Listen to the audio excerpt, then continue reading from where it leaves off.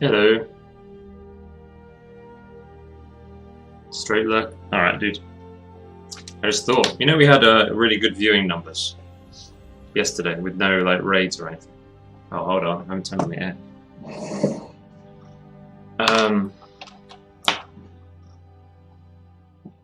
Yesterday was the first time I ever tried posting a story when I went live on Instagram.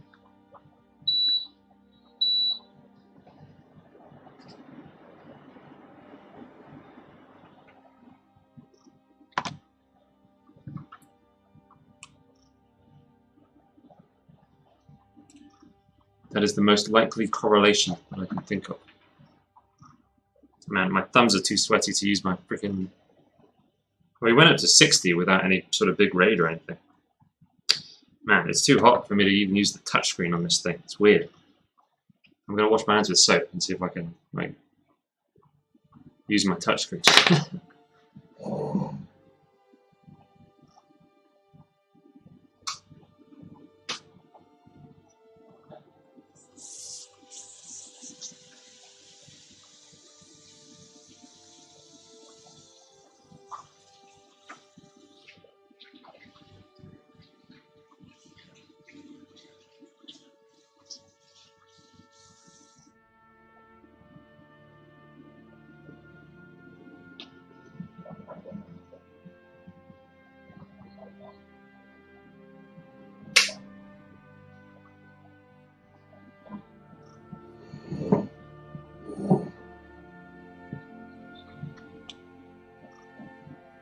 40s noir game, sweet.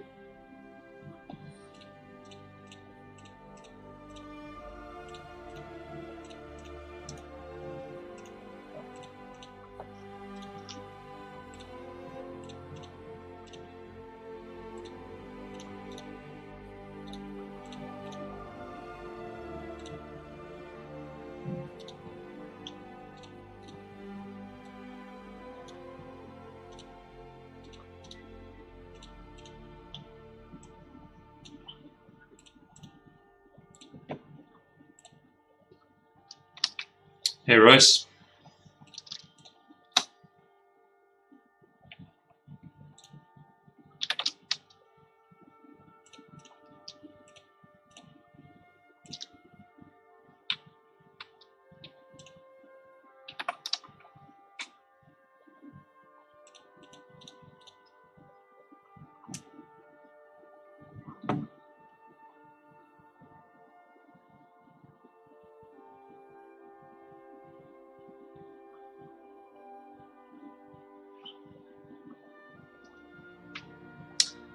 And Trav, what's up, dude?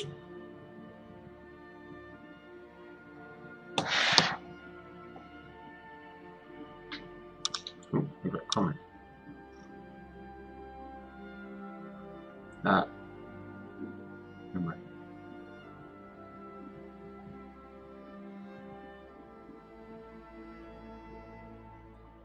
Hello, P.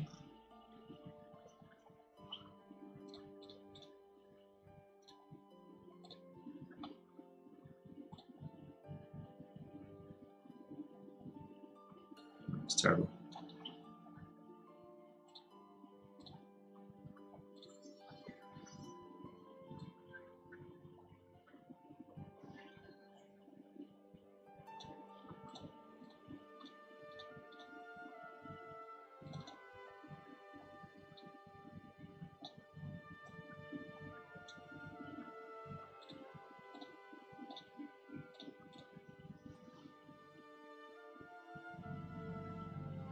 Ah, all the kiddos getting on.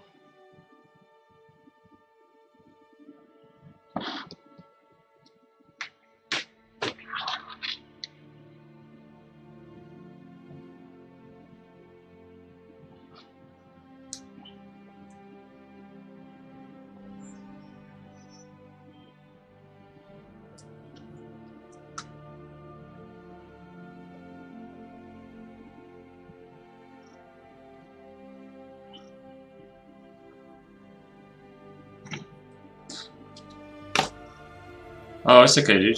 It's alright. I was in bed, catching up with everything, and I realized no one had answered you, but it's because you were doing just fine, dude. There was nothing to say. That's why no one said anything. I felt bad. No one had, you know. You might be like, oh shit, I've been ignored.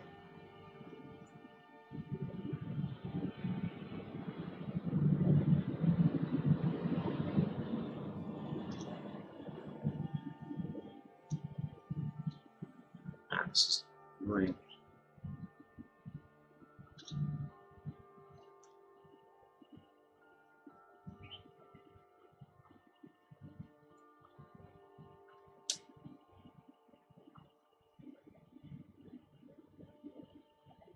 Oh, shit, dude. Do you mean you lost money? Or what does worst con mean? Does that mean you didn't make any cash? Shut up. Stupid phone.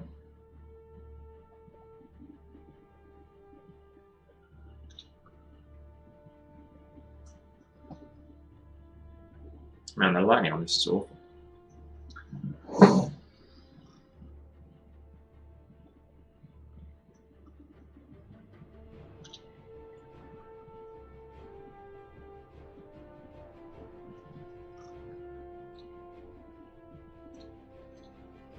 Chris's adventure into freaking Instagram stories. It's awkward.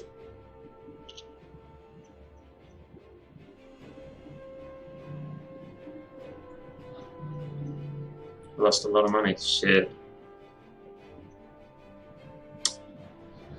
Oh man. Yeah, cons. I don't know.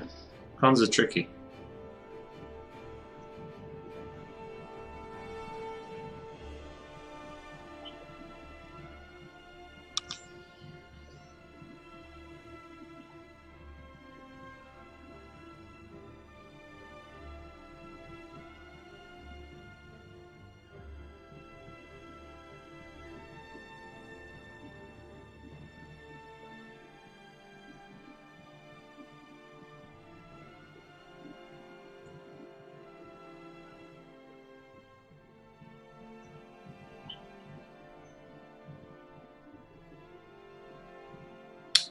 Do.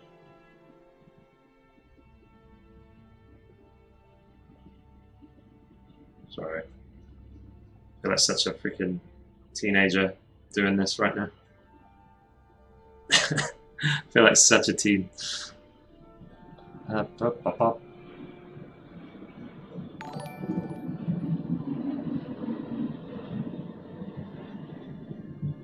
LW. Thank you for the follow. Just doing some quick social media things. Bit of an experiment.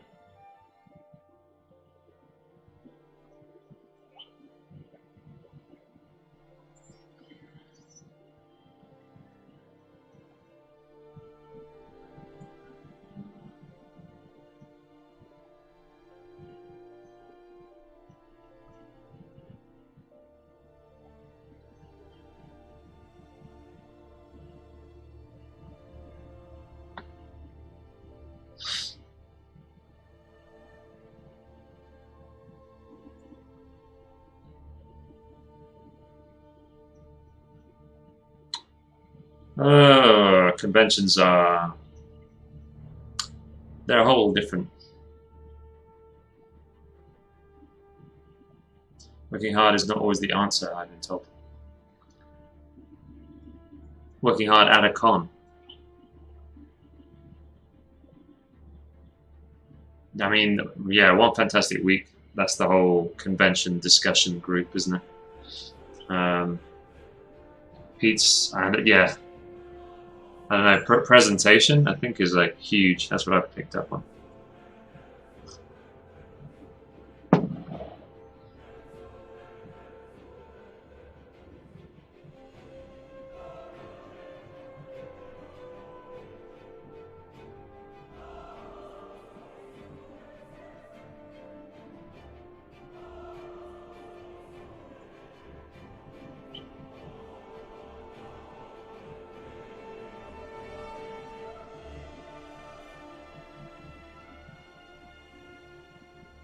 Wow.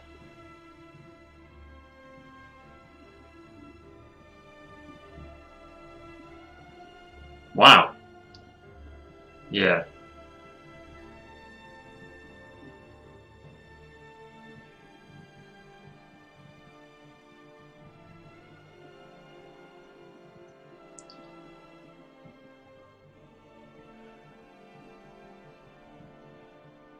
Hey, Amir.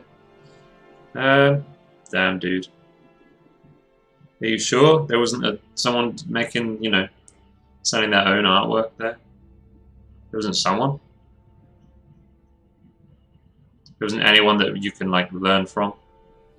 Hopefully, someone that you can teach you a better lesson than don't make the work you want to make. Surely there's someone there who's making the work they want to make but still made some money, got some profit out of it. It was worth it for them.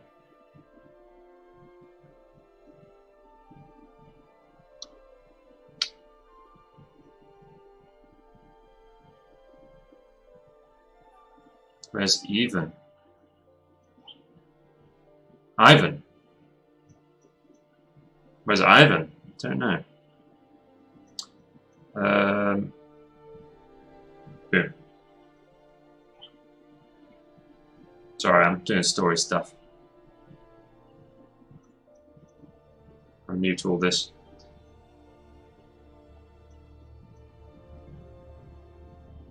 What the hell? Where's it? Twice.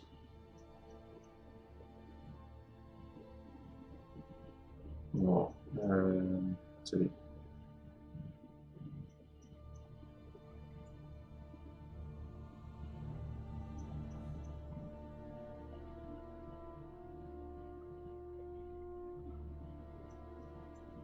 Cool.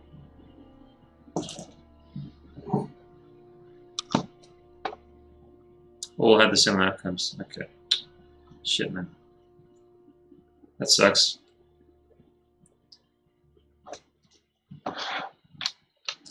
That's sour, dude. I hope the lesson you take from it is, like, that con just isn't... It's not you need to change your work, it's that con doesn't suit your work, right? At that time, at that moment in time, that convention didn't suit you. Because Blake had, like, a similar experience, and he was really thinking, like, do I change, like, Omen Shard, his project? He was like, do I change Omen Shard to make it more palatable? Basically, do I change the art that I make? But people managed to talk him out of that. I'd be like, you just gotta find, you gotta have faith that you'll find the right places to sell it.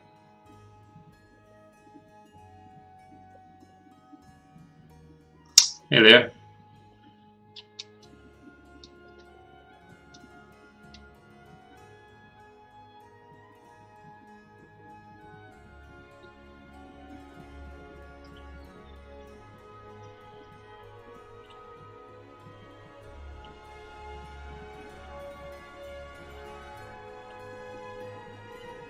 Have faith and then put in the work, obviously. Man, that does suck, though.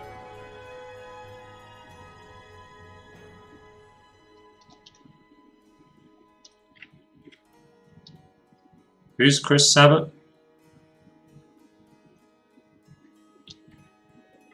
Is he the voice actor guy?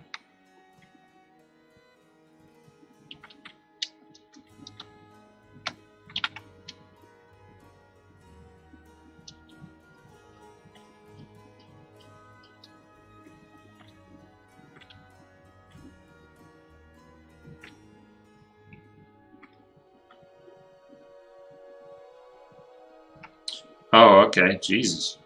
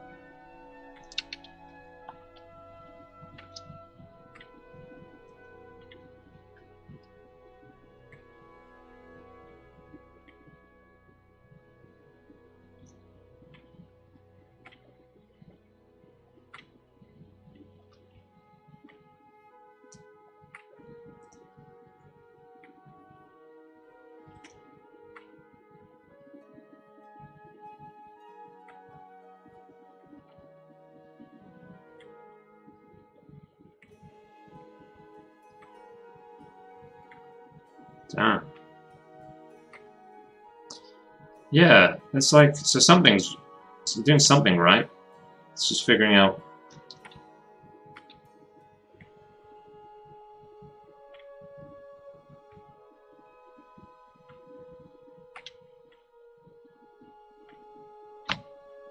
How to capitalize on it. Hey, Buddha.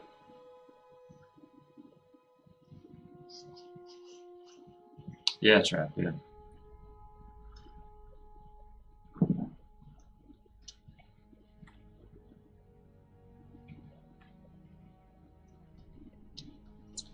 Sure, dude.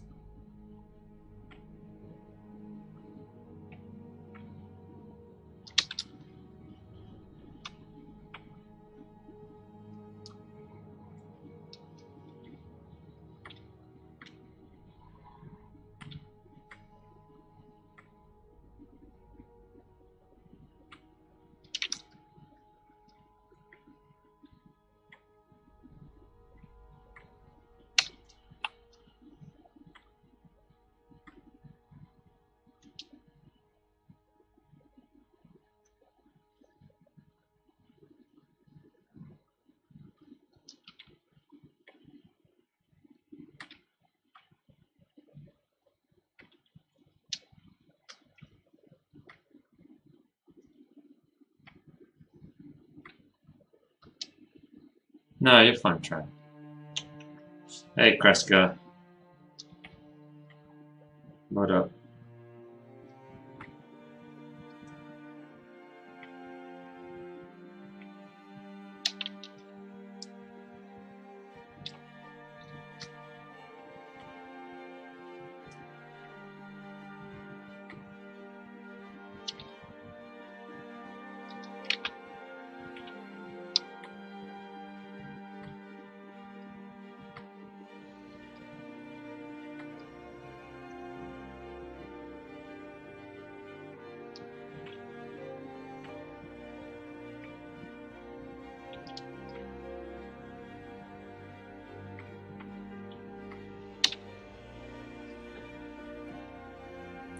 Late breakfast.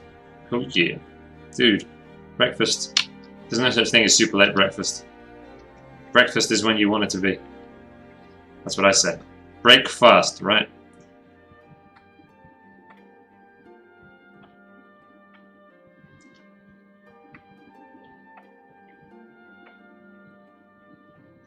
We're artists, goddammit. We do what we want.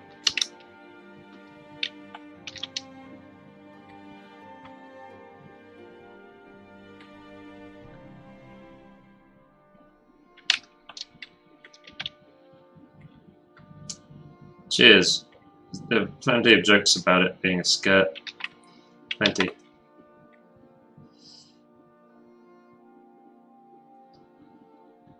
Mrs. Breakfast can't be chocolate cake. Yeah. Who says?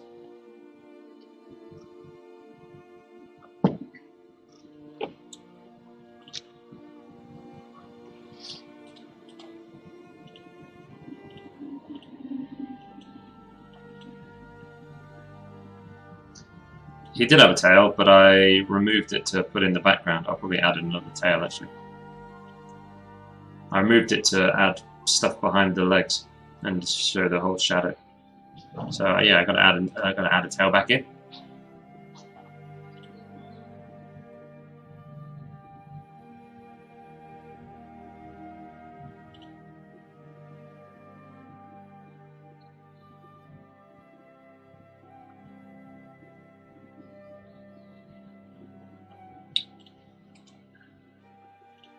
Robotail.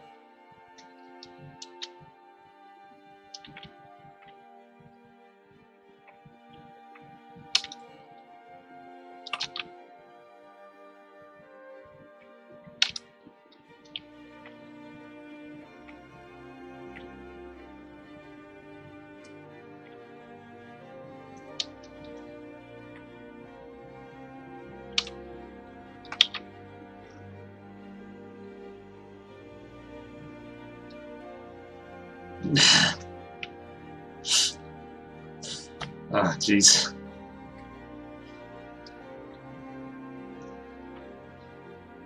Yeah, no, it's not that. Nah, it's not that kind of techno fantasy.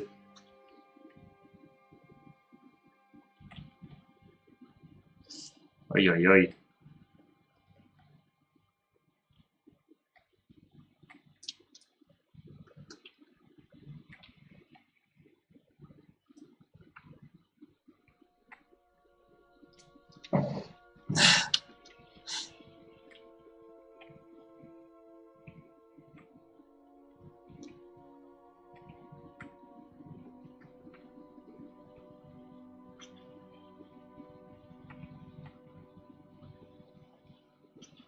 Yeah, not my kind of fantasy at all. It's just very video gamey, isn't it? That kind of idea.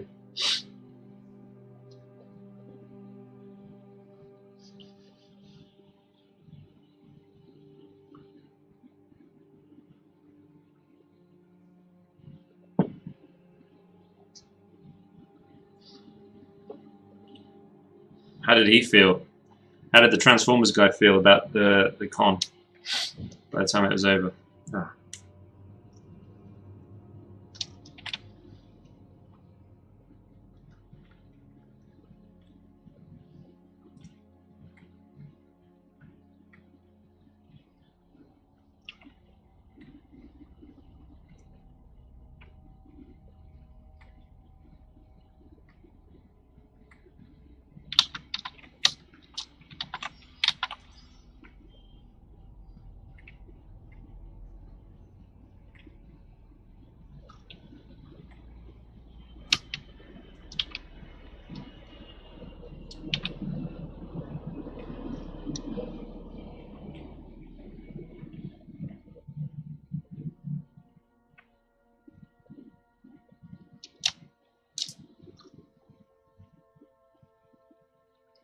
Ah. So he was just like, I'll risk it. It's fine, no worries.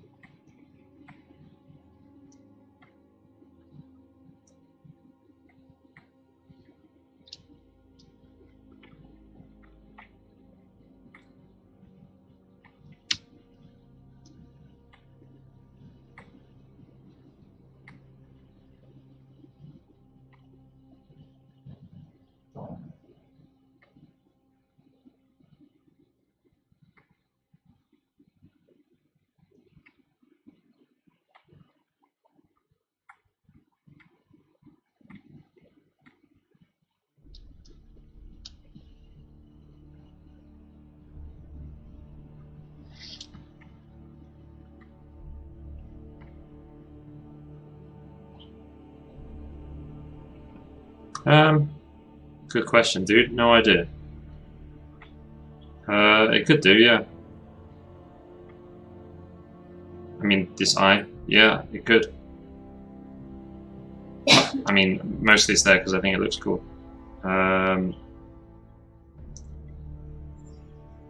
If you guys have suggestions for cool shit it could do in like some sort of game atmosphere, I'm all ears.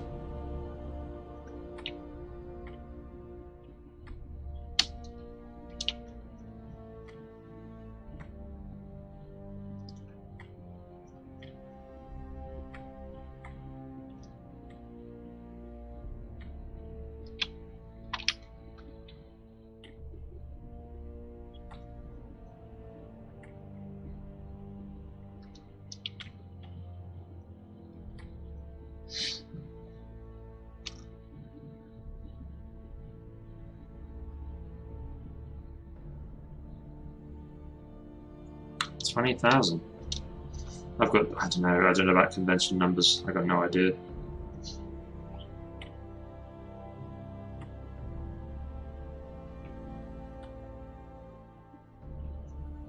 Sounds okay though.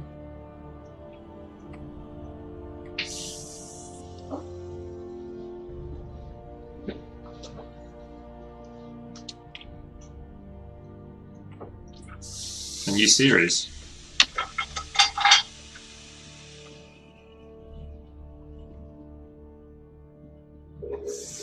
All the water disappeared. The water's gone. Is there no way to cover it?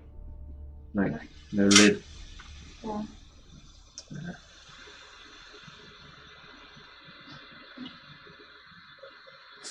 Okay.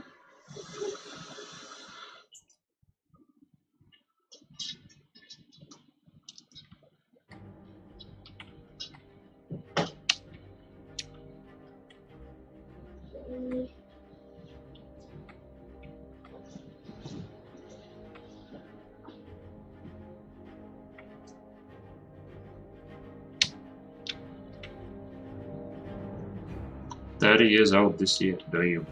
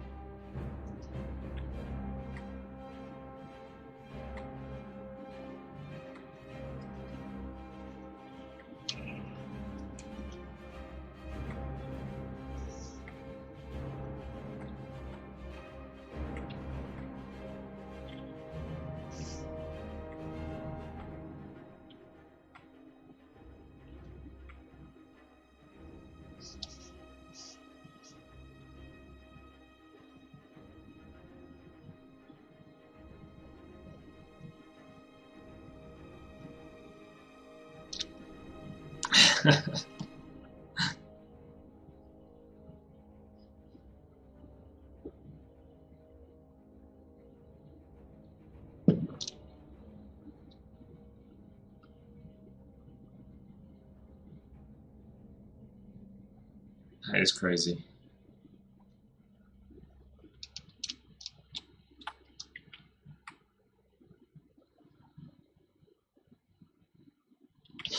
I was 2.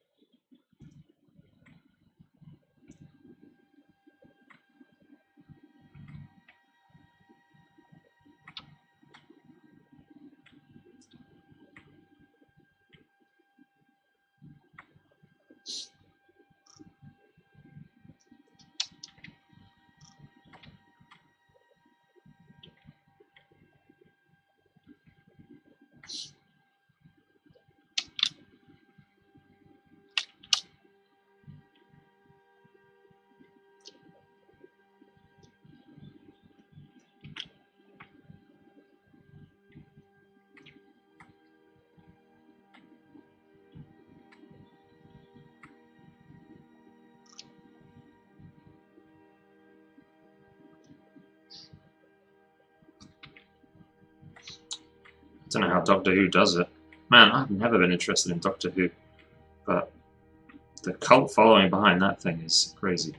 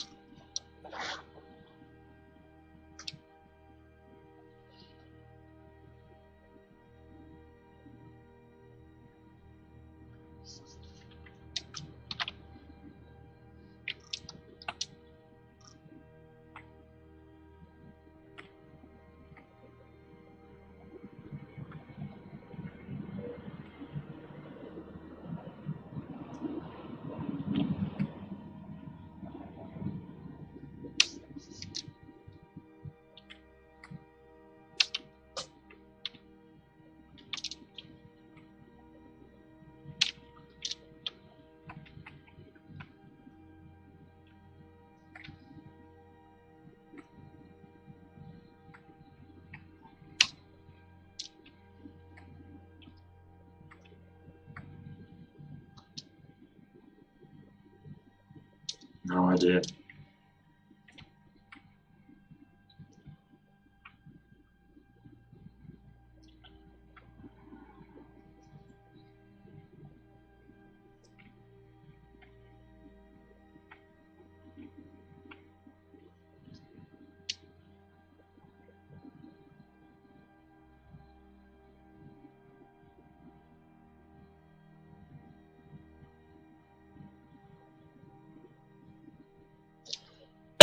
What do you mean by the beginning? Is it already the beginning of the Nidian Legacy, or does it start with the first published game? You mean, is there something already like out there? Some product?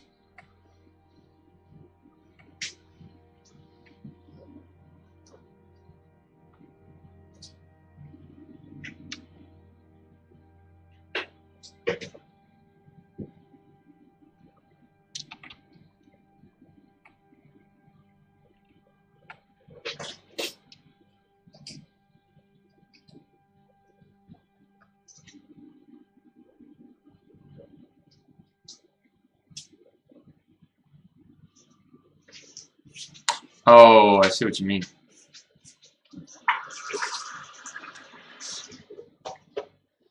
I see what you mean, man.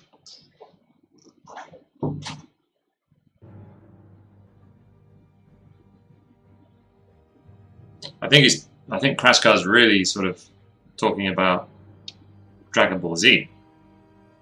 And he's using Nidian Legacy as an example. I think. He's like, Nidian Legacy started in 2013. But, you know, or does it only start when everyone knows about it? That's what he's kind of saying, I think. Right, Kraskar? See, like, Dragon Ball probably started way before 1989. But 1989 was when something happened, you know, like the show started and when everyone started learning about it. That's what he's saying. I gotcha. Yeah.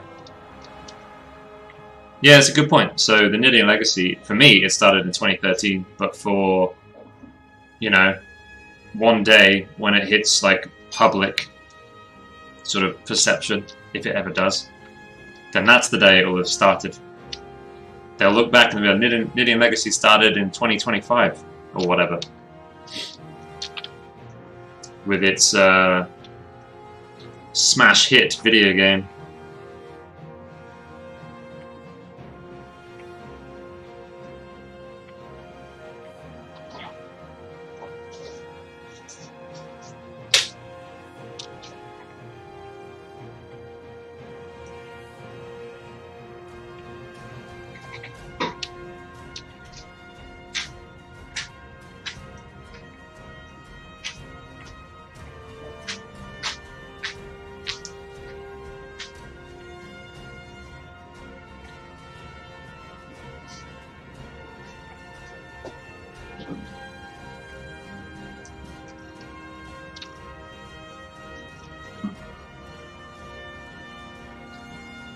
Huh.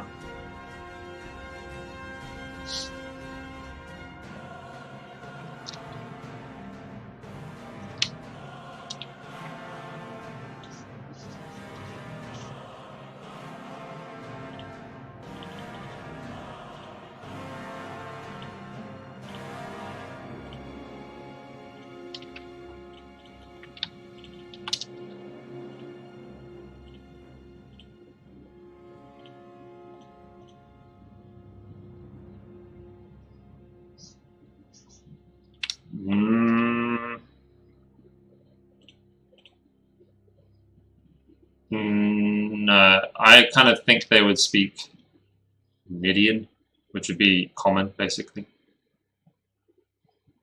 Because they're raised by Nidians, like they're a manufactured race, you know? So they've probably been taught to speak Nidian.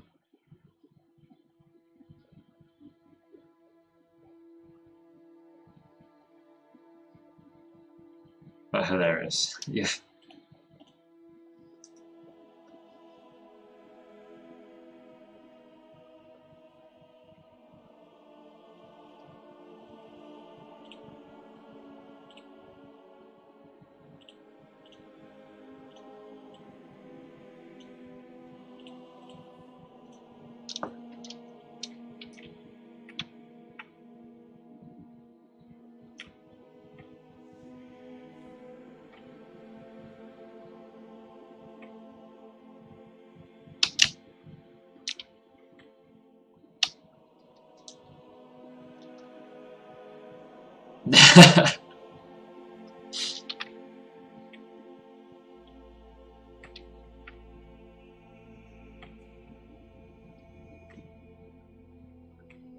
Yeah, this would be fun.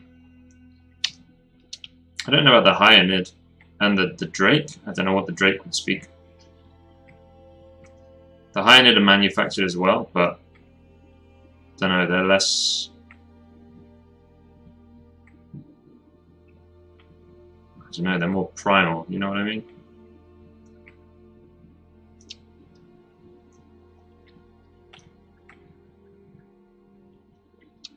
I feel like while the Leonid would put effort into being able to speak Cnidian, the Hyanid would be like, nah. We'll just stay hyenas, thanks.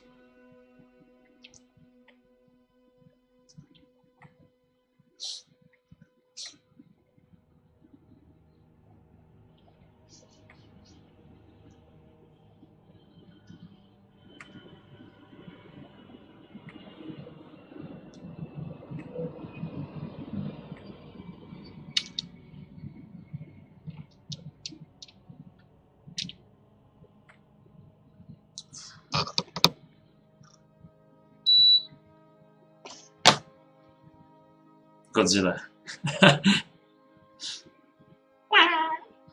But they're like, some of them are tiny. It's like, they're just little. I imagine they'd sort of hiss and somewhere between a snake and the Ents. Sound like a cat. It's tomorrow the big test day.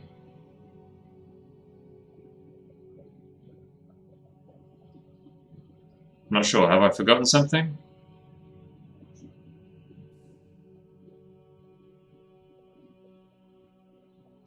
Growl hiss. Yeah, I'd have to listen to Komodo dragons. That's probably a good example, actually. But yeah, I'd be like, I think oh, D-Live test. Okay. I don't think so, dude. I don't have time to sort it out. I think I'll have to use the weekend to, you know, sort it out.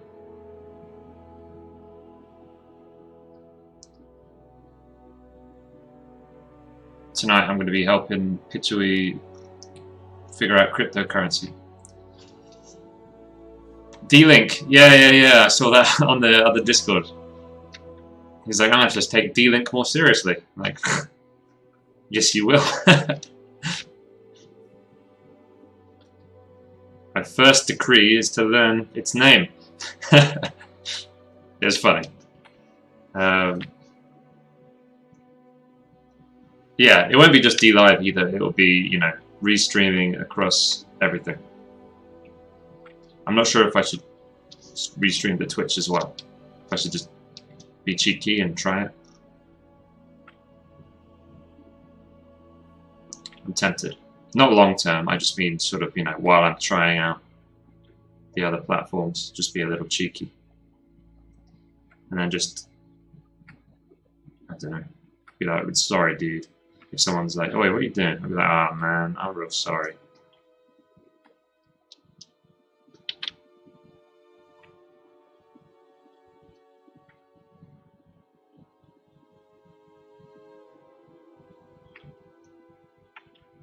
Oh, almost 5 p.m. now. Yeah. Still have sun. Look like 3 p.m. Yeah, it's still very bright. Well, they D-Link for an hour, did you? Did you indeed?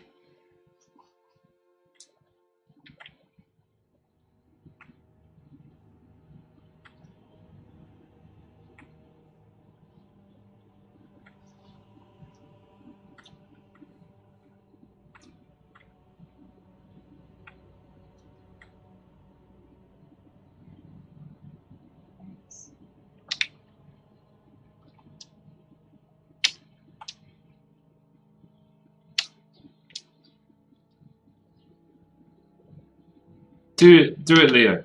Do it. I want you to do it, so then I can see how it freaking goes, and I'll look at what's happening on each platform. Dude, if you do it, I will... What time will you stream? I will be your reconnaissance, your recon. I will check what's happening on each platform and freaking analyze the whole shebang.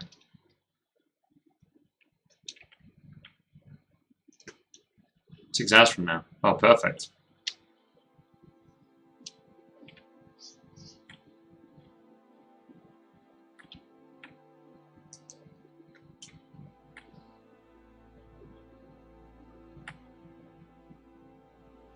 I don't think it's very hard to set up. I know Darnus does it. It looked easy from the Restream site. It looks pretty simple.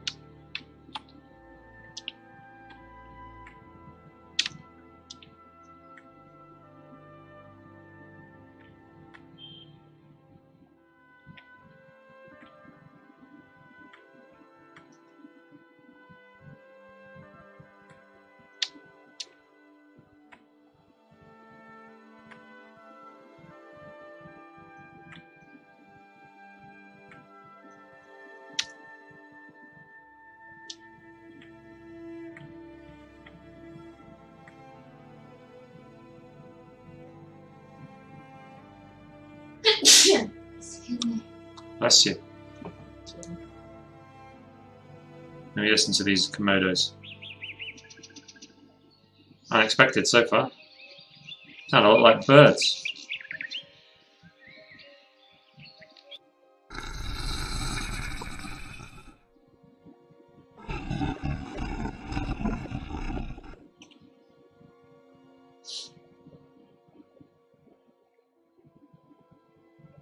Yeah, you just... Oh, okay, you get stream key from Restream. Wait, you get stream key... Oh, and then you plonk that in OBS, and then you just click the platforms in it. And I guess you got to log in on each platform. And then surely you link up your stream key from each platform with Restream. So you put in the stream keys from each platform to Restream, then Restream gives you a new stream key to stream to. Yeah? That does sound easy. Bless you. So yeah, what I'm thinking is like, where's an ent? Ent noise. I want an ent sound.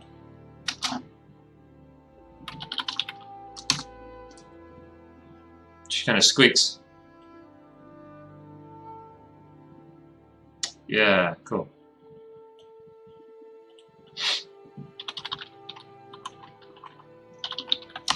I'm gonna sneeze. Thank you. Why are we sneezing? What's going on? I want to hear them go whoomp, whoomp, when they do that whoomp thing. It's that I'm after, but I can't find a good sound effect.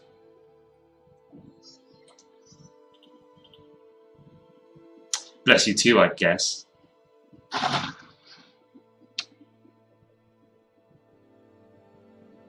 Awesome, Shaman. That is a good way to thumbnail, dude.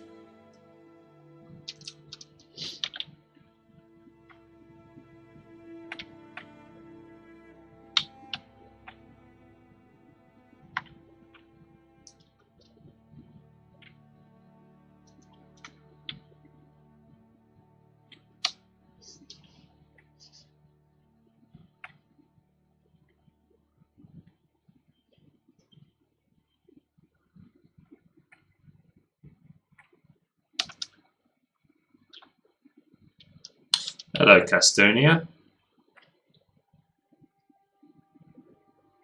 think we're all pretty good over here.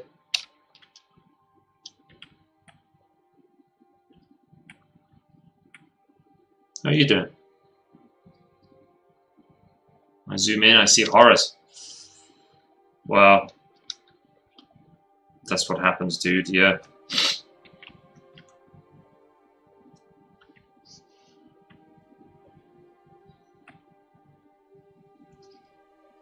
The next phase is cleaning up the horror, so that when you zoom in, it looks like it did when you're zoomed out. You know, you get both. That's the bit that takes ages, though.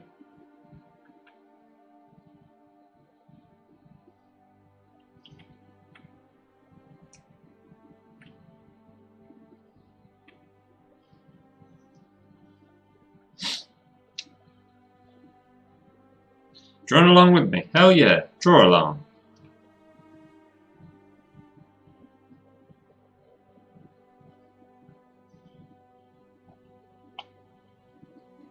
Sound morphing tool. Costs a heck of a lot, but it does it's so good. Sweet.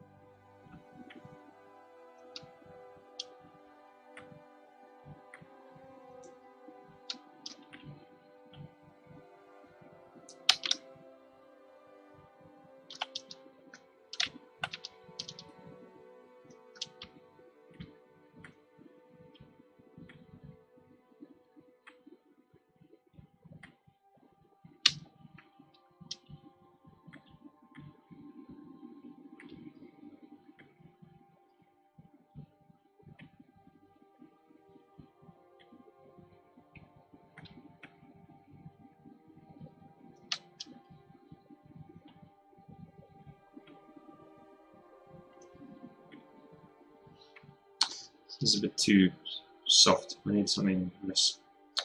Maybe you.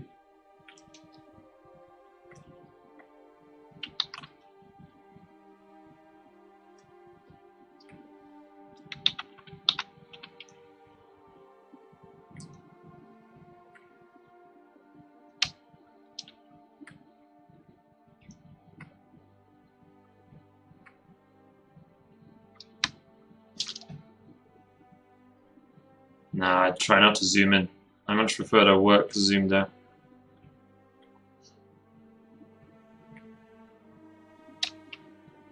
Composition priority, basically. That's my priority.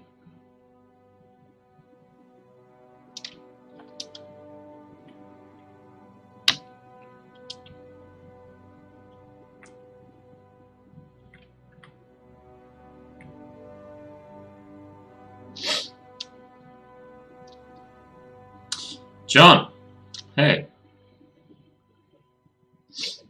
And Rat Snap. Hello.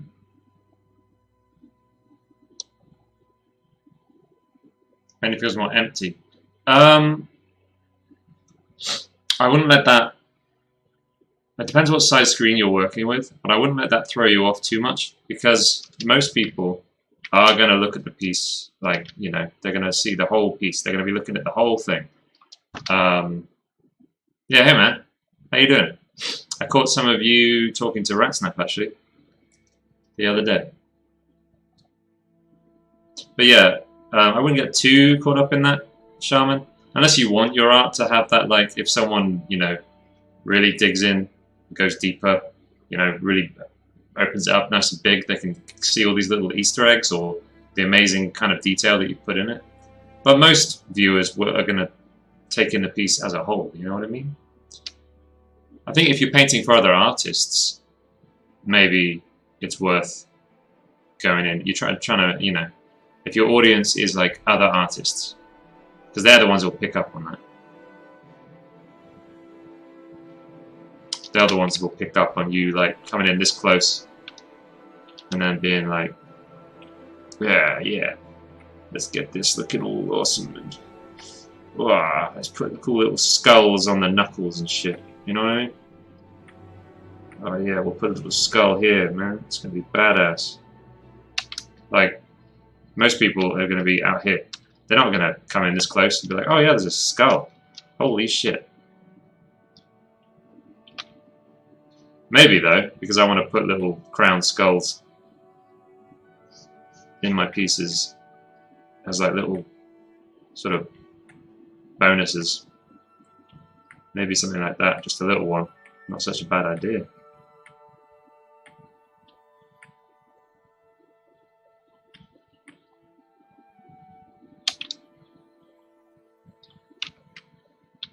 But most people will be looking at the whole piece, you know. So yeah, I mean, it's up to you, dude. Should have a lion skull. Not a bad idea, actually. Yeah, I'll think about that. But yeah, I would make sure you keep that in mind, Shaman. Keep in mind how the painting will be viewed, like what situation it's going to be in. Is it going to be in a book, and so it's only going to be printed like this big, at the most? Is it going to be like some massive wall thing that you're going to put up? If it is, then yeah.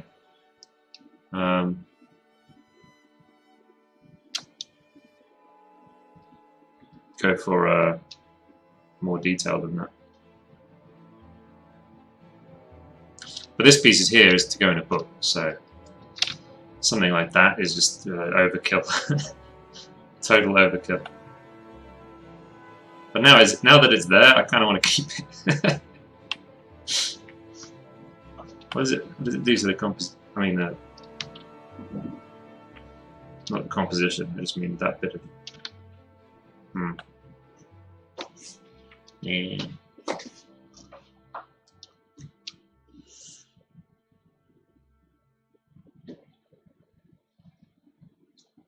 Now the sub is $4.99.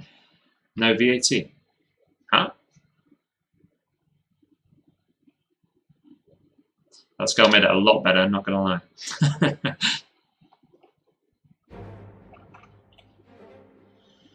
See now, because we were talking yesterday about the idea of like pushing Patreon instead of, you know, not subs, it'd be Patreon. Then I was like, well, I guess then I would drop my, instead of my $8 tier, it would be a $5 tier, and then I would literally just be like, hey, you want to sub to me? Well, you can spend exactly the same amount, and you get full access on the Patreon. If I say you could get for $3 more, you can get. It doesn't quite have the same impact. You know what I mean? For $3 more than a sub, almost twice as much as a sub, you can get rewards on Patreon. It doesn't quite have the same sort of like kapow, yeah. It has VAT, but it's taken from the $4.99. Right, yeah. Yeah, that's why my profit is sometimes all over the place on a sub.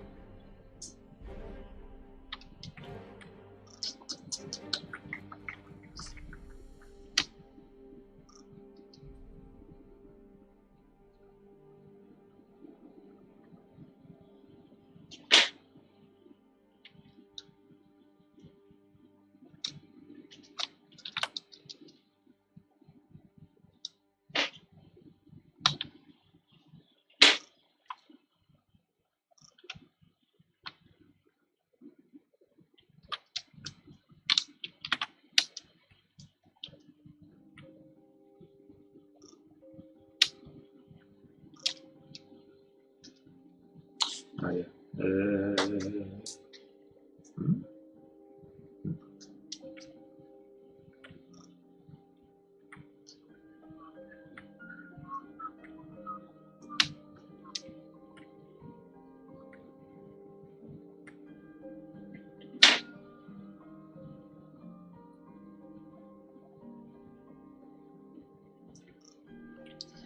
Who's Billy Mays?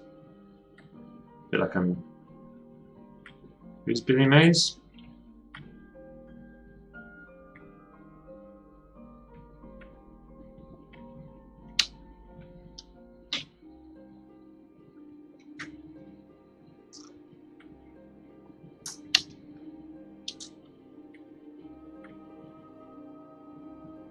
It does.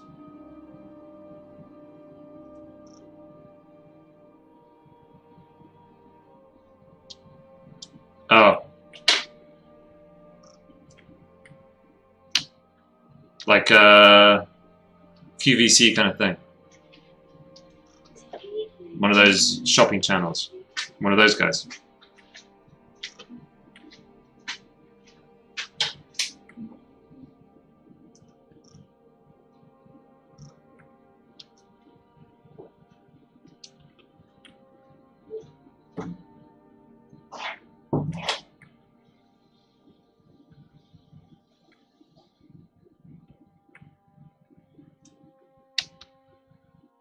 He died.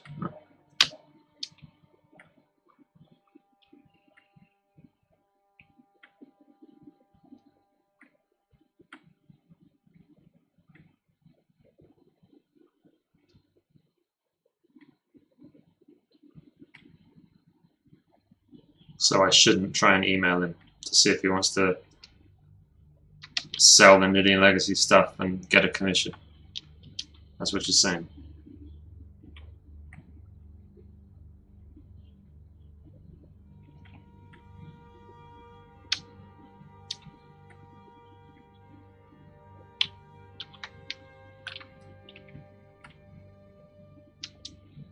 Commissioner. I'm getting used to that name. What's up?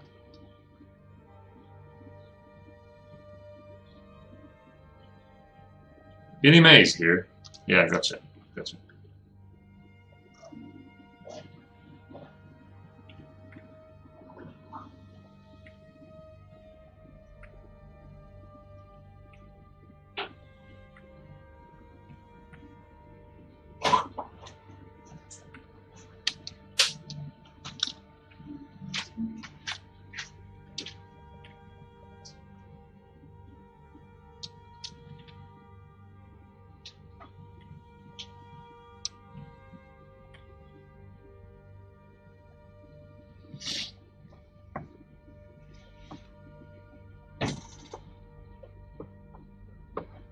Doing well, man. Doing well. Yep. Things are going well.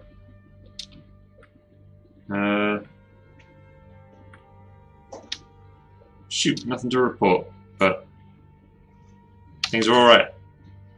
That's all I got to say.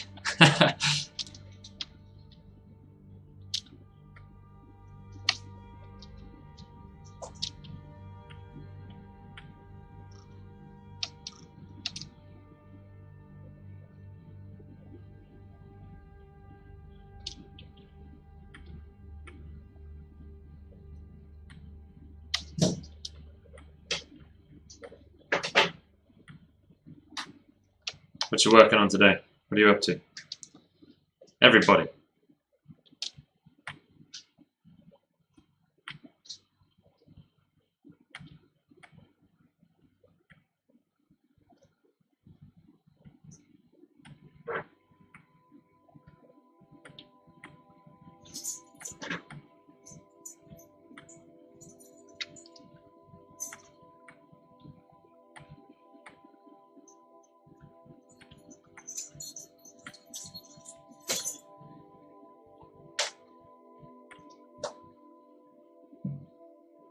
The shells done. Yeah, I don't know. Cool. Ah, cool. Doing a sergeant value study. Nice. Right, see ya. See you later, baby. See you later. I think you'll make a lot of money today at the market. I'm not sure. Do you think your farm will do very well? My farm is good. Your farm will grow today.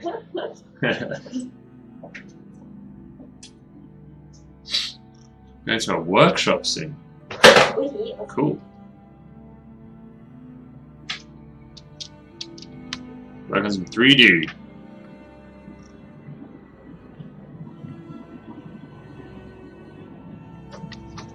Right, enjoy. Alright, baby, later. What game are you gonna play, dude?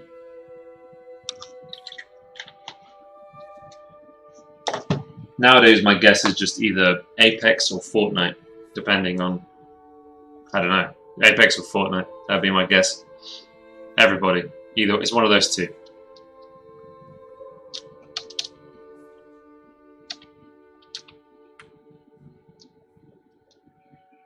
Not Fortnite. Fortnite's dead, is it?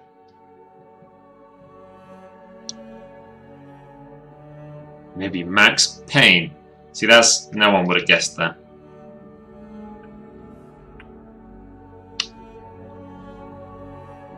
For me, it is.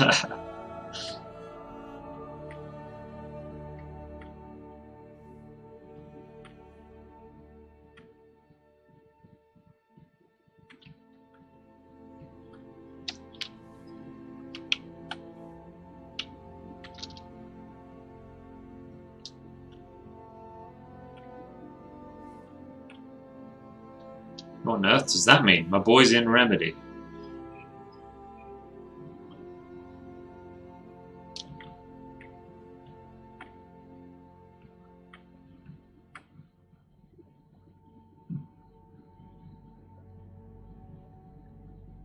Oh, Remedy is the developer. Oh, okay.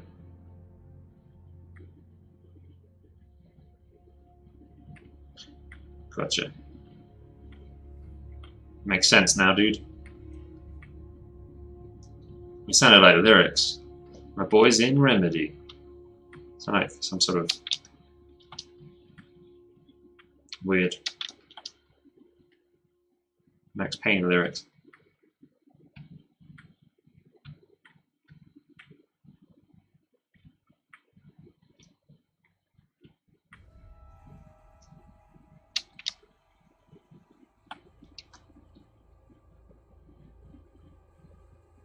Finish.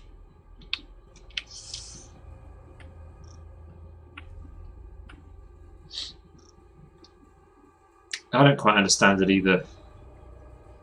Commissioner. Yeah. I tried to get into Overwatch, but couldn't quite do it. Don't know. I'm a fogey. I do fogey things. That's my problem.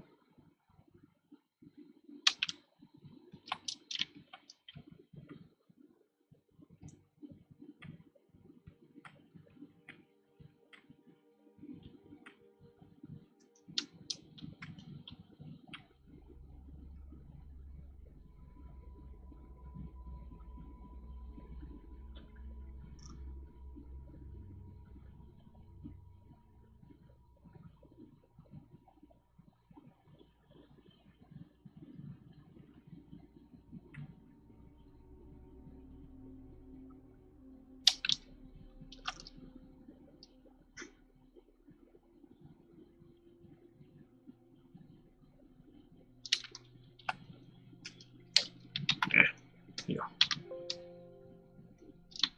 Don't do that.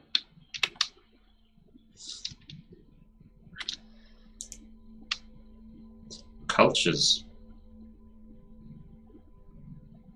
Don't know that one.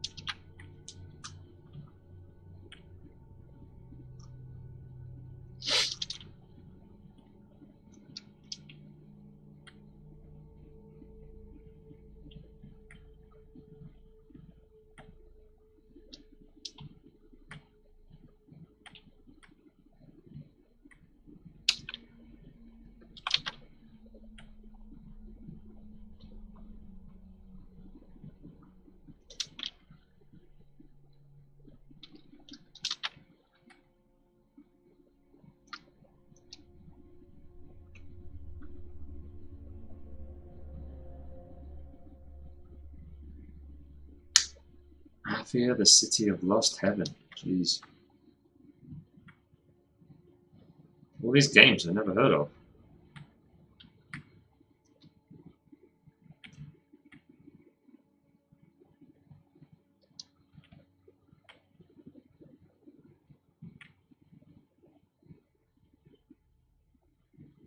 Settlers, okay. Gotcha.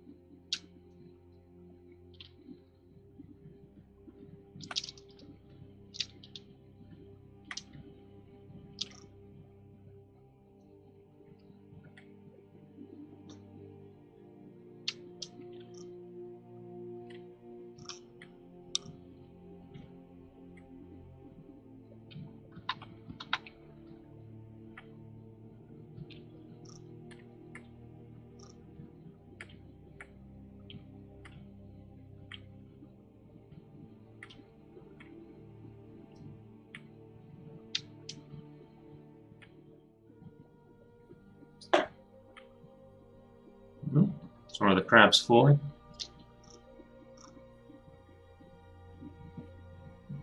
Don't know. Not sure. Ah, there's Lucy. Lucy fell over. Oh yeah, I remember those two. Samurai Showdown was awesome. I didn't play it at the time. I played it like on an emulator later.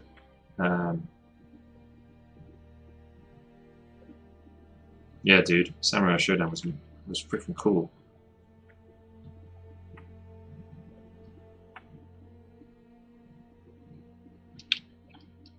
Lucy, no.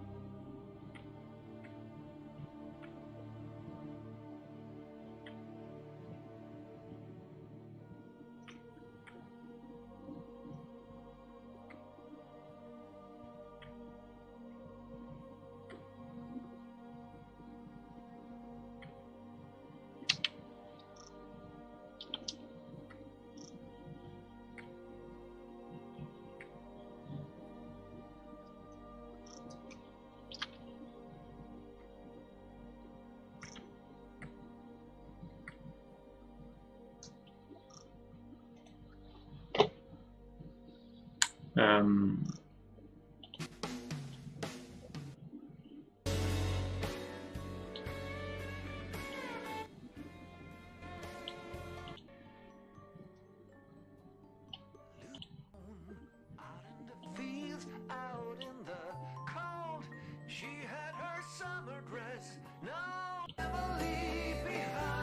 Huh.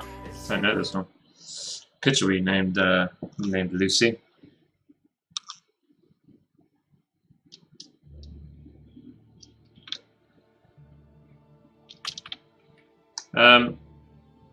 Yeah, it felt kind of avant-garde a little bit. When you say it's weird.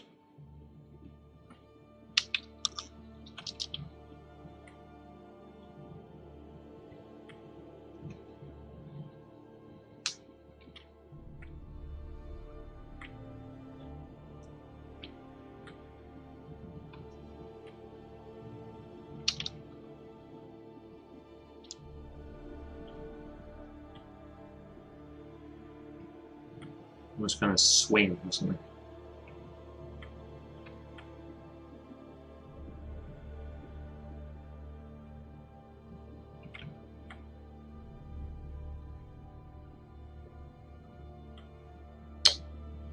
Alright.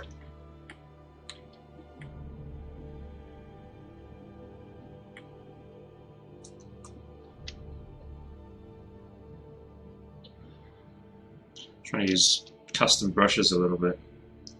This is why I don't use them much on stream. It's all laggy.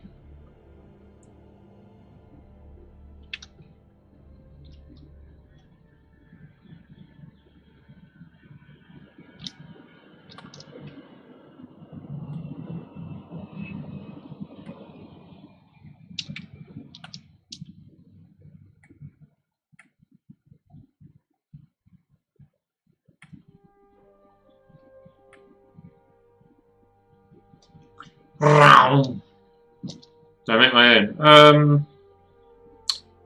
Not normally. Normally these are tweaked versions of other brush packs. It's not very often. I don't think I've made maybe...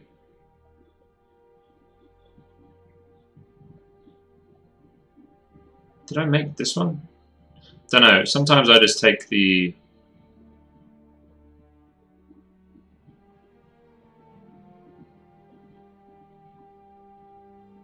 Sometimes I take a preset, like the actual stamp, and then completely change. Like if I can't find a brush in here that does kind of what I'm after, I'll kind of make my own, but use a preset, you know, one of the stamps, but then completely change what the brush does, basically. But I don't normally make my own, you know, preset stamp. I've only done that a couple times. I'm not sure I even saved any of them.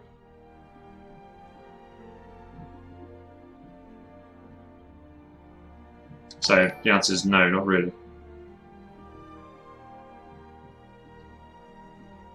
Peachy Eros, thank you for the follow. Yeah.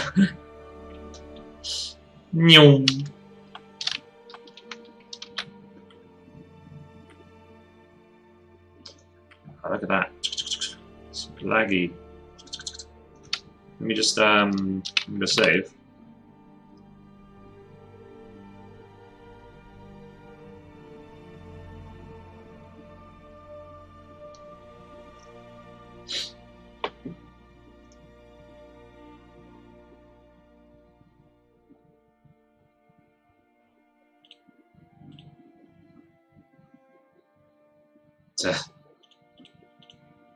Well, thank you. Duplicate.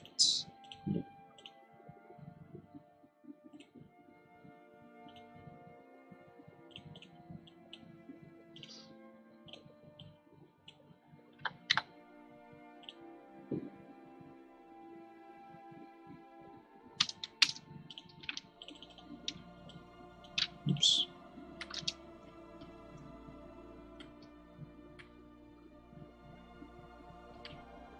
It's a little better. It's not perfect though.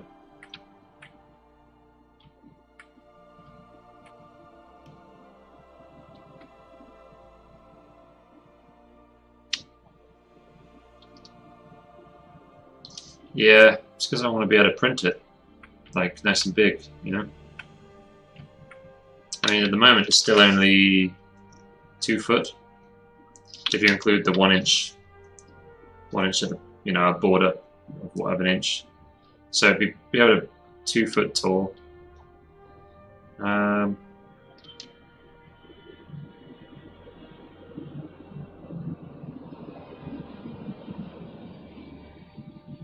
New.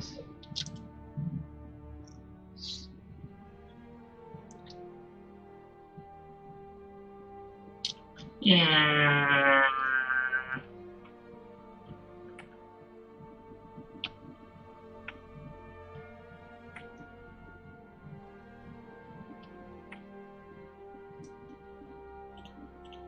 Just messing around a little bit.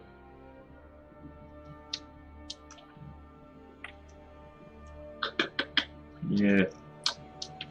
Sacked balls.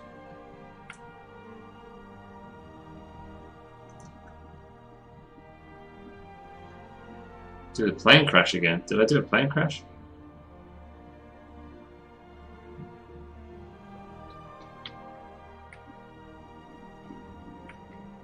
So it sucks.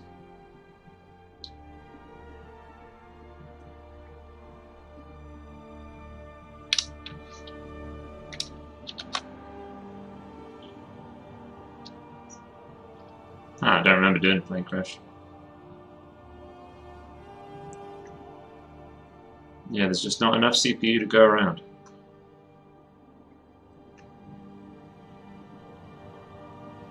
Well, it doesn't max it out, it hits like 90.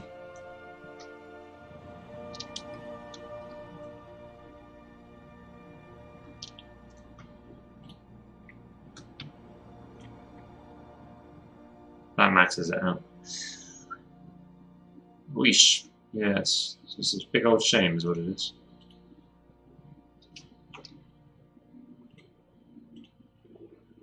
There's another one. Just a small one.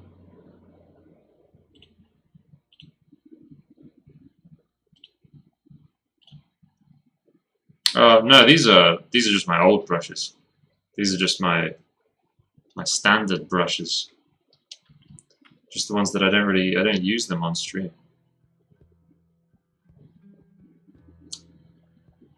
Well, like blah, blah, blah.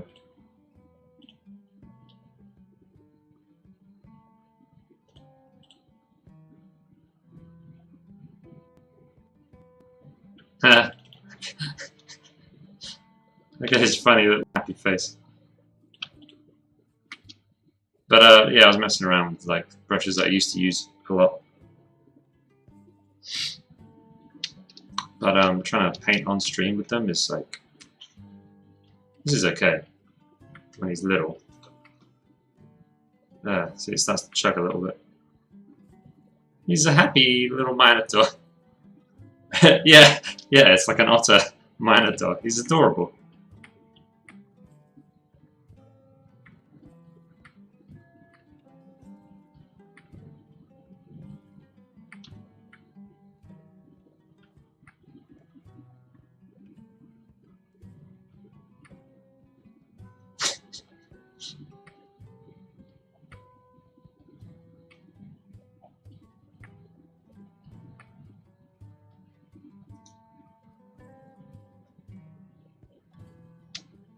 Kawaii desu ne.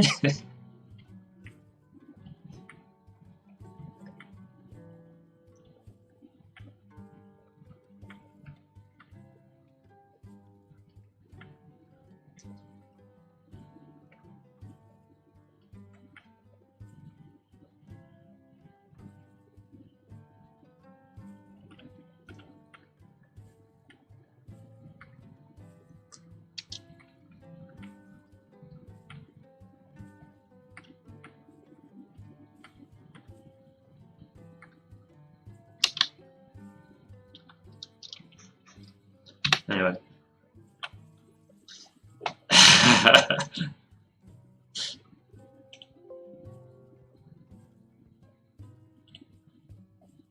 Wait, is this the JPEG? Oh yeah, so now I see. Didn't really do anything.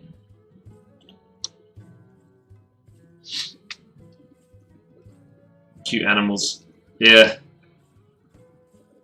Isn't he adorbs?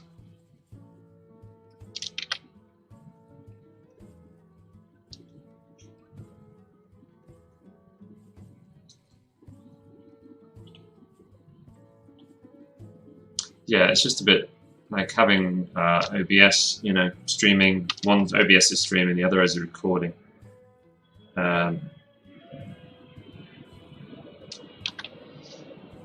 then trying to max my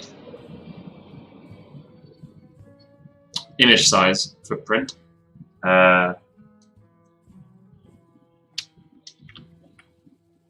those three things is sort of a bit taxing this poor old girl. She can't quite handle it all. I can use them this small. I can use them as small, but just can't go very big with them.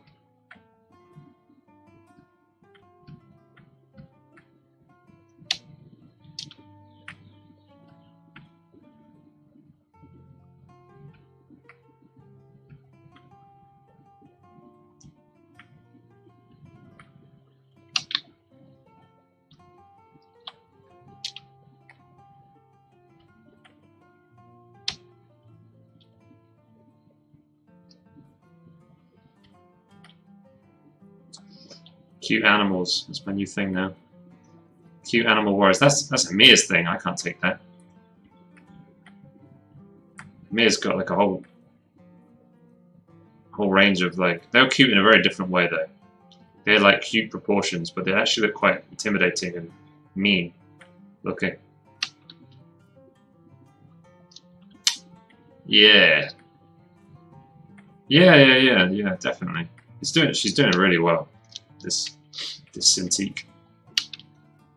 Considering everything she's being put through right now.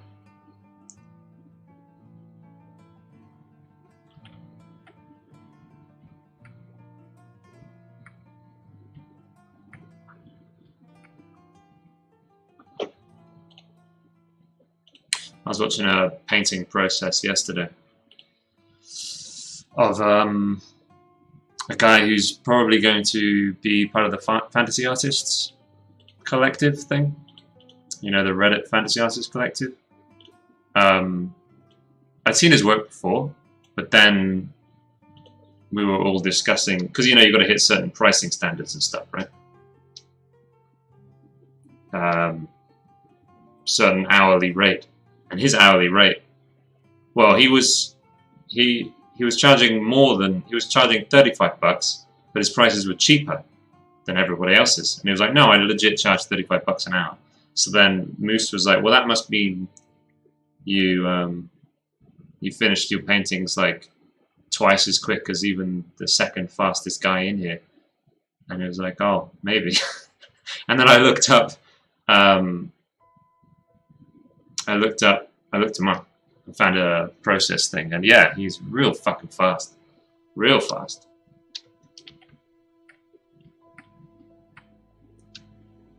Real fast.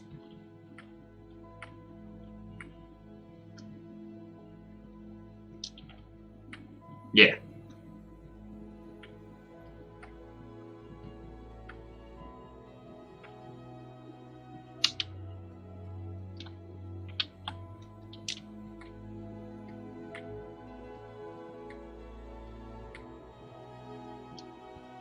He's only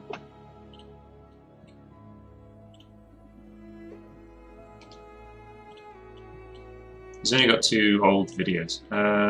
Shit, what's his name?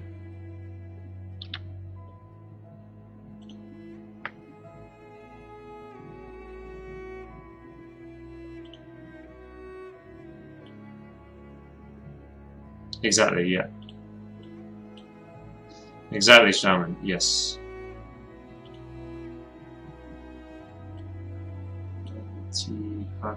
Go.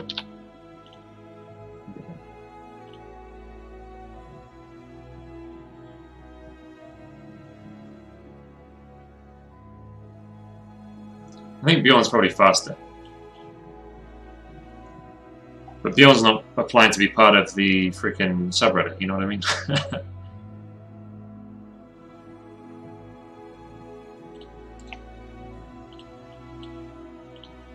I think Bjorn is probably quicker. You know this guy?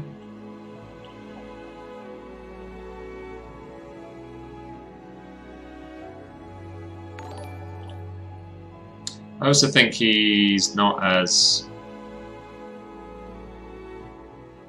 Oh, Lynx, or Linux. Oh, Linux. Cool name. Thank you for the follow. There's a YouTube video of this painting process. It's like 10 hours or something.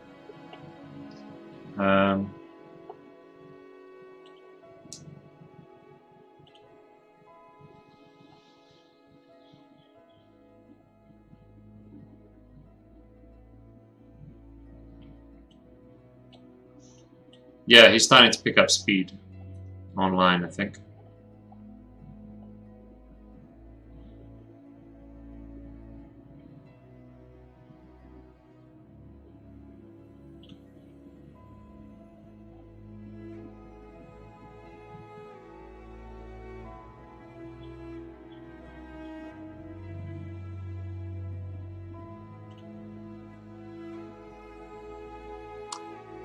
Yeah, I'd seen his work around, but then, yeah, he applied to be part of the subreddit, and I was like, oh, okay. And then discussion of his, like, prices, where people were like, these are very cheap. And he was like, oh, I'm charging $35, so... And then when you look into his process videos, you're like, yeah, he is charging $35 an hour. He's just, like, fast, real fast. At least what Sato can. Something you can use is CPU ID or CPU Z, I think it's called. I can't remember what it's called. Let me double check.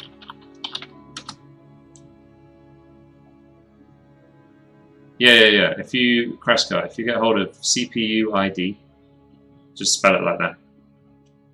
CPU ID.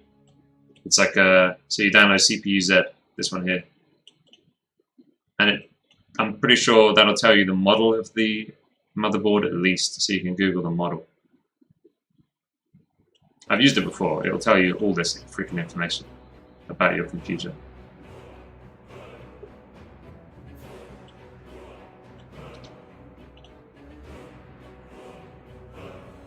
No worries, mate.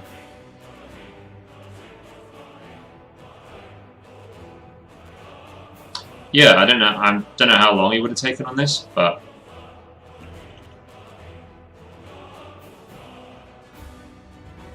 I mean, I can kind of see what he's doing. It's a lot, very impressionistic. You know what I mean?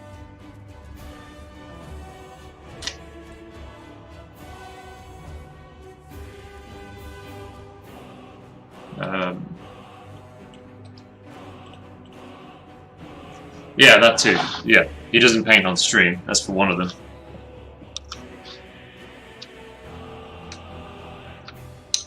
Yeah, yeah.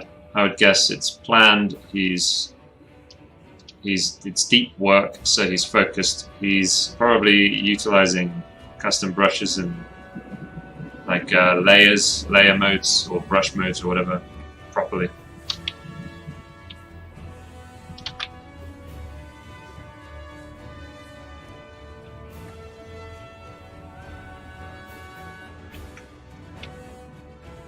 And it starts with a drawing, of course.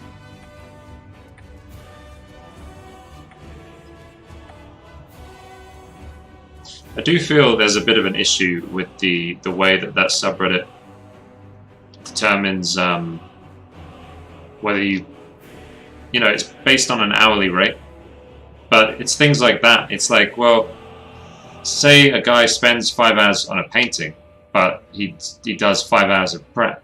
You know what I mean? He does 5 hours of like shooting references or planning and like finding, you know, planning out his color palette and stuff. It's like, that's quite extreme. 5 hours painting, 5 hours prep. But it happens. It's hard to be like, how long did you spend on this painting? Oh, 5 hours. Okay, so it's a bit, I don't know. I feel like there needs to be more like a day rate would make sense, but we're just doing the best we can, you know what I mean? It is, yeah. But the way we're sort of like, the way things are being measured, it's kind of like,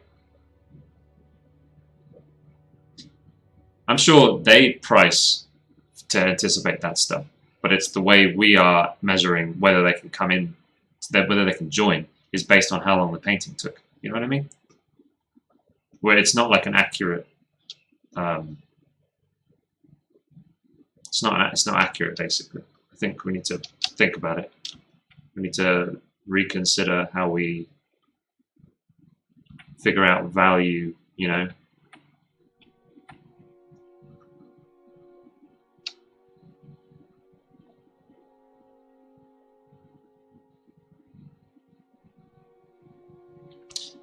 I mean, I think the artist should charge, definitely. I think you should think more about, okay, if I spend 3 days on a painting, doesn't matter if whether I'm painting those 3 days or whether like one of those days is spent doing other things, but it's, you know, it's serving that piece of art. It's not my own time, and I'm not dossing around. It was 3 actual days that I had to take out of my schedule to make this happen.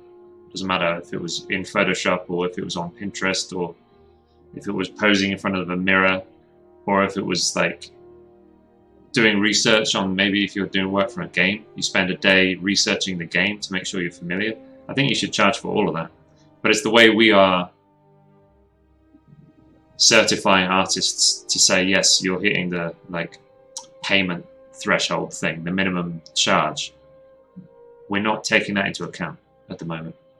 So I think we've got to think about that. Right now is very much, can we see like a process? Kind of like, can we find a process somewhere of this guy? Oh, he spent 10 hours painting? Okay then. So if he should be charging $300 for that. Does he charge $300 for that? Good.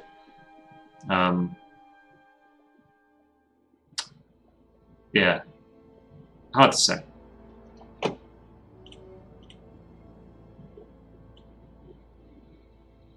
Oh yeah, Ratsnap, dude.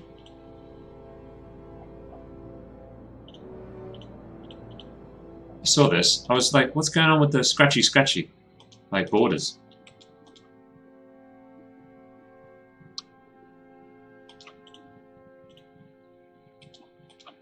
Something I wanted to show you actually, Ratsnap, is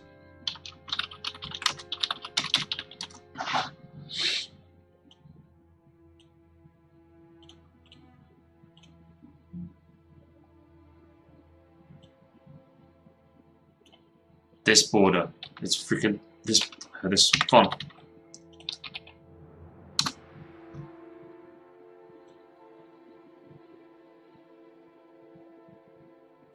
Oh man, it is cool to see things like these sheets coming together. Yeah, man. I think this is heading in the right. This is the kind of thing I was imagining. These, like, you know, painted borders and little things in the corner to set the tone, things like that. But this, the bold Optimus Princeps is the one that I was using. And if I go and check my Instagram,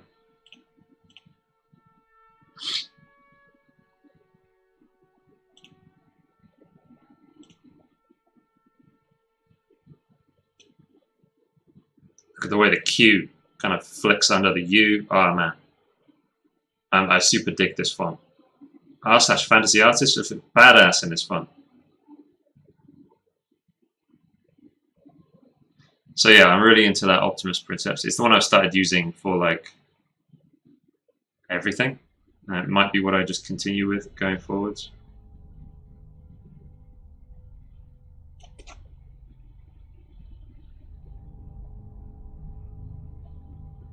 And it's got a good name.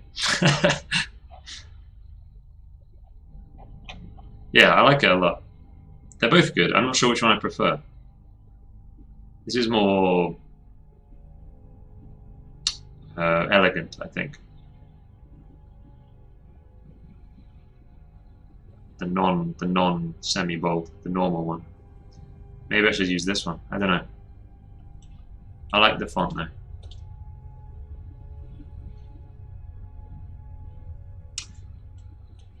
But yeah, Ratsnap. This version of the character sheet versus the first one, the borders looked better in the first one.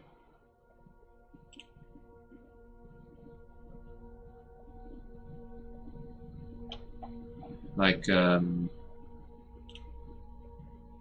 prefer this. Ah, balls. There. Where is it gone? Where are you at? Okay. Shit. Right. Now we're getting there. Okay. I'm figuring out. Got my windows confused. I prefer the border here.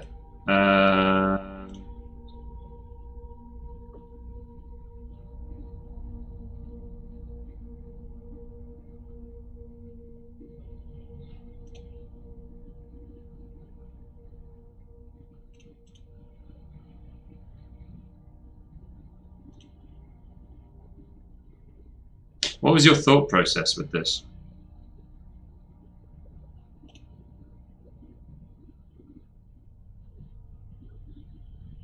This is strange as well. Just thinking about that, having a rolled up bit of paper on a rolled up bit of paper sort of feels weird. This should be like something else, I think. It's real cool though. I wonder if it'd be cool to do a series of these. Just change this symbol and the watermark in the background to be, you know, like, oh, you want a Leonid? There's like a watermark Leonid back here. Or maybe, you know, a landscape, a Leonid landscape with like a little lion skull, or I don't know.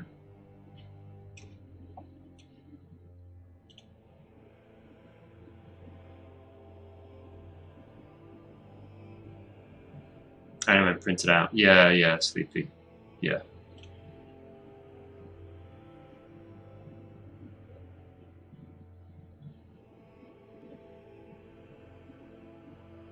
Needed to extend to fit what I was going for.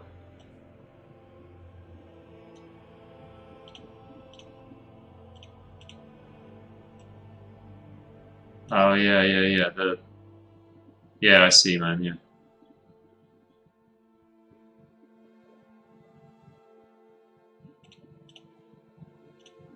But it's looking good, man. It's all there. Things happen. Things are happening. Well, thanks to you, Ratsnap.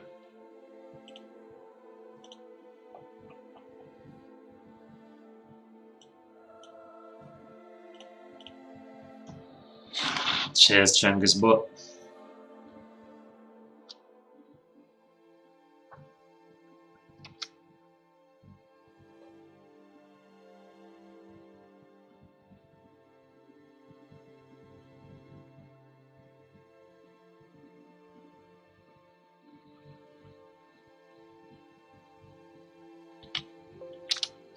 Dong. Dong.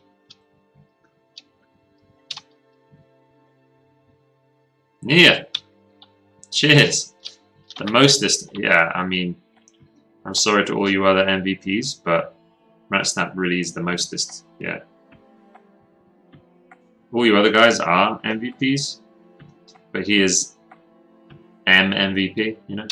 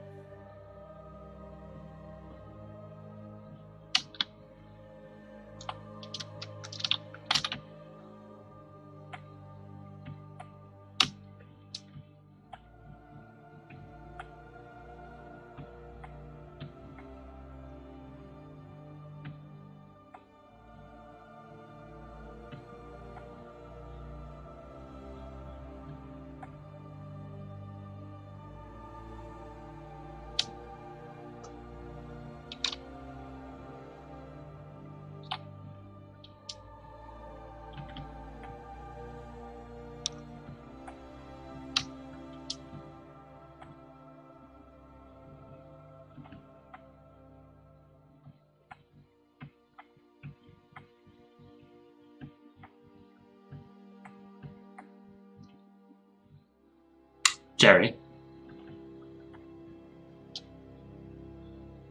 Jerry's not used to intimacy. Ever since that one time. Right, Jerry. That one time we don't talk about.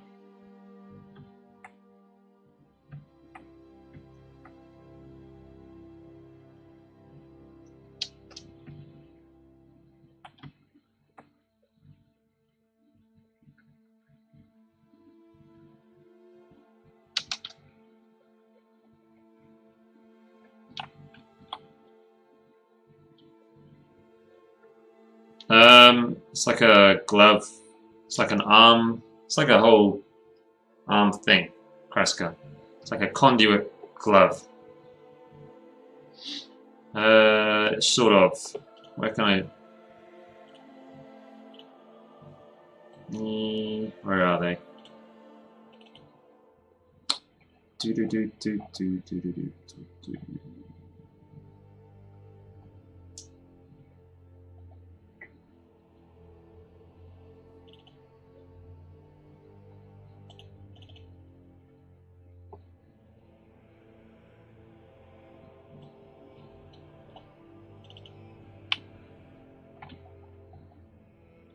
So there's like an arm-mounted, don't know, like a battery or something. It's cool. There's like an arm-mounted battery. What's it? And then there's a a glove here, and a little forearm mount as well. And there's a cool lightning thing that goes between the pauldron and the gauntlet. And you go zap zap out your fingers.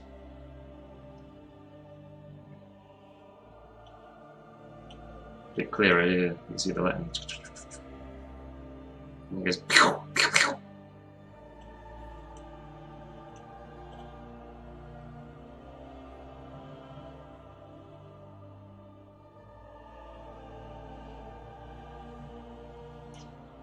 Yeah, how they'll charge them. Part of me was thinking what makes it then possible is that the storm is always going on, and it's like so something to do with that, like they're harnessing the storm around them. Leave on a rock, Well, yeah, yeah, exactly.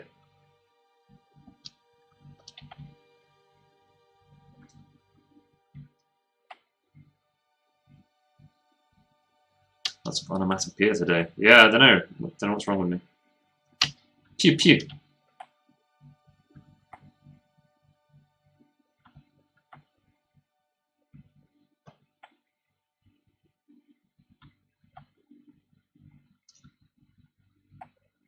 But yeah, I'm playing with the idea that the whole reason that technology is even possible is because of this perpetual storm, and they've kind of figured out how to use it.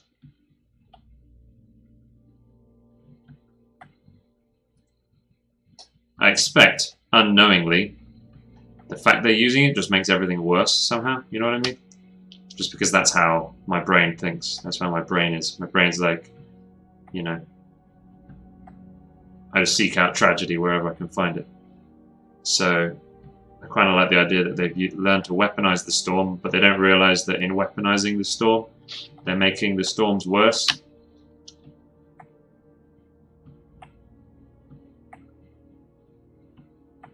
And reducing their chances of ever, like, seeing the sun again. I like that kind of stuff. Something like that.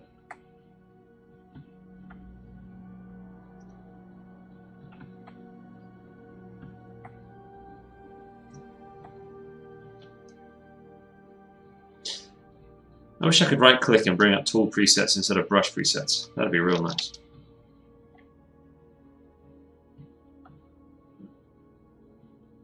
I guess it'd be possible to, like, bring it up, sort of. What's the shortcut?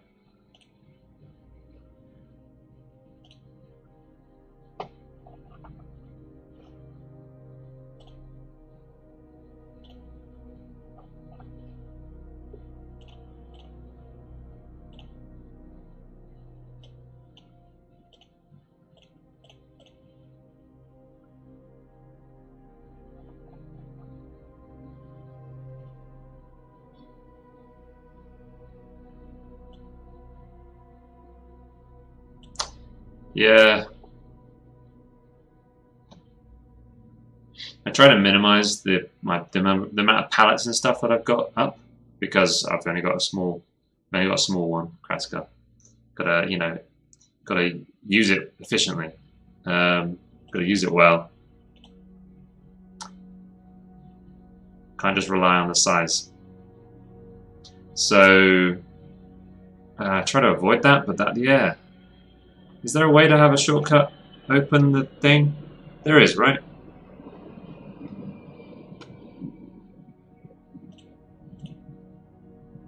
Oh, you can just put an F, bind an F to it, right? How? Yeah, that's what I'm trying to do. How do I bind a thing? The issue though, it will appear like in the, you know, it won't appear where my, like this, wherever I'm clicking. It would appear the last place it was, and then I'd have to push the button again to close it or something. Sunseeker. Might be too happy for you. Yeah, Sunseeker's a pretty good name, yeah. I mean, that's kind of what these different factions are all trying to do. That's the idea of the Age of Poverty, like how the D&D parties come around. Heborian, thank you for the follow. Whoa. Nia the elf. Are you listening to me? How did I miss that?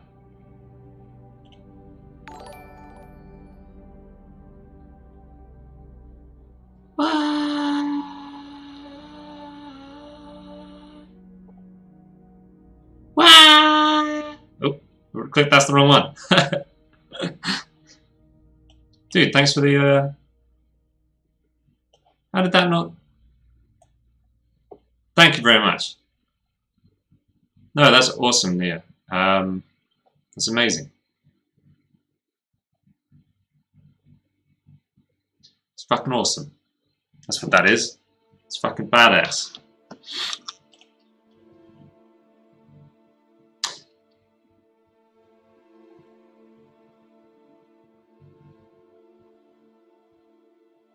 But yeah, the idea with the D&D Age of Poverty stuff, the idea would be that I would push anyway, would be people having like these races like traditionally don't really like each other much. They don't really get on, a lot of them. But the reason they're having to form like parties with mixed races is because just everything, you know, the world is falling apart and no one really knows why. And they're all slowly realizing, waking up to the fact that they can't do it alone and they're going to have to, you know, work together. So individuals, basically like the whole Leonid Empire still feels like, no, we'll be fine. But certain individuals are realizing we're not going to be fine. So they leave and they, you know, try to meet others, like-minded individuals to try and fix it. So it would be kind of like, I imagine the way you play D&D in the Age of Poverty is that you would run around as a party, a mixed party, and you'd encounter all these various factions that are quite like, you know, old guard, traditional minded, sort of xenophobic, and you really struggle to try and convince them that, like, you know, we've got to try a bit harder. You'd be trying to go around and convince factions to actually do something and not just like do what they've always done. That's how I can imagine. And you'd be trying to look for like solutions, and you know, all the while battling resistant people or freaking Cambion and the undead and the Githin and the Storm. Dun dun dun. That's kind of like how I would frame like a campaign.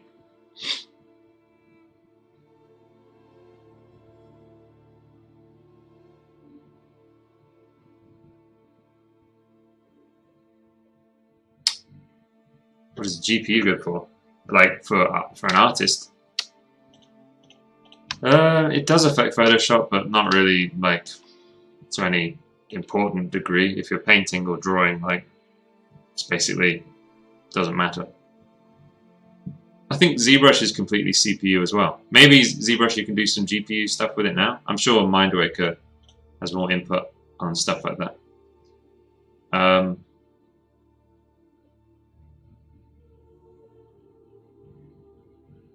You would want it'd be more 3D modeling that you'd want a good GPU for. But I don't think Photoshop and ZBrush. I think CPU is like almost, there's like 99%, if not 100% of Photoshop and yeah. So I know that like if you're going to use Maya or 3ds Max or something like that, a good GPU would be nice.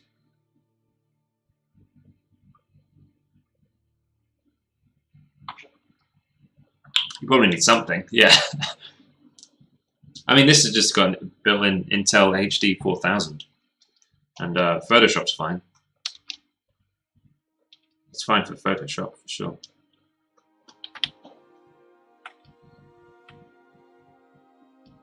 It's no good for playing games, though. If you want to play some games, sort out a luck with this thing.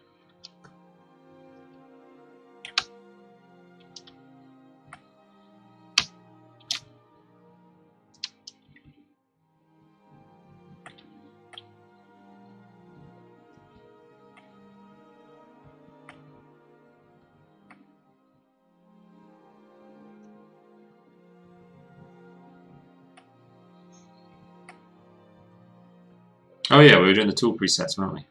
Let me Google how to bind a key press to opening a tool preset.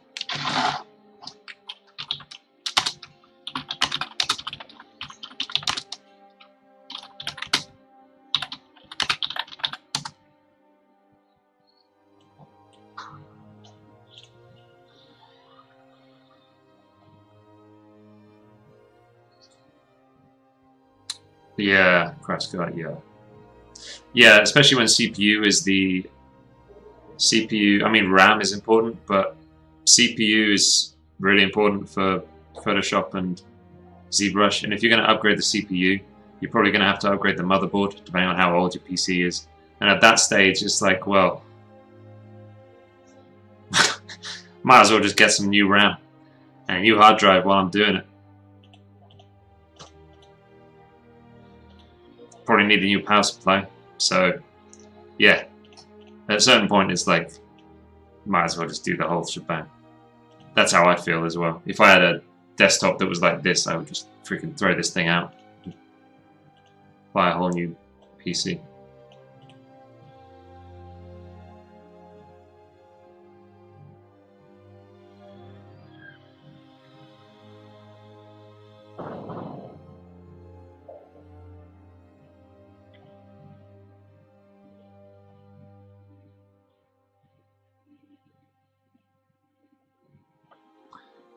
Where the hell is it? Sorry, I'm trying to find the shortcut. Which one do I actually have set up? I've got info set up. Okay. Info. It's not there. Tools.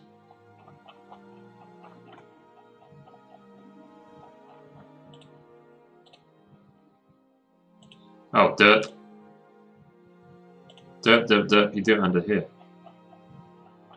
Big derpy derp. Jesus.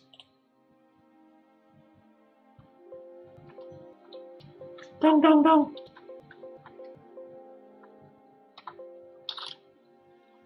Trying to be good.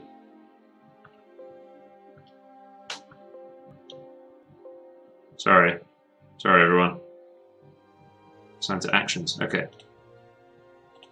So that was F10.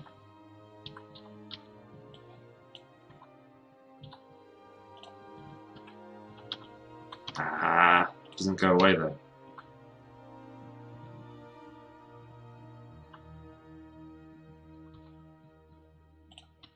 Ah!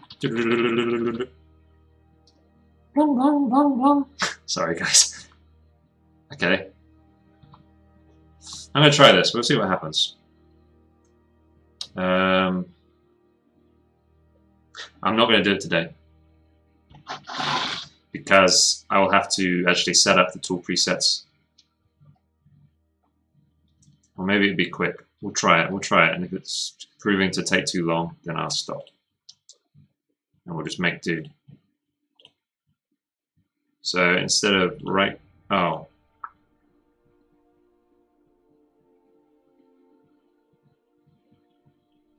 It's not really going to work. Shit. Yeah, I'll have to think about it.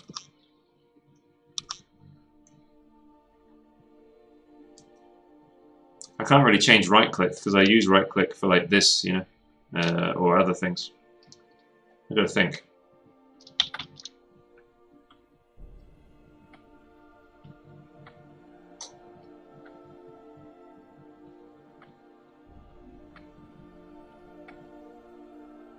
What I'd like is to change the right click functionality of when you've got a brush tool selected. So instead of right click bringing this up, it brings up tool presets. So it would do that instead, you know. Oh well, we'll figure it out one day.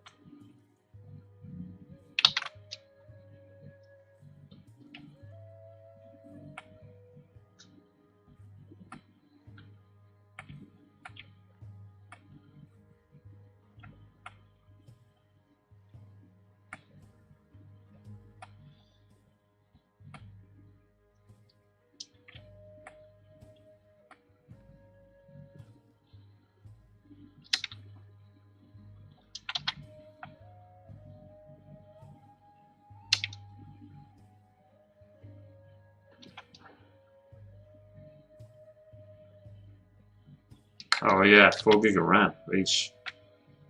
Just read that.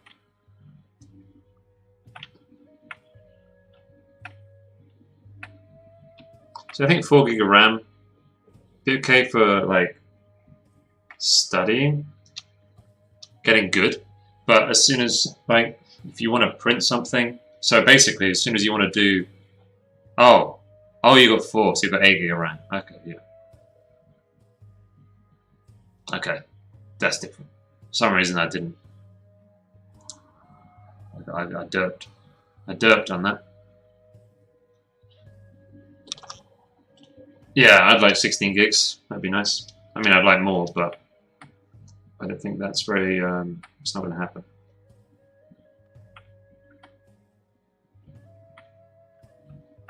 So my next, I have an eye on 16 gigs soon, one day. Terra null. Yeah, that was an Imagine Effects forums challenge.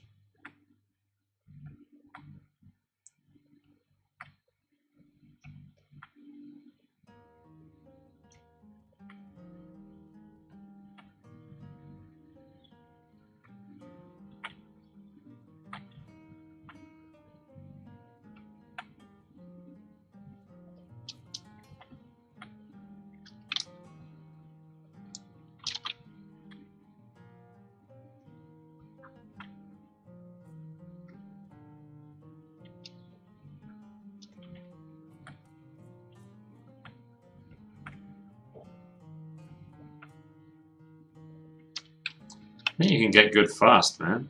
You can get like you'll learn fundamentals real quick. I think anyone could with deliberate practice. You can learn fundamentals real fast, but it's what comes after that, you know. That's what takes, well, never ending.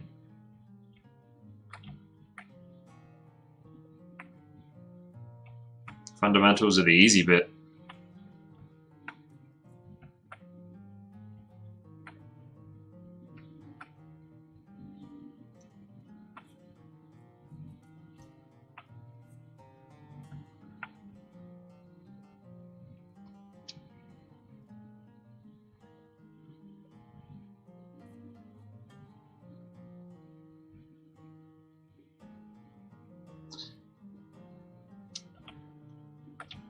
Wait, how big is A2? Hold on, I can't even think.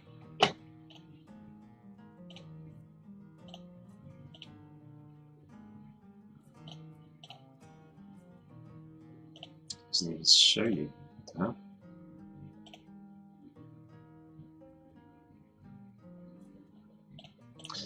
I mean, RAM. It could have something to do with it. That's probably your CPU though. Yeah, I was trying to think how many pixels. Hey, Lawrence, by the way.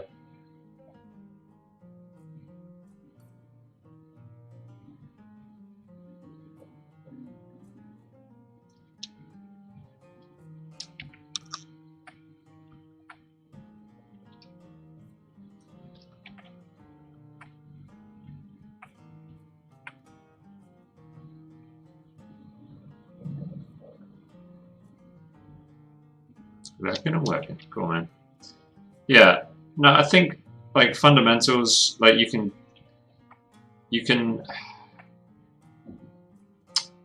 My experience, anyway. Oh, whoops. What the hell? My experience was that I could figure out how to.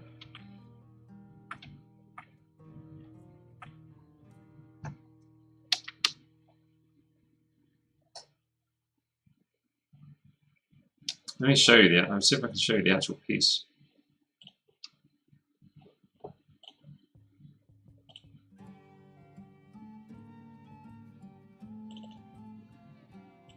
Is it 2012?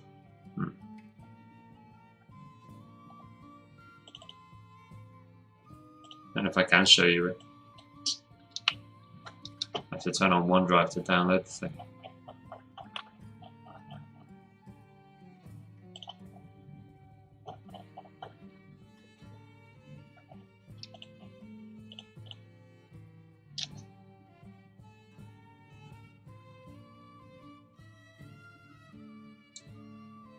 how do I put it?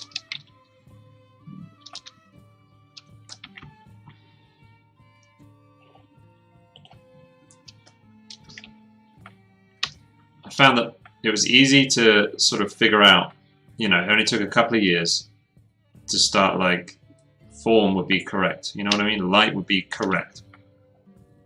To be able to do sort of like decent enough pieces, but it would be like ambition wasn't there, you know what I mean? The idea of like having multiple light sources and lots of characters, things like that, it was just like an overwhelming idea.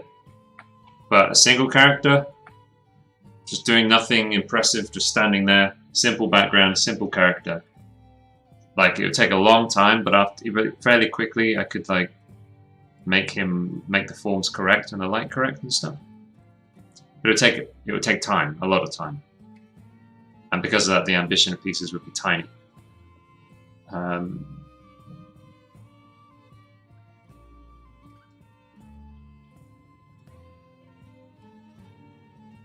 Anatomy is something completely different.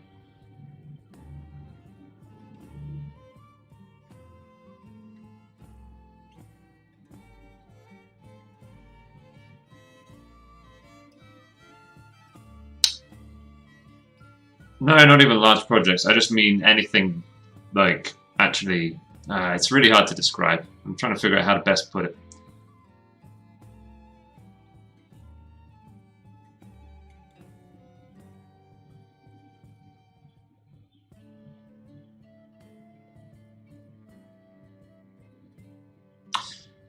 I guess my eyesight for noticing when my work was like the forms were readable and things like that, like the composition was good. It happened quickly. Actually executing stuff took a long time though, and it'd be a lot of back and forth being like, it's still not right, it's still not right, it's still not right. I can see that it's not right, and eventually I'd hit it when I'm like, oh, it's right finally. Like I could do it. You know what I mean? It would be a huge amount of effort to get there.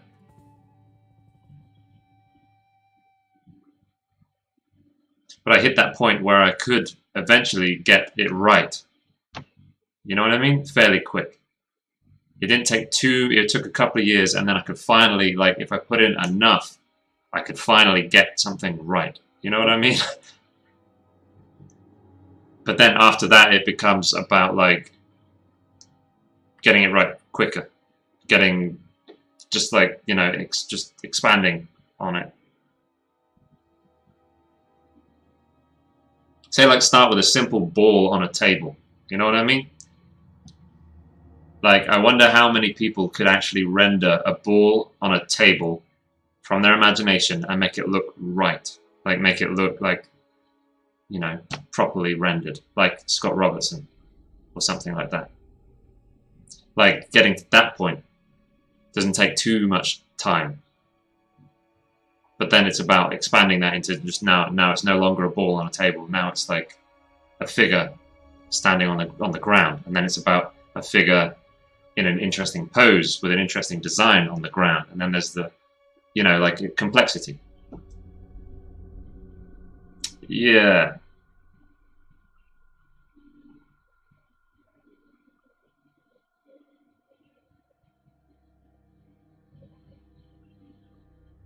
Don't know if I'm getting my point across, but I hope so.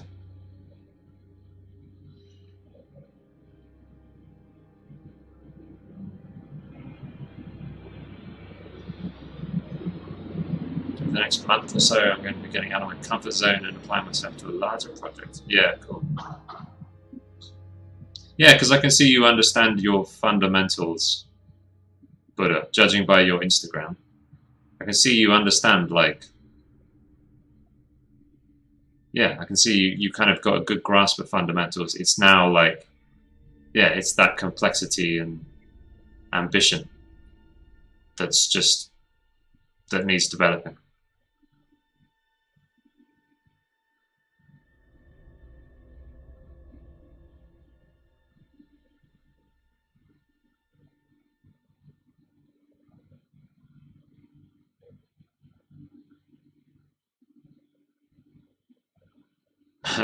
Right.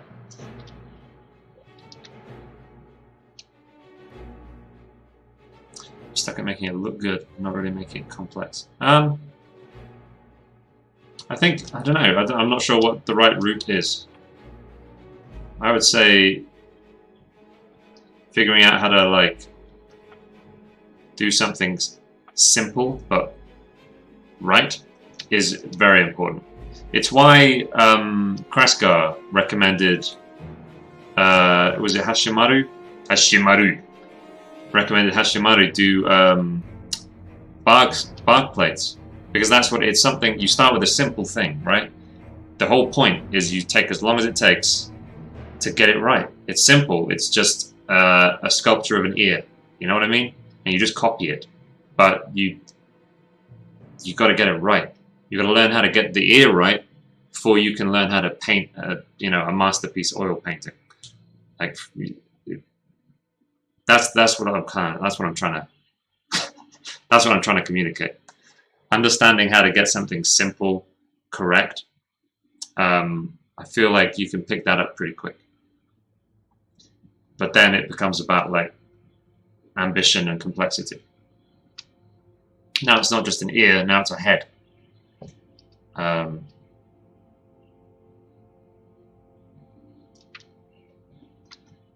speed, you know, you get just faster, more used to things, experienced.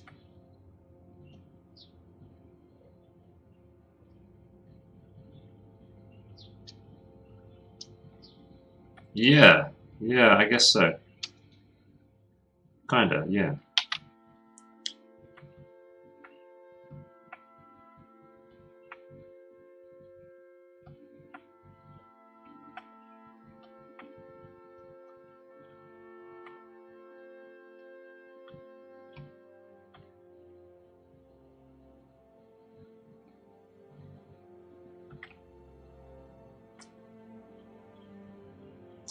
Right, those kinds of like advanced ideas. I guess it depends whether you consider that part of fundamentals. I consider that sort of advanced thinking, you know? Composition is a very... I mean, if that's included in just fundamentals, then... I don't know, the whole thing is fundamentals, which I guess it is really. But then I feel like the term fundamentals loses all meaning. It just means art.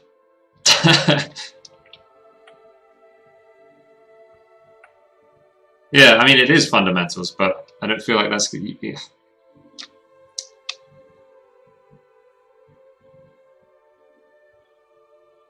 Maybe there's a better term I could be using.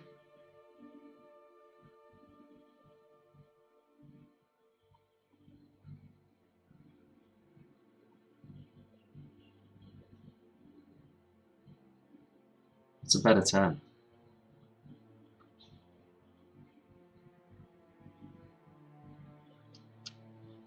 Doesn't matter, just learn it. Yes. But what I'm trying to say is I feel like you can learn to make something look realistic quickly. Something from imagination, but the simplicity at the beginning, it'll be quite simple. And then over time, your ability to make something look realistic, you'll be able to up the complexity of what you're making look realistic. Over time, that's what you'll be getting better at. That's what I sort of got better at.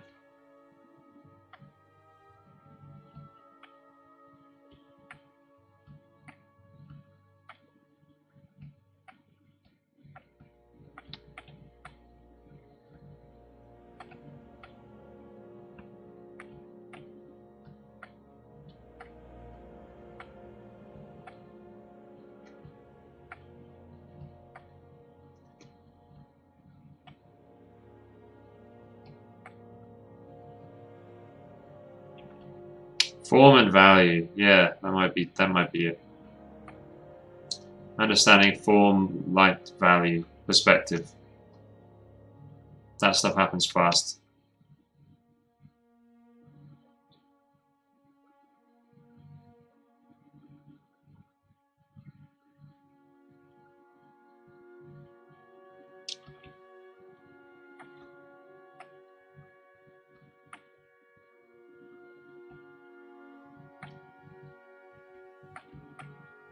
Depends how you think of the word fundamentals near. Like if you think of it in the literal art sense, it just means like the foundations that all art is built upon, like composition. You know what I mean? You can never learn everything about composition. So in that respect, you will never have the fundamentals down because you'll never have a comprehensive, I know everything about composition there ever is to know, because that's impossible. It's never ending, you know? There is no end to learning about composition. So in that respect, you will never have your fundamentals down.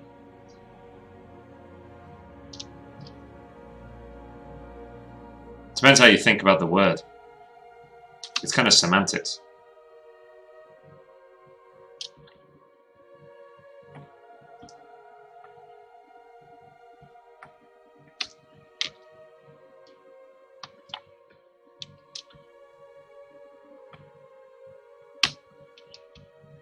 Yeah, sculpture is really good for learning about form. Definitely.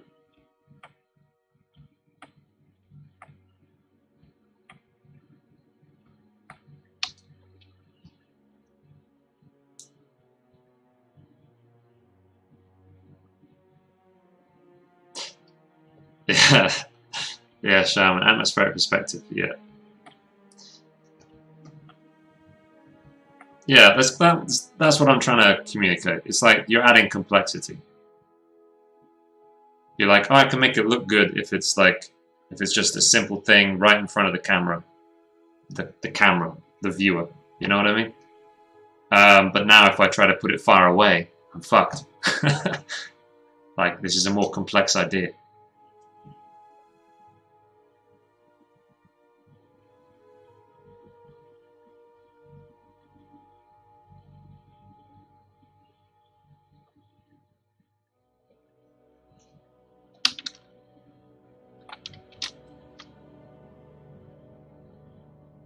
Yeah.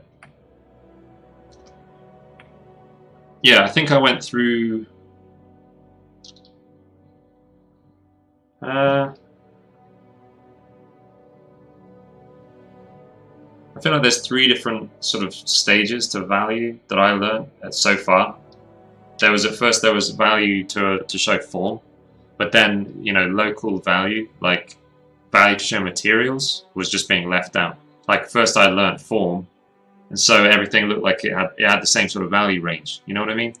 Like a bit of leather would have the same value range as the skin it was resting on.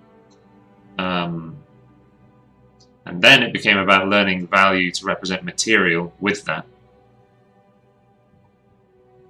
And then it became about, oh, now also composition. So you think about where your values lay in order to, you know, lead the eye and things like that. Art Mallow, thank you for the follow.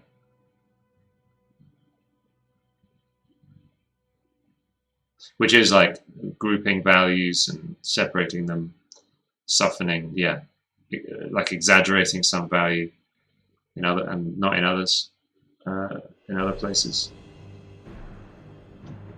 There's probably way more steps that I just haven't really figured out, but that's how I felt I learned it.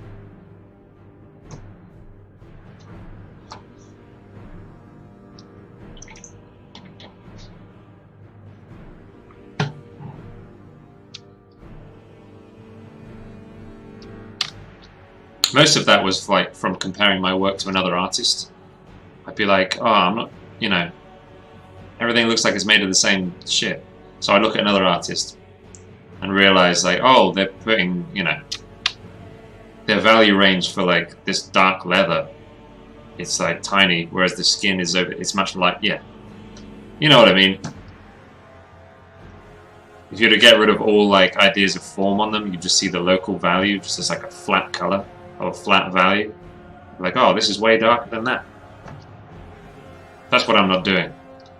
So I started doing that and it started working. And then I saw like Chinese artists like Wei Feng, who I showed off yesterday, that piece where he used just contrast to lead the eye, and I'd never done that before. So I tried that and it seemed to work.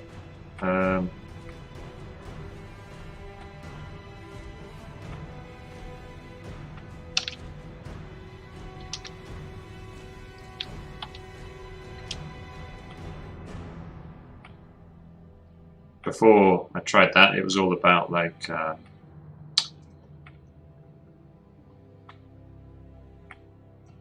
where I put my darks and my lights would be based on what material it was, and if it was in the light or the shadow, you know, how the light was hitting it. It wouldn't be about, well, where is it in the composition? Do I want to actually draw the eye to it or not? It was more like how would, like, scientific thinking, you know, as opposed to composition. And then I'd realize and be like, oh, this has fucked up my composition. What do I do now? And yeah, I'd struggle is what I would do.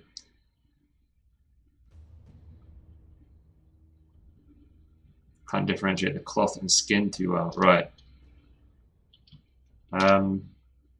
Yeah, I found a lot of, I think it was Sargent probably, near. I looked at Sargent.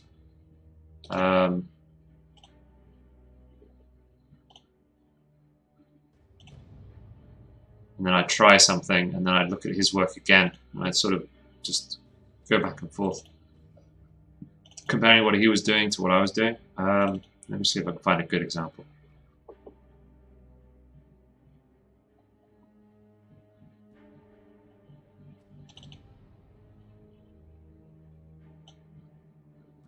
Here's a real good one.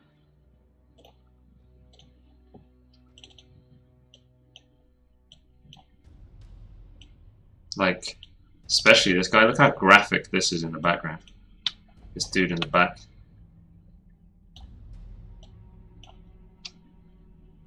Like, if you took away the shadow area, just ignore the shadow, right?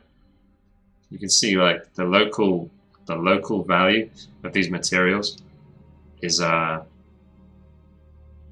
really different. Like, even though this hair is in the light, it's still black.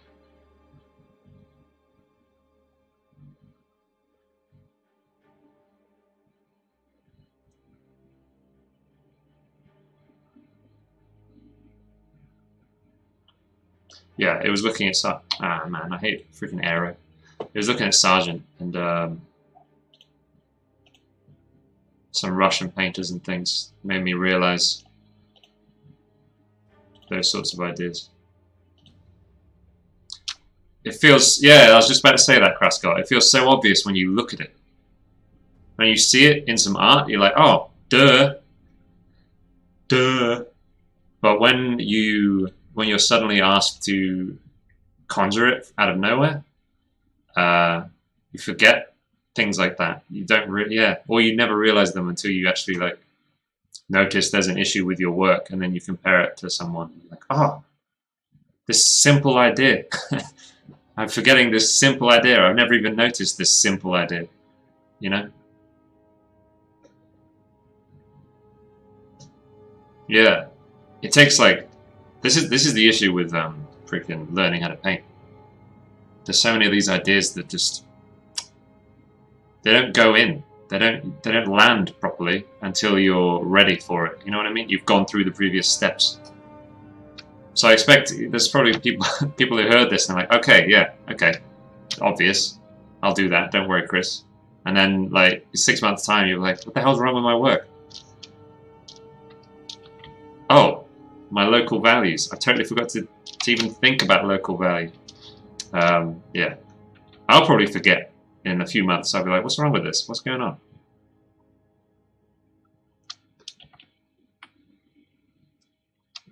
Why does it look so bad? And then I'll remember, this thing's supposed to be black.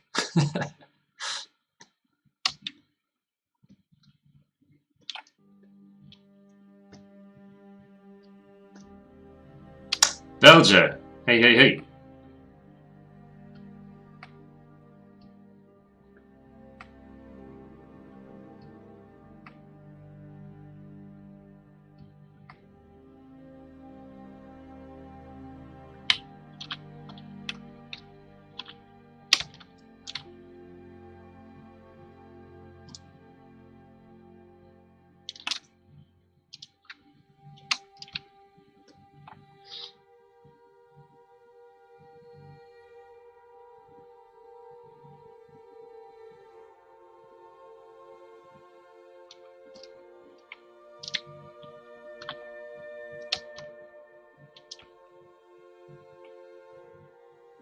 Makes me realize I could probably push some of them a little.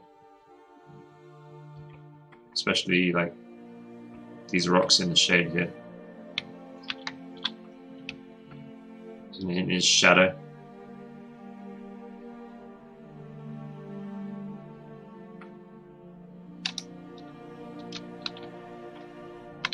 Yeah, the values aren't too bad. It's areas like this that are annoying though. Like, yeah. These dark rocks, you know, dark rock in the light, light skin in the dark, and then you end up with like, and then it's obviously atmospheric perspective back here a little bit as well. You end up with these annoying like, ooh, they're so close in value. This is where compositional decisions have to come into it. It's not just about material and light. It then becomes also about like composition. So I might have to darken that a little bit.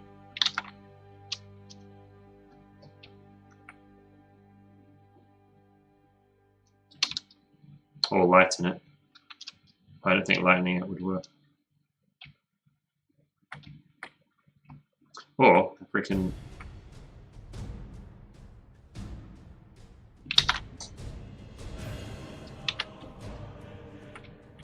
change it.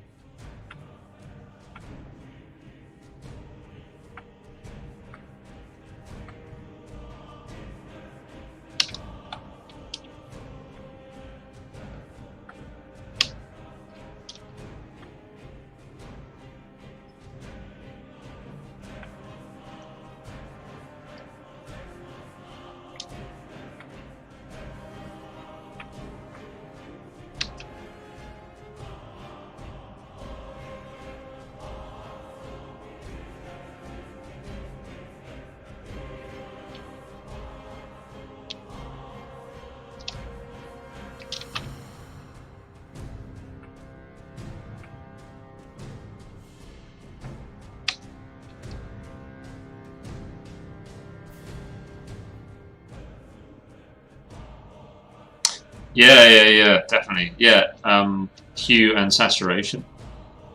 Yeah, Kraskar.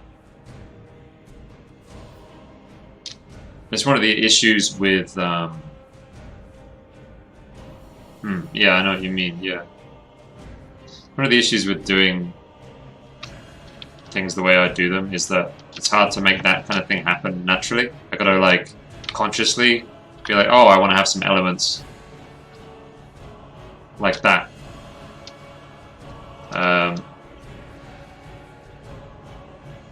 If I want to do that sort of thing, I have to like, yeah, consciously try and pull it off.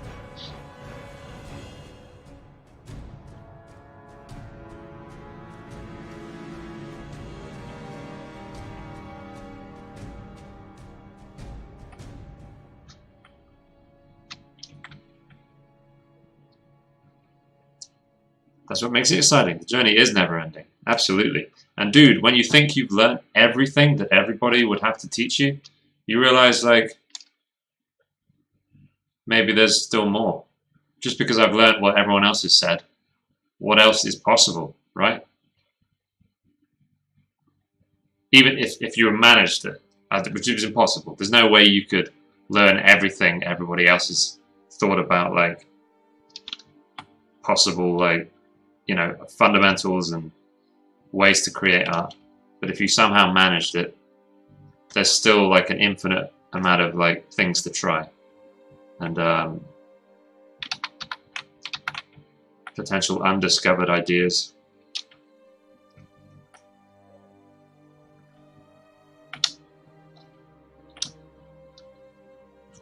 Like if you can compare art now to how it was like 1,000 years ago, imagine what art might be like in 1,000 years.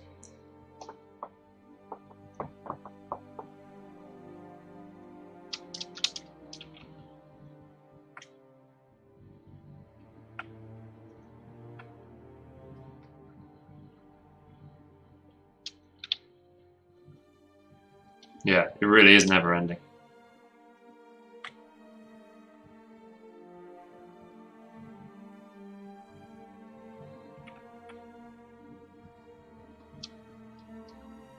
Mimado. Whoa, Cody.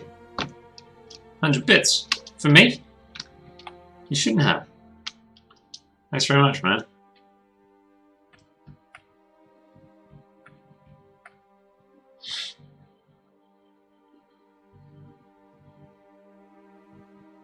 Infinite. Yeah, there really is, yeah. Yeah, that's from Dam, right? Dam was talking about that.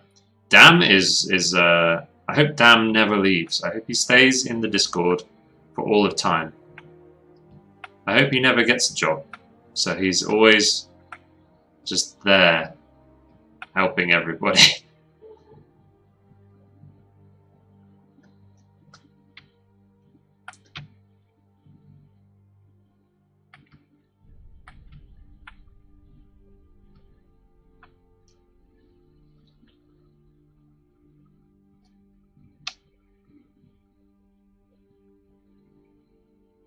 Yes.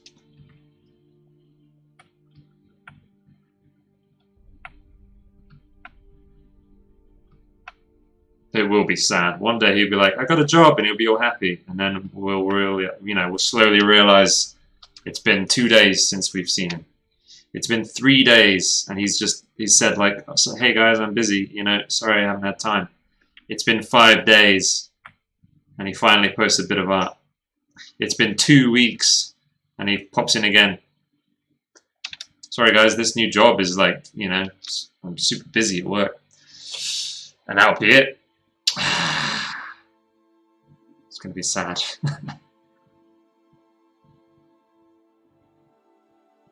Whoa. Rat snap.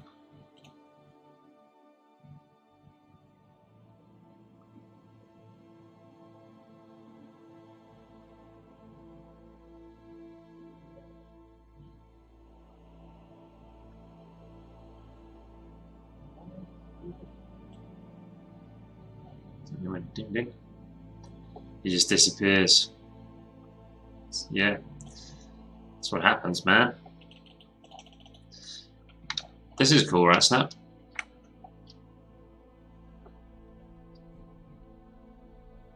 Do you really put like character name at the bottom? Or is that because the scroll is down there? What does that say? Inspiration.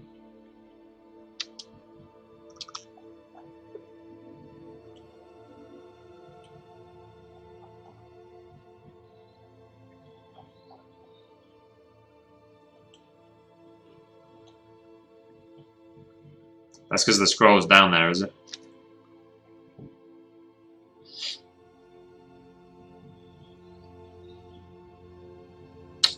I'm not sure the font actually works with this. That's a shame. The fact it's all in caps, is that good? Maybe, Sleepy, maybe. I think he'd show up, but...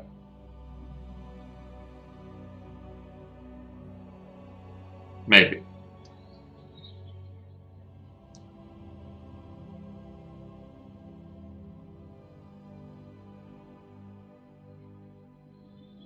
I hope so.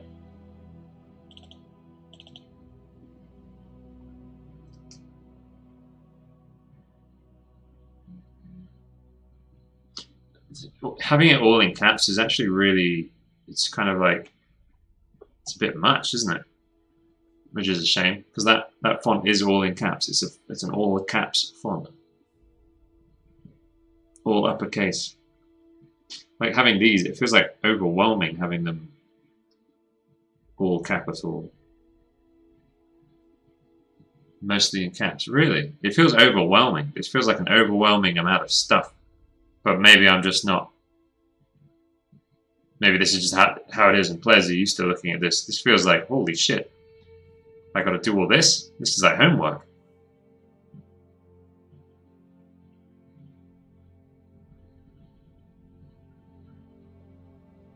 I like the color, the palette. I like the palette a lot. This kind of red, burgundy kind of feeling of the fonts. The bluey kind of grey weathering. Yeah, I like the palette for sure. I like the tone,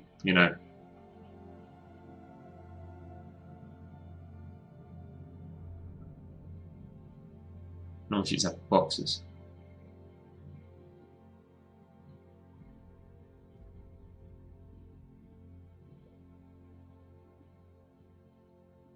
Oh yeah, Dan is like one of the most engaged members of the Discord.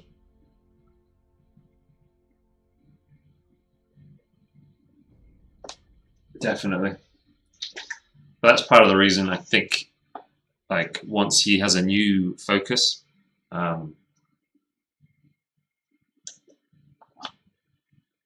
things might change for him. Like I say, I hope he sticks around forever, and you know, he becomes like, because I want to make SEA something bigger than it is at the moment. I got big goals for SEA, and having someone like Dan be involved would make everything just way easier.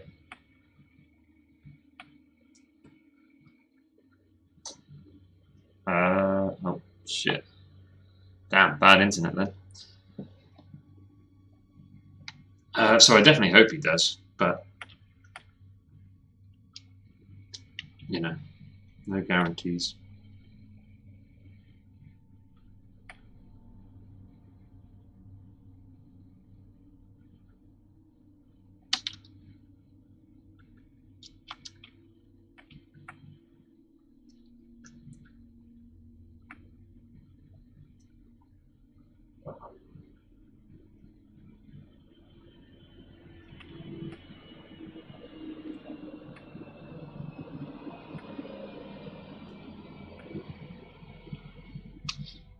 Phantasma.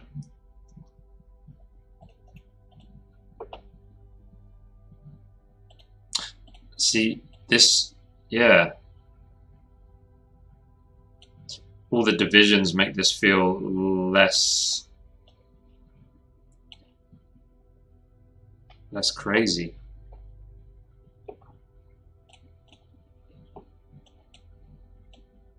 That's weird.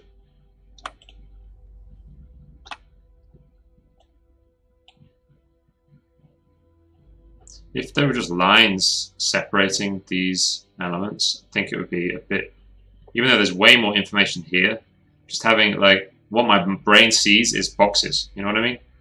Like a box, a box, a box, a box, a box, a box, a box. The boxes have contents, but I don't really care about the contents, it's just the boxes I see. Whereas this is like one big, I don't know, it's like a blah.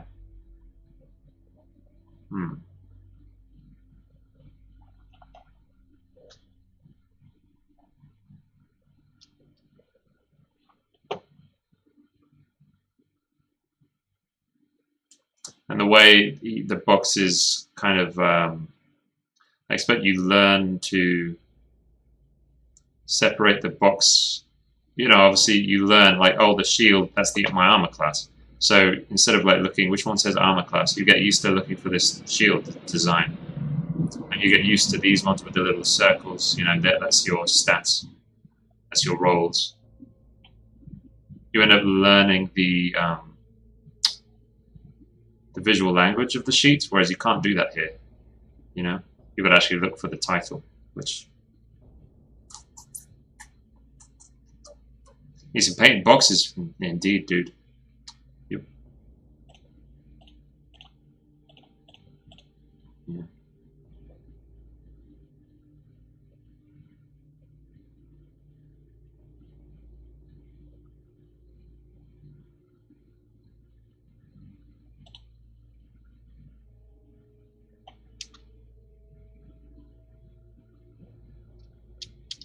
What's going on, Phantasmo? How you doing, man? How's streaming been going?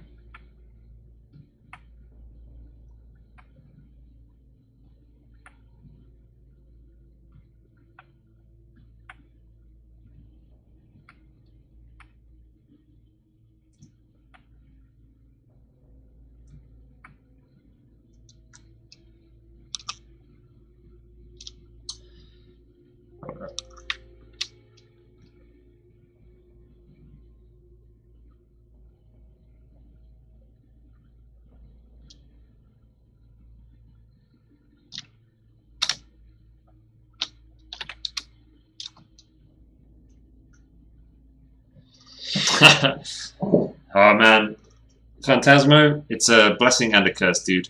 I would enjoy it while it lasts, because slowly but surely your popularity will increase to the point where you can't paint anymore. You're now an entertainer. You must entertain. I'm half kidding, but you know, productivity slows down as you get more and more popular. It's just part of the thing. It's just how it works. Unless you're one of those talented individuals who can somehow entertain a stream without compromising on how much time you spend painting. Not sure. Some people can do it. Red Gamer and Closed Witch. Did it go ding? Thank you guys for the follows. Did it ding? I don't remember hearing dings.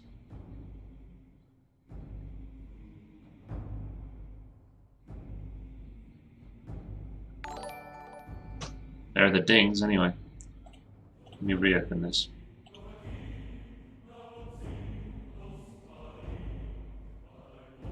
Back to the line. How are you doing, Crimson?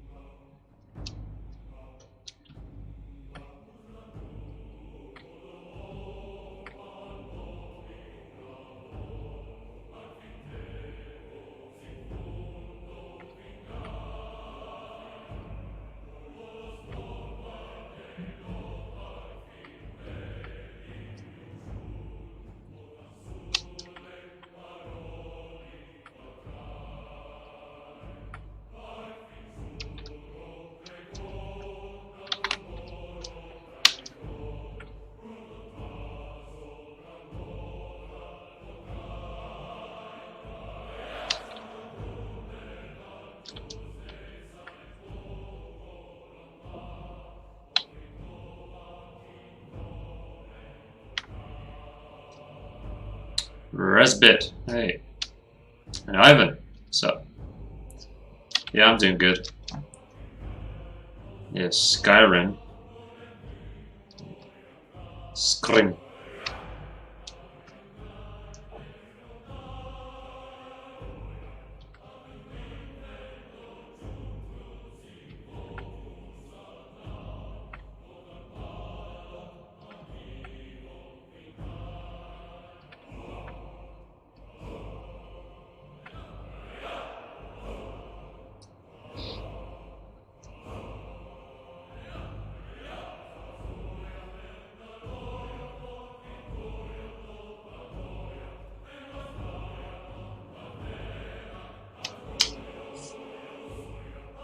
Yeah, I get you, Phantasmo. I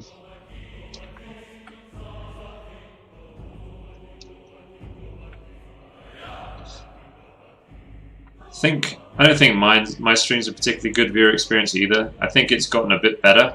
I think it's better than it was when I started. But I do think, yeah, you might as well just stream it, even if it's not a great, even if you don't think it's a very good stream. I don't think my stream is very good. But people seem to stick around, you know? People are like, oh, the microphone sucks, or whatever. Sorry, guys. Yeah, it sucks. Back to work. Yeah. Yeah, I think the right thing to do is just be like, well, I offer what I offer. If people like it, they can join me. If not, I'm just going to do my work anyway. That's the way I've tried to approach it as well. Anzac Day. What's Anzac Day?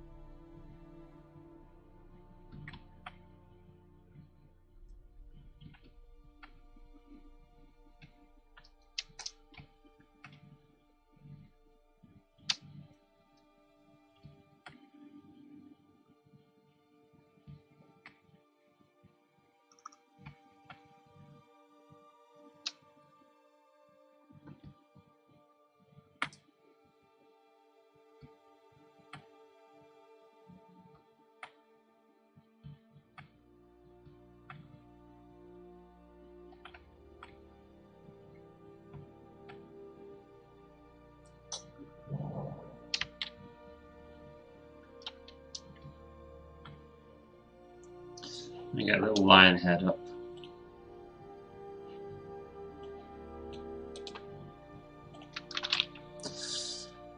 Lion snarl.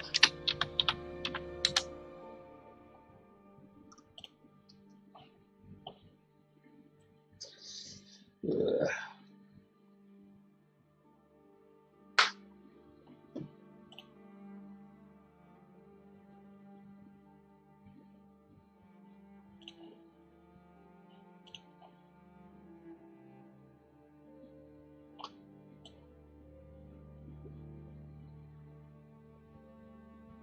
All of those are things. Thank you for the compliments, first of all. But I feel like those are like, yeah, that's stuff that's under my control. You know, like yeah, my hardware's not great for streaming with. My internet connection kind of sucks. There's an airport down the road. My microphone's kind of shit.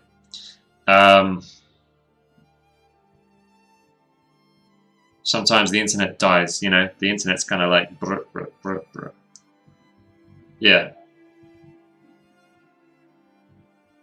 But I feel like, yeah, I can control like what people see on the stream and present it nicely. So it's just 100% art, basically. That's what people get to watch. It's just the art. They can talk to me. Yeah. So yeah, I feel like that's what people really want. It's not, you know, some people won't watch because the microphone's bad. Like, it's a shame. But most people don't really care. They're willing to put up with it. Yeah. So, yeah, the lesson is even if you think your stream is bad, it's probably not. It's probably just fine. You just gotta slowly build. Honest cool guy.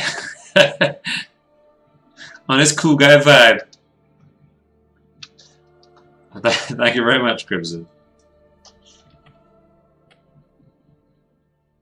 I'll use that for my next, the next story that announces I'm going live, maybe tomorrow. I'll be like, hey, honest cool guy vibe, and then put it like in quotes, Crimson only, like a little advert, you know. I like it.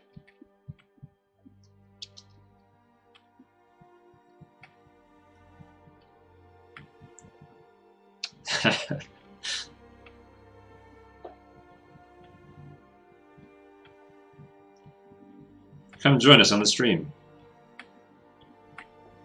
Here's what one previous viewer had to say. Your art is what caught my attention.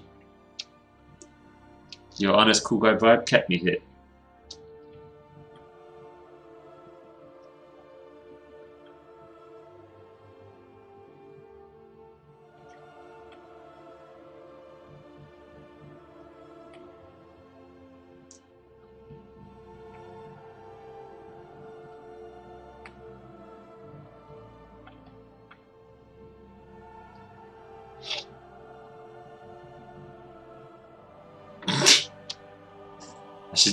I should use the troll quotes. Bids. Testimonial videos. Actually, that's something that I haven't been reading unscripted in a few days, actually. Like a week, I think. I'm nearly at the end. But the last time I listened to the audiobook, he said anytime you get a really good testimonial, like, keep it. Because that is going to make you money in the future. I'm like, man, I should collect testimonials. So I think you're right. It's never too early to start, is it?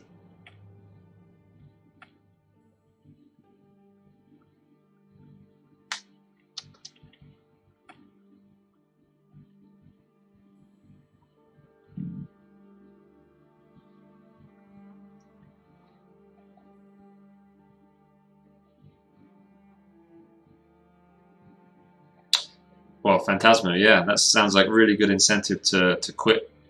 You're putting yourself in like a situation where smoking is like really inconvenient for you. I think that's smart, man.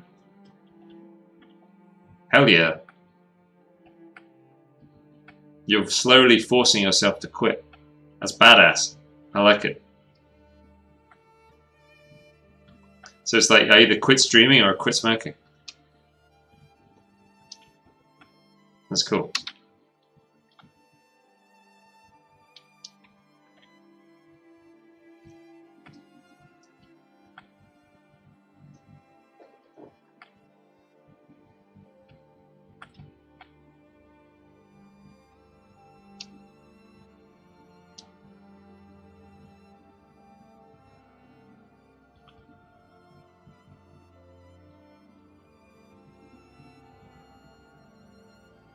Better get everything I can.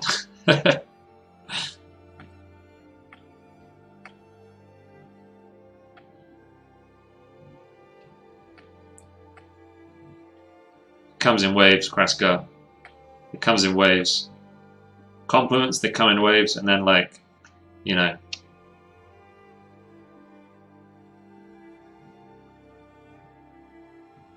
The opposite of a compliment.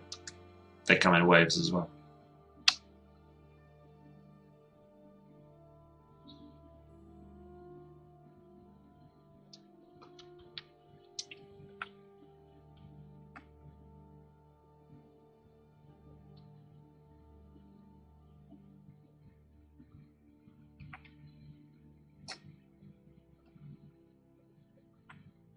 Damn, rat snap. Shit. No, not bad stuff. I mean, more like, no, no one said anything bad.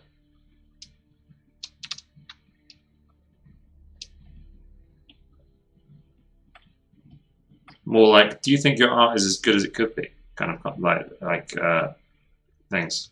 Stuff that makes me think, oh, my art could be better. You know what I mean? Which is good for me. How long am I doing this Technoland? I'm not sure, man. Not sure. We started this guy and 6 other pieces like around a month ago.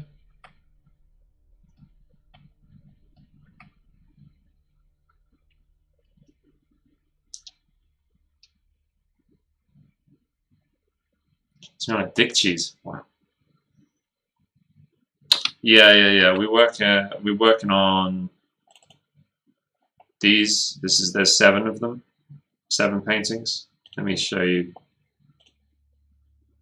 So we are Kraska's gonna hit me with a 1-2 punch. You sure those brushes aren't too small? That leg is so nice. yeah, exactly. That stuff. And it's not like, no, it's not people saying, your art's really shit, dude. It's more like, it just makes me go like,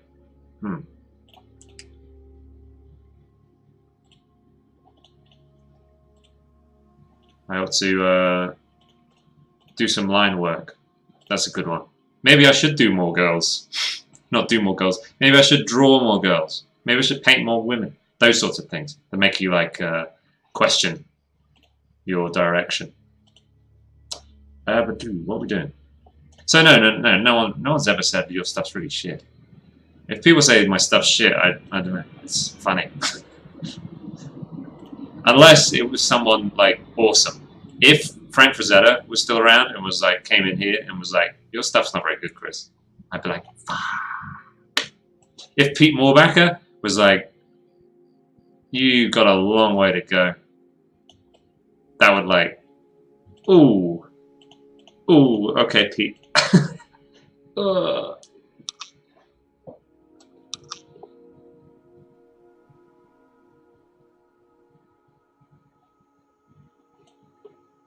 I mean, I'm sure I'd be fine with Pete to be like, you know, you could work on this, you could work on that. But if he was like, yeah, you got, you know, you're gonna really have to knuckle down, Chris, because you're just not taking this seriously. You got to like, you got to really study, dude. I'd be like,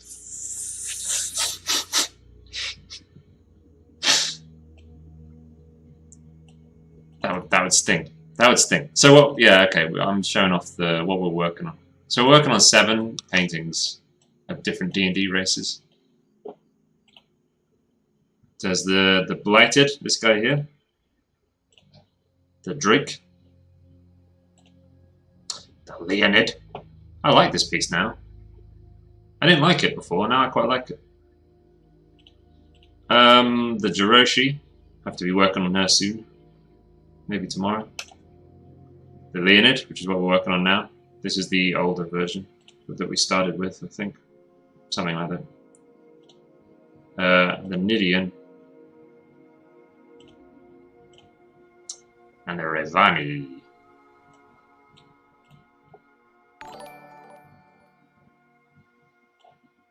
Pixel Senpai. Pixel Senpai, what up?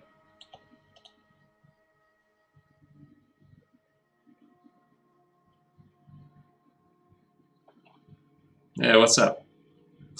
Senpai, we were just saying, like, no one's really said anything, like, bad about my art here. No one's really said, like, we're just having a conversation. No one's really insulted my work, and I've taken it seriously. There have been trolls, obviously, but no one's been like, you're really, like, quite bad. No one said that. And if someone was to say that, I'd find it kind of funny. But if someone like Pete Morbacker came in and was like, it works really, like... all these people in here shouldn't be paying attention to Chris. If Pete was to say something like that, it's like he's teaching you... he's misleading you.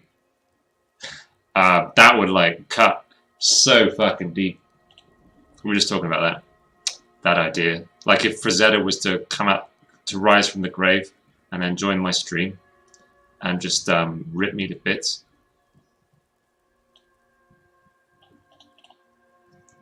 That would suck. Depends on how it's framed. If he was like, I'm going to help you out now, Chris. I think your work would have more impact if you worked on this stuff. I'd be like, yes, Frazetta. Yes. Anyway, Senpai, what were you doing? What were you working on? And how have you been? Where have you been? What's going on?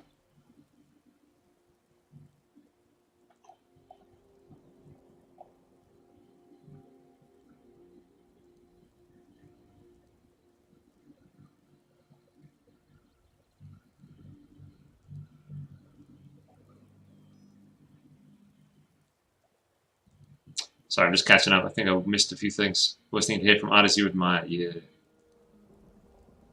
I would time out them both.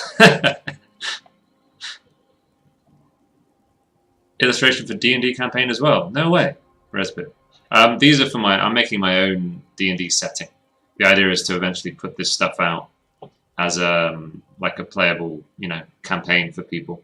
So extra races for them to play as with, homebrew rules and shit like that.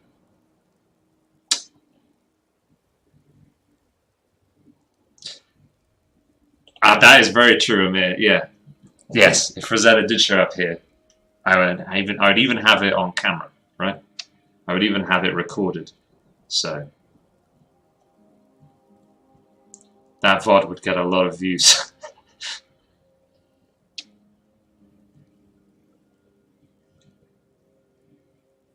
Yeah, Resbit. Do. Yes. Been traveling around Europe, finally settled in Georgia. I was eyeing up Georgia. Tbilisi, is that how you pronounce it? It looked pretty good. Is it Tbilisi? Begins with a T, but like a silent T. Yeah, you can drop links. How does one join this D&D club? You just, I don't know, I'm just making some D&D content and then I'm going to put it on Reddit. It's amazing. Yeah, I was looking at Tbilisi. It seems fairly inexpensive and... Oh, you say the T. Tibet. How? I need help. I need an adult. Tbilisi. Is it... What? I need to... I'll Google that later. One day.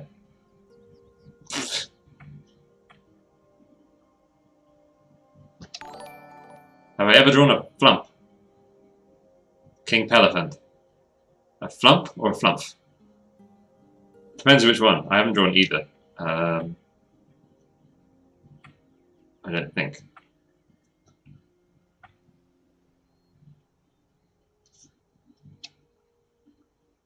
Tbilisi. Okay. I don't want to say it too loud because if I just murmur it, people will think I'm getting it right, you know?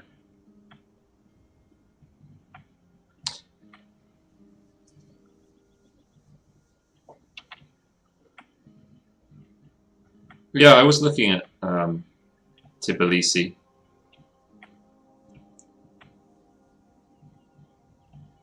It did look cool. I decided to... Oh! Oh, wait. No, no, no. No, that ain't gonna work, dude. That's on your computer. That's a C. You're gonna have to upload that somewhere, dude. Are you on the Discord?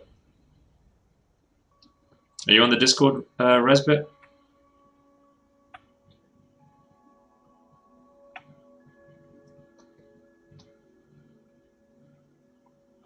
If you're on the Discord, you could share it somewhere in the Discord and I'll go take a look.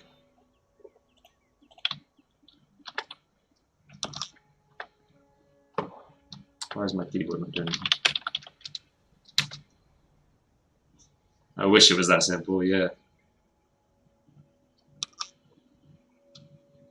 If you can join the Discord, dude, and then throw it in, like, I don't know, general or art talk or something. And just tell me when you've uploaded it and I'll go have a look, dude. But, Senpai, badoo-bada, doo-badoo.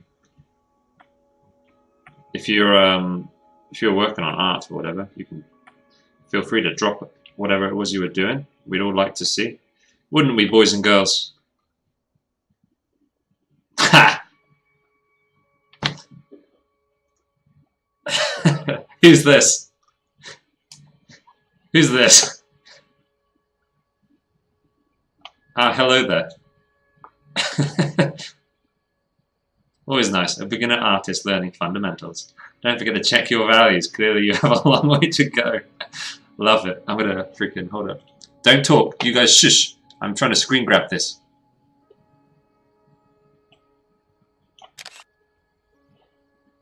I need to do that again. I messed up.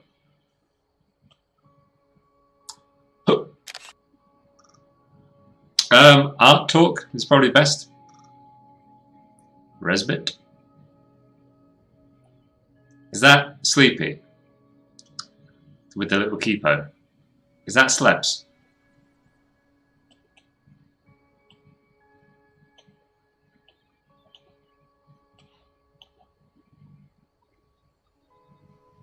I'm going to put this in Troll.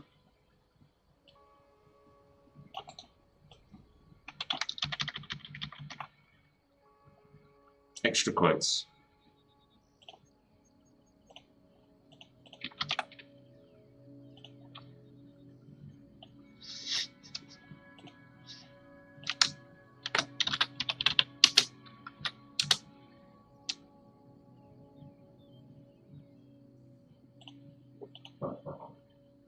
Canvas engineer, yo. We just had Frazetta drop by. Oh, he's still here. nice of you to join us, Frazetta. Is this bad? Are we doing something immoral right now? Pretending that Frazetta's in the chat? Frazetta, you've got to go. I'm calling you Frazetta now. Frazetta, you have to go to other channels. You have to join, you have to visit other channels.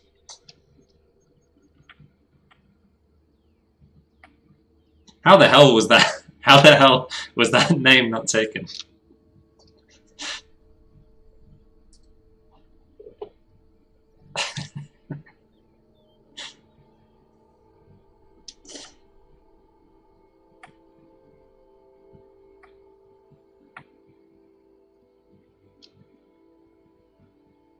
Not as bad as the Notre Dame memes. True.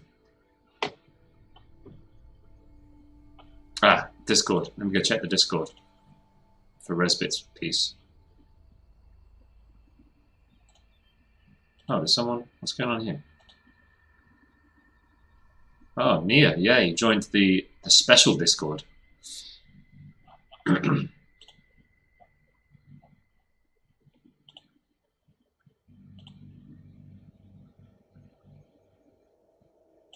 Oh, hell yeah, Raspberry. Dude, this is savage.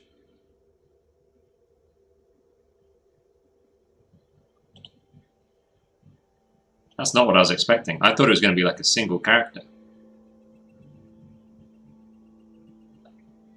Yeah, there's a special Discord. I've got a second Discord for this D&D stuff, basically. Yeah, no, this is awesome, dude.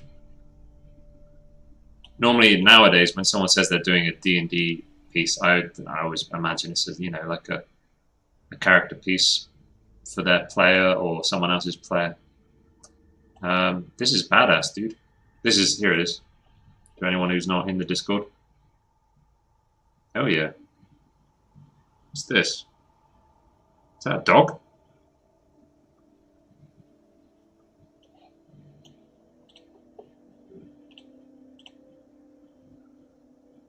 It's a cat. Okay. I didn't zoom in. I'm sure if I zoomed in, I would have been able to tell. Yeah, that's really cool. Yeah, we've got two Discords. One is that Discord there, Self-Employed Artist, which is a community of artists and a few other things, all chilling and learning together, learning from each other. It's a badass place.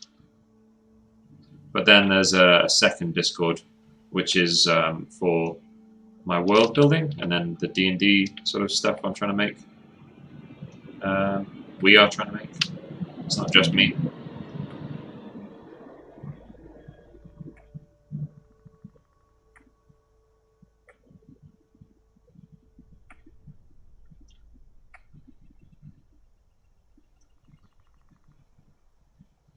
He's a catfolk.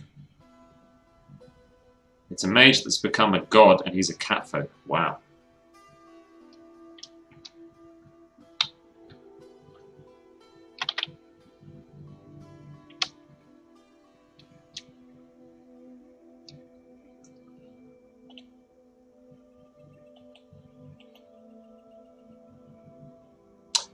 That is more readable.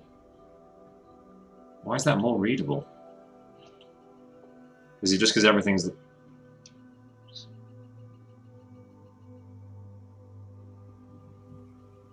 That's definitely more readable.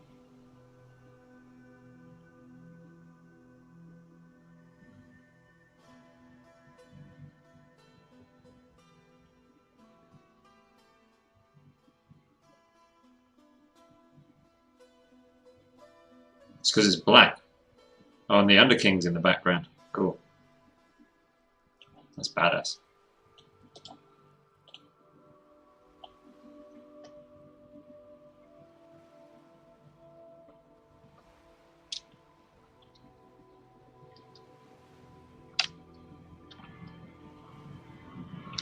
Plane.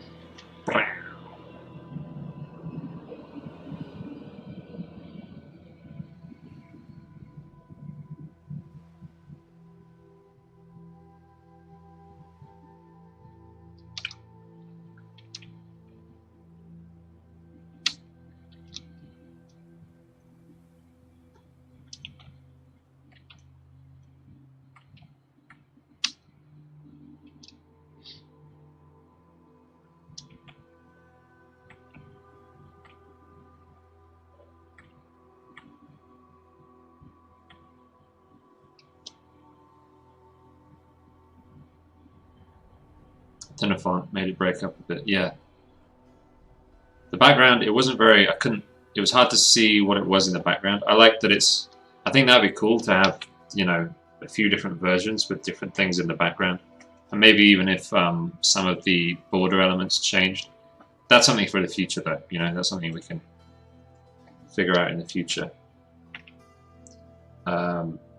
It's a bit hard to see the Underking back there, though.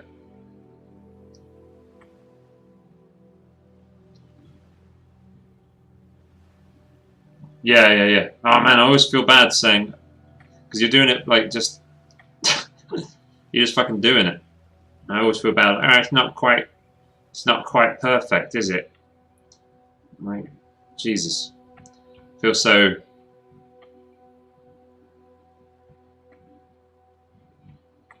Ungrateful. You know what I mean?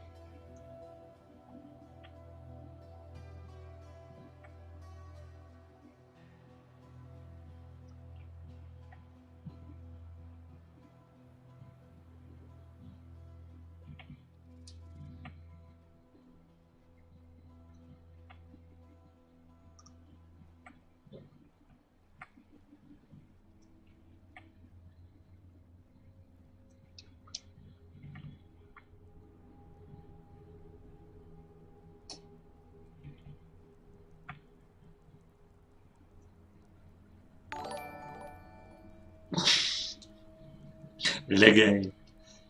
Chronorpheus. Hello. Hello. What up? Thanks for the host, dude.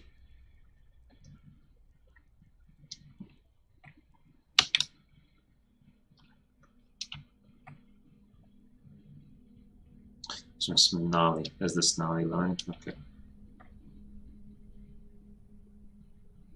Fred.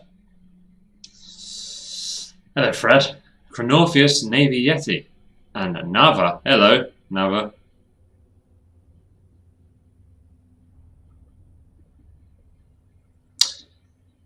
Yeah, Kraskar. Yeah. Yes. This is all happening. The issue is this is all happening like super fast. Up until like, when was it that RatSnap showed up? 2 months ago?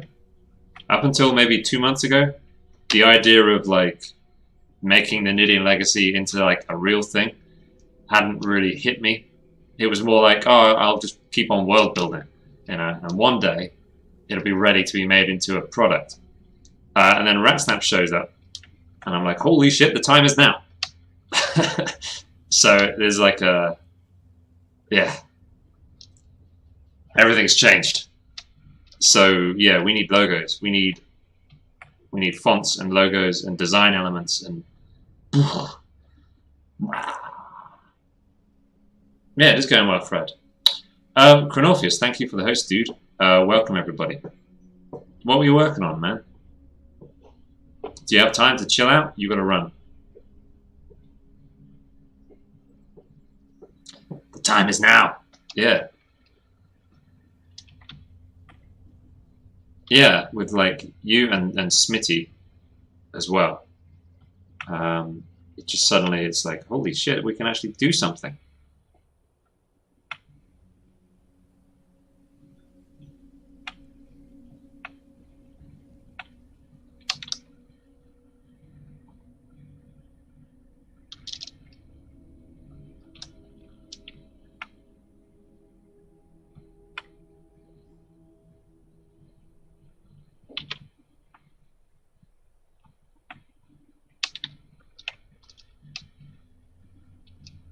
Cool, man.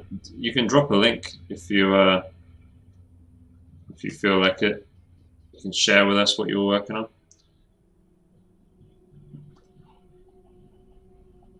I don't think anyone gave you a shout out. Oh, man, I'm gonna do it myself.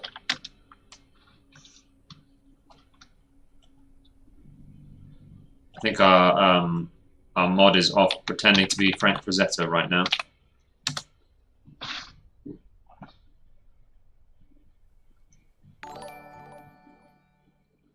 Maybe Yeti, thanks for the follow. It's just some poo-poo thing.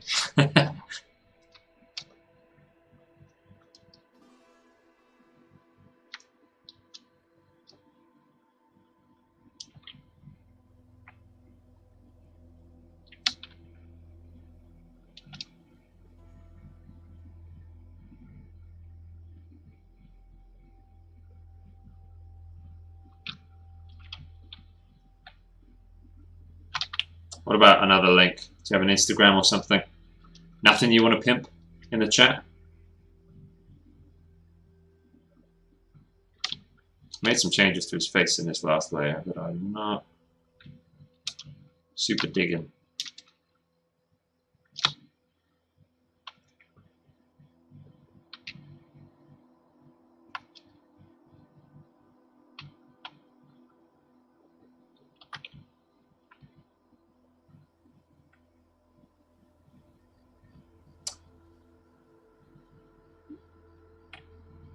Good stuff. Good stuff, David. That's awesome, dude. Yeah. That's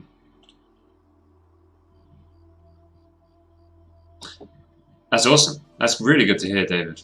Hell yeah. Really good to hear. What we're trying to figure out now is, this is, you know, Moose's next like concern is figuring out advertisement of that subreddit, because the issue is, I already feel inclined, you know, on my Instagram, for example, I already feel like I just, my normal thing, if I want commissions, I just say on Instagram, also, guys, I do commissions. But that's the subreddits, like, Moose is like, what's the right way to go around advertising the subreddit? Like, what's the right ratio of an artist advertising his own commissions versus advertising the subreddit? So we're trying to figure that one out. I don't know either. I'm not sure. But I do think it's worth figuring out for sure. Because I think the subreddit's going to work out if we can...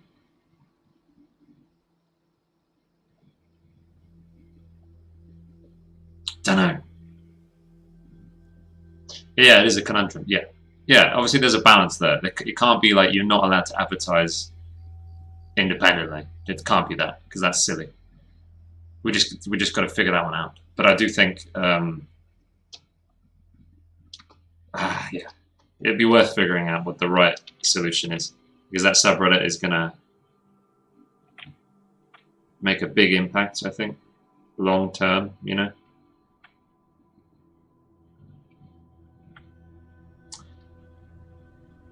She's talented, and her heart isn't poop. Nice poo-poo things.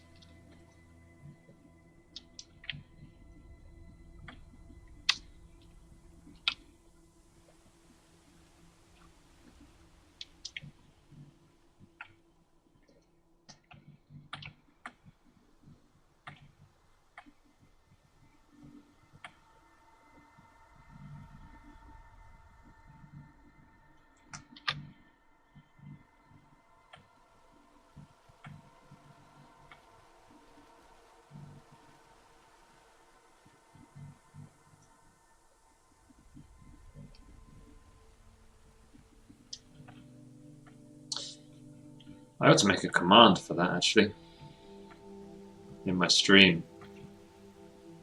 If anyone doesn't know what we're talking about, there's been a new subreddit created, r/fantasy artists. It's designed as a place to, for like fantasy artists, freelancers, and clients to meet each other. But what's special about it, because there are other subreddits that do similar things, right?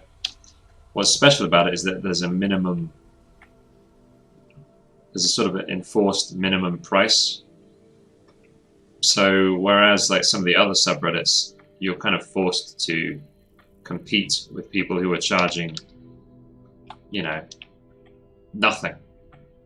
$5, things like that, who are charging very little money for their time. This subreddit, there's a pricing standard that you have to meet in order to be able to advertise in there, and in order to be able to answer any job postings in there.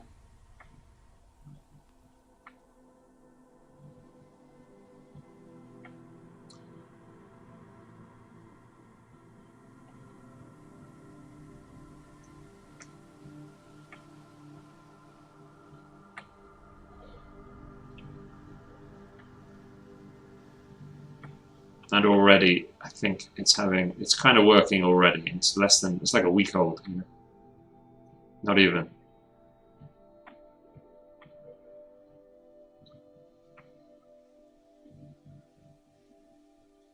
I think it'll become the place where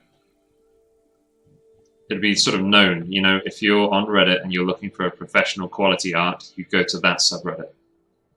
I think that's eventually where it'll end up being. If you're looking for budget art, you go to one of the like hungry artists. If you've got a tiny budget, you need something. But if you've got some extra cash to throw around, you want something high quality.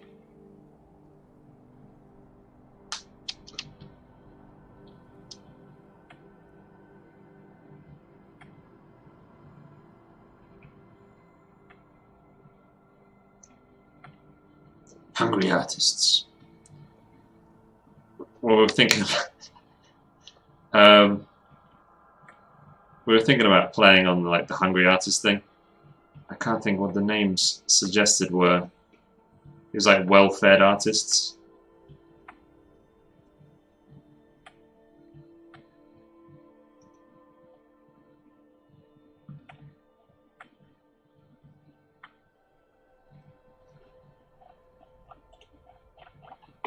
Wow. Yeah, we were thinking about like people suggesting the opposite of a starving artist. You know, calling the subreddit instead of hungry artists, calling it like well-fed, gourmet.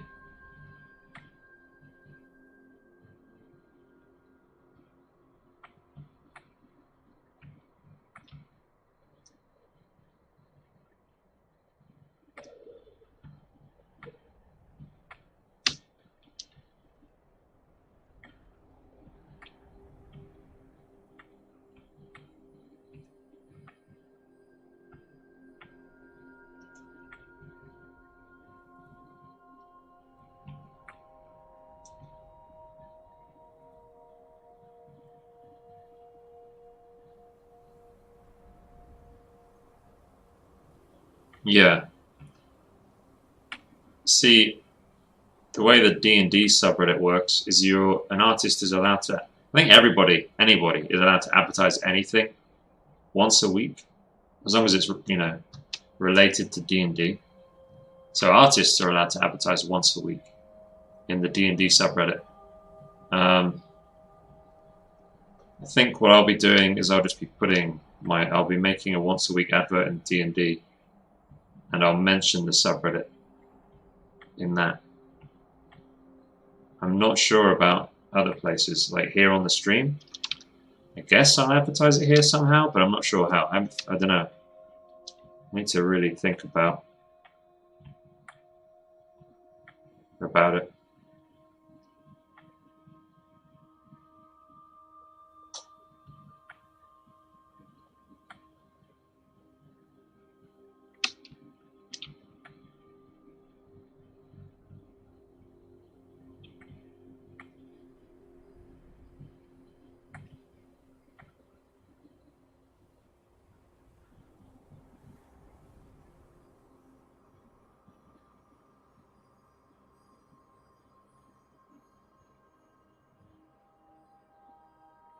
That's what, yeah, there's conversation about it right now. Or at least I read some today. When I woke up, there's some chatter, you know? He was asking, like, where was it? I can't remember where the discussion was.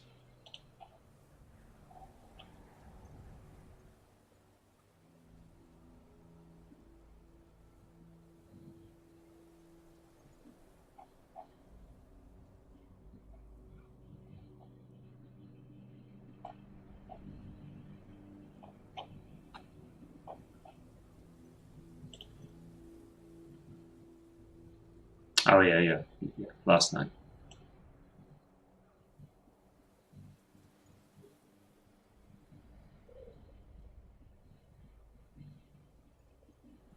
Really slaps.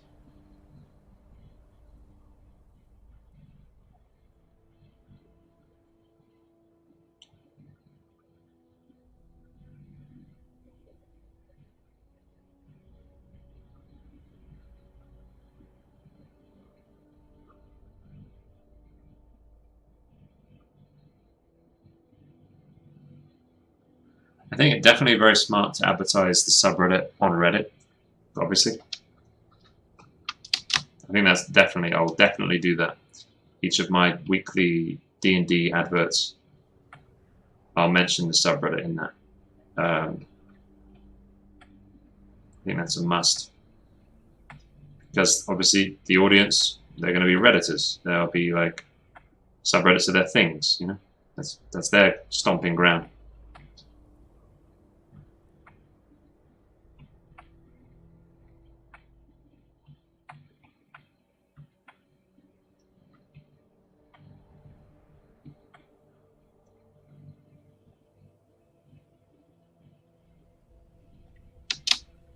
Yeah, yeah.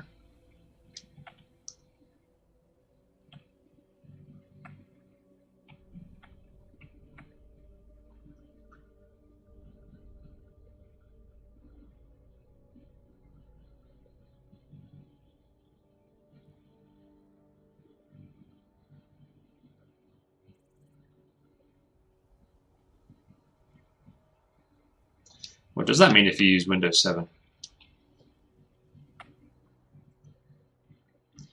Don't know. That's worth a Google.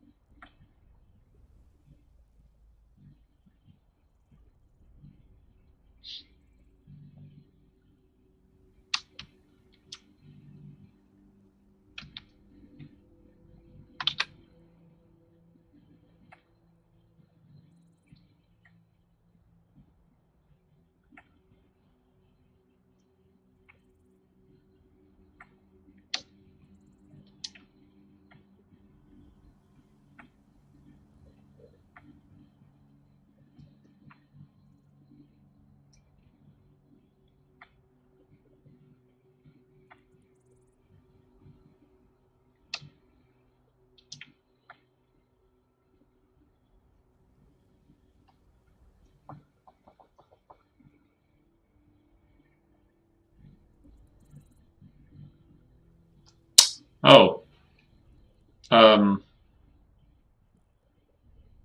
David, the subreddits that most people use. This would be really. I mean, you should definitely look into this if you wanna potentially increase your freelance earnings. Um,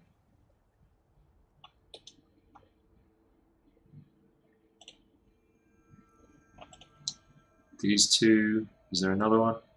No.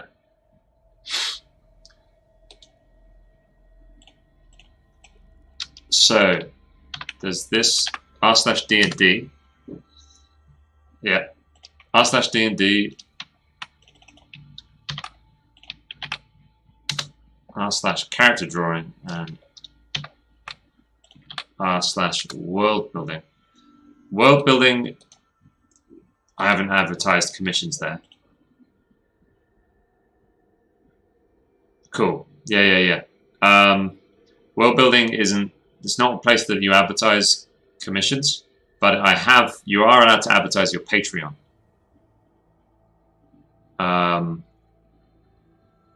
They're interested in world building. So if you're building a world and you're using Patreon to monetize it, or whatever, world building, it's a huge community, and they like art.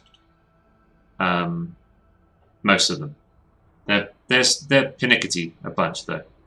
So that might be something you find interesting. It's not a place for commissions, really. I have had people, when you put up some badass artwork and you mention that you made it, some people, they do end up sending you PMs or asking you questions about your prices. But I don't think you really are supposed to advertise that you do commissions there. It's just like if you just, someone asks you, I think you're allowed to say, yeah, I do actually. Here's my details. Character drawing, you're not supposed to advertise. You just post your art, and again, it's the same sort of thing. You kind of people contact you if they want to try and commission you. And D&D, you can post once a week. Those three are the best I've found for myself, the best subreddits. The other ones are either too big to really make a difference, and it's more like a gamble, it's like total gamble. Or they're too small to really make much impact.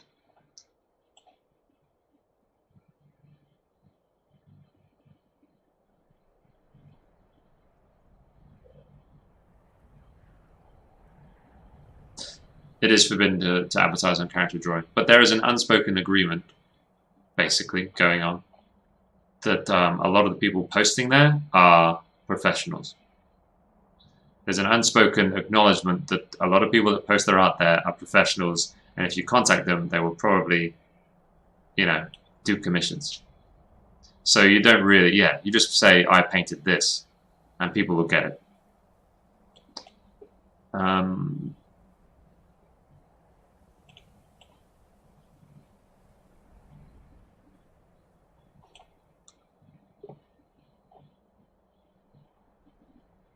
D&D, a good example is, well, here's Sam Peterson's. There you go, yeah, that's a really good one. This is Sam Peterson's in his weekly advert. Give him some upvotes if you feel like it. His description there, he's got like a little, you have to write like a little description. And then he just ends it with his adverts from all his different platforms, and then mentioning that you can, you know, you can send him an email. He could even say, if you're interested in commissioning me, feel free to shoot me an email. He didn't even mention like commissions. I think he probably should.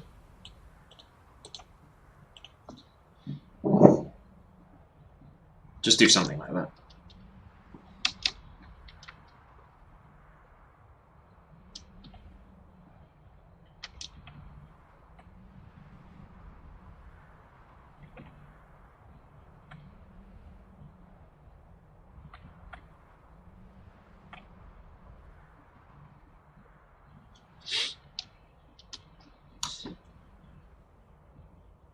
Oh, okay, awesome, RatSnap. Yeah, I'll play with it.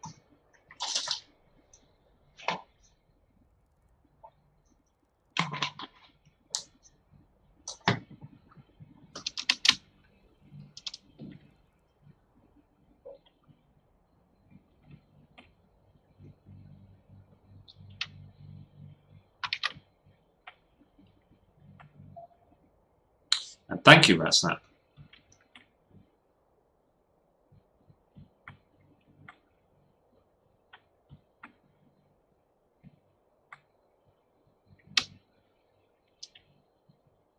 There's that skull. I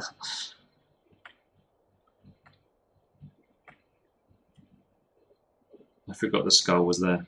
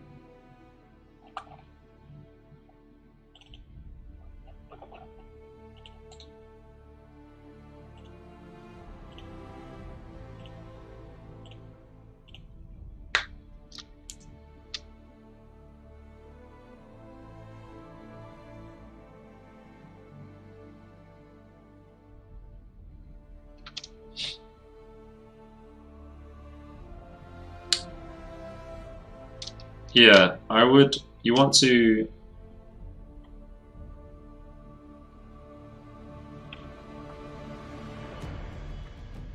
want to calculate what's sustainable for yourself, Nia.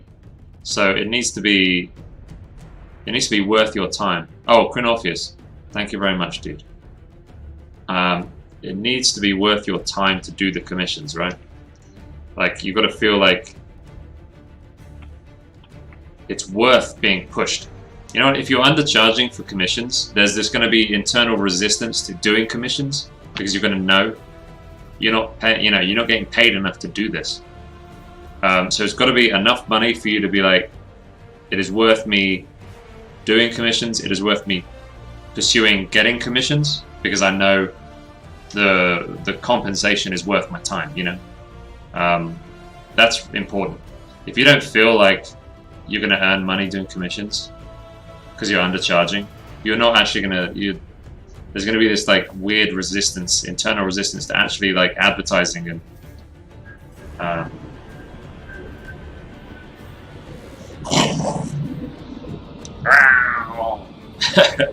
yeah, so that's step one, is making sure you are charging a reasonable amount just for yourself.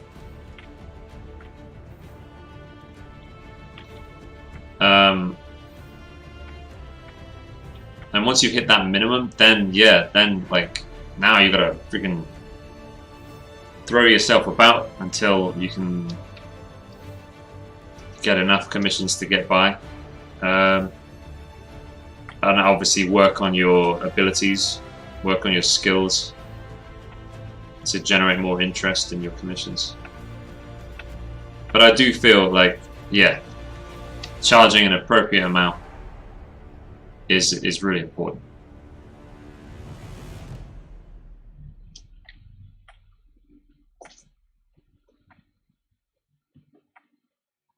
And not even from like for the market's sake, you know, for the other artists' sake. Part of me is like, yeah, it's cool that you know, you're thinking about everyone else in the you're thinking about the market, you're putting the market first, which is nice of you, but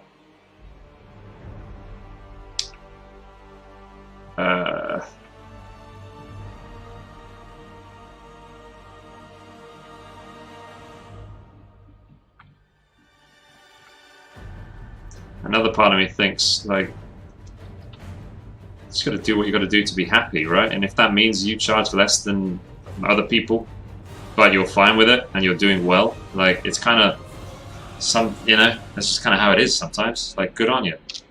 Like, you've got an advantage, so push it.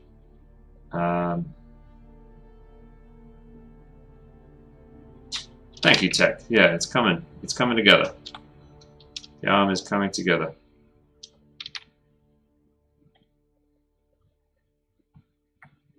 But for yourself, you've got to make sure you're charging enough money for it to be worth your time and for you to actually like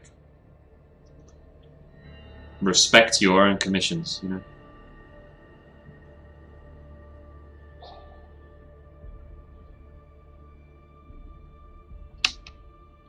Makes you feel bad. Yeah, I mean, I kind of I know where I know where you're coming from.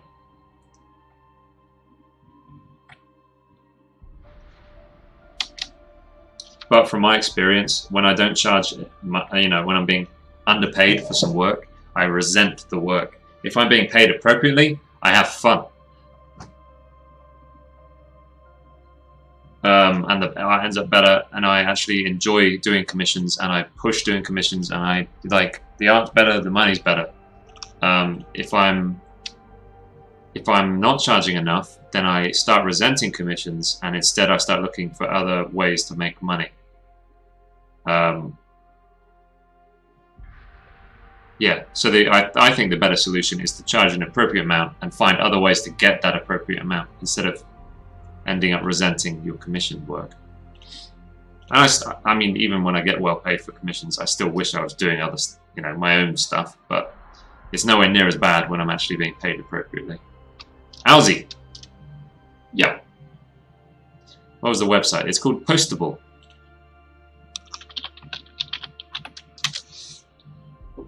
Postable.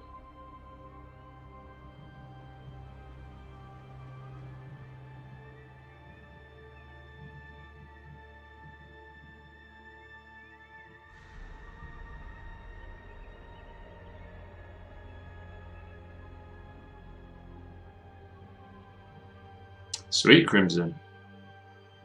Yep, that's going to be an important Reddit, dude.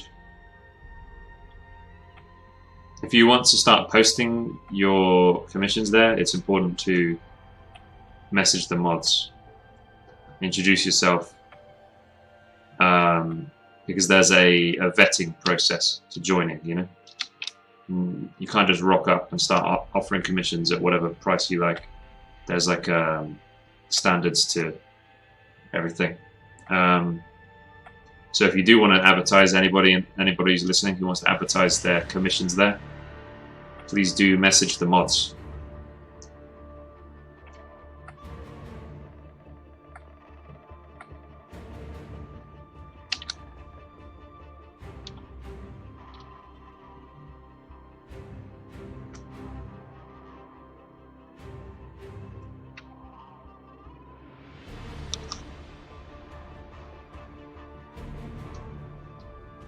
If you have zero income or tiny income, you pick tiny over 0. Yeah. It's just a mess. It's annoying. Yeah. Yeah. It puts you in this place where you're like, maybe commission's up for me.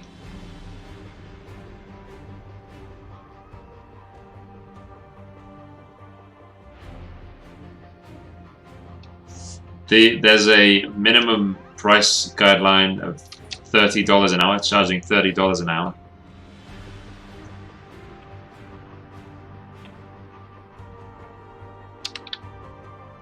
Crimson. I'm not sure what your portfolio is like. There's a minimum price of $100 and $30 an hour. You have to charge $30 an hour, and a minimum of $100 a piece.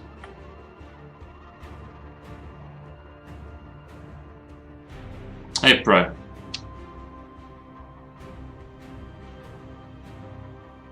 I hate commissions, now I'm forced to take them on. Right. Yeah.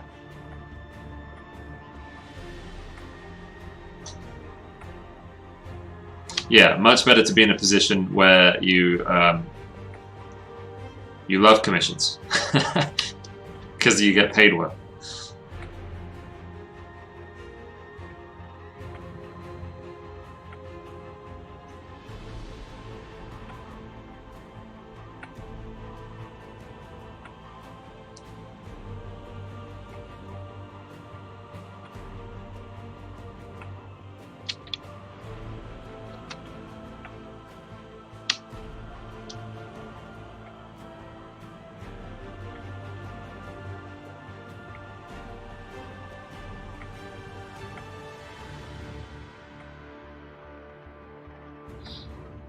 That can be tough though, because I know when you're just starting, you're like, I just want to draw though. Like, even if I am being paid badly, it's better than like not drawing for a living, you know? Yeah, I get you.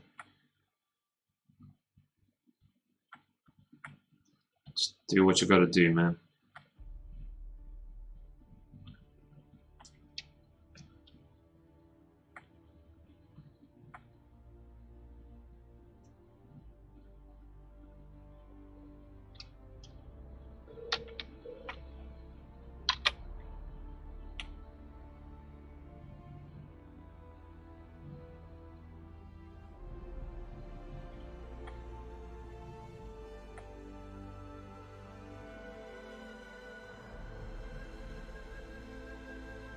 Alright, slaps. Have big fun.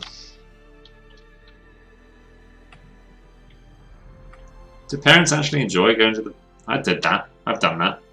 Going to the freaking park with a kid.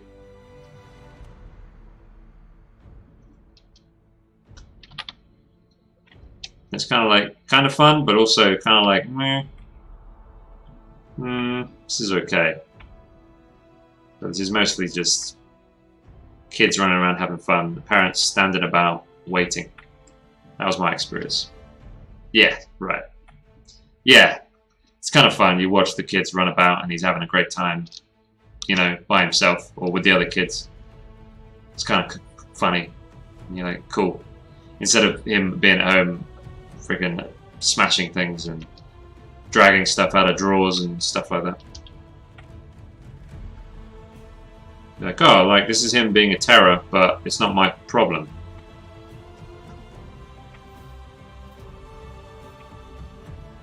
This is, interesting.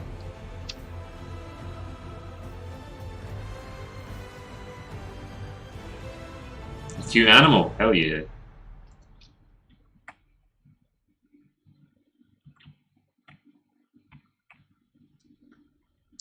Later.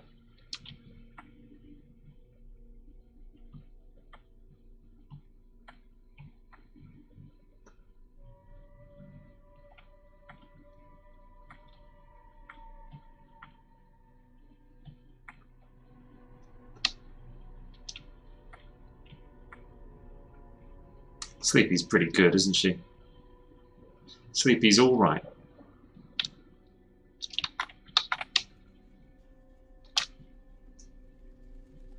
Yeah.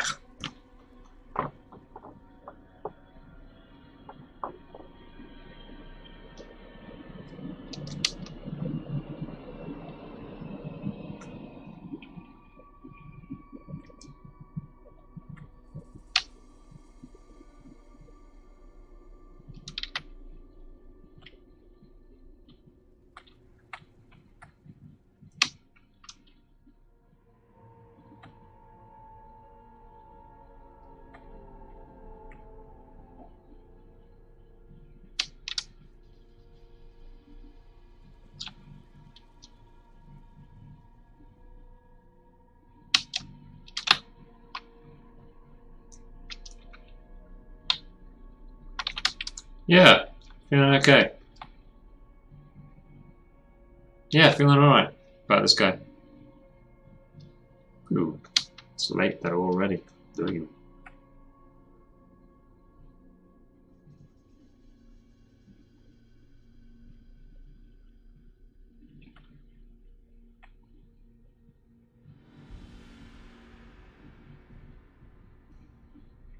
Can't wait till they're all done though.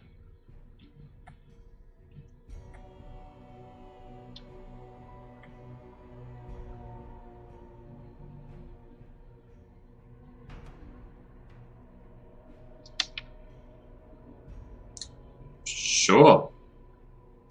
Go for it. As long as it's not like you're like the whole structure, everything's balked, and you're gonna have to restart it. If it's something that I can actually fix. If it's something I can't, you don't think I'll be able to fix, please wait till I'm done and then tell me.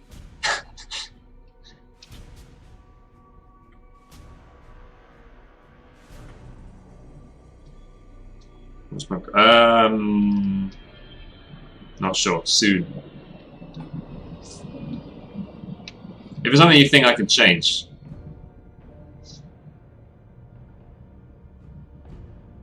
Depends what it is. Shit. Yeah, okay. Just go for it. Do it. Lay it on me, stud. The limbs. You think they're too stumpy?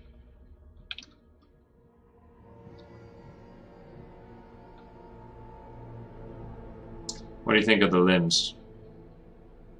Ah, his underarms.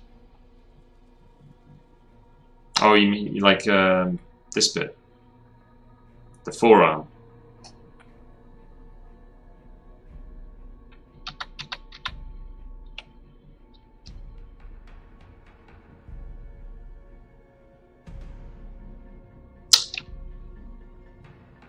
I kind of decided I liked it.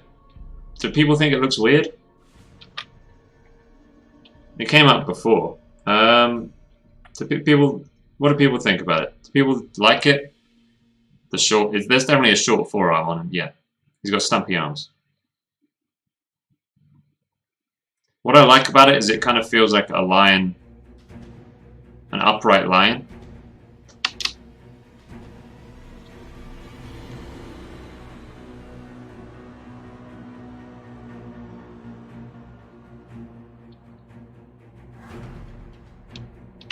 Yeah, I mean the reason I quite like it is it feels like an upright lion. You can make an overpainting, yeah, dude. Yeah, yeah. I quite liked. We had a discussion of the proportions.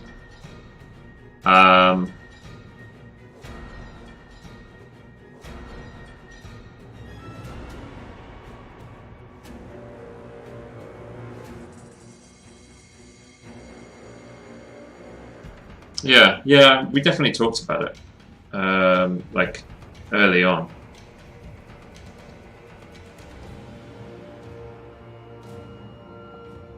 Same with his like rib cage. You know, he doesn't have a human rib cage. We talked about that too.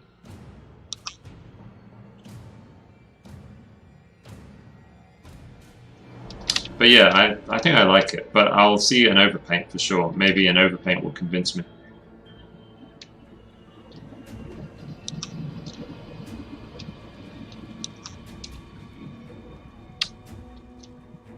An overpaint. I just said overpaint. It's because I was reading. No, paint over.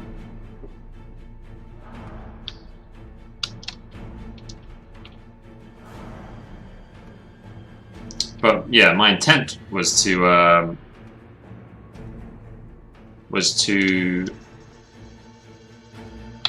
make it look like a lion that was just standing upright, kind of, a bit like that, you know, more of that, less like a anthro character and more like a lion that had learned to walk on its hind legs. That was my intent.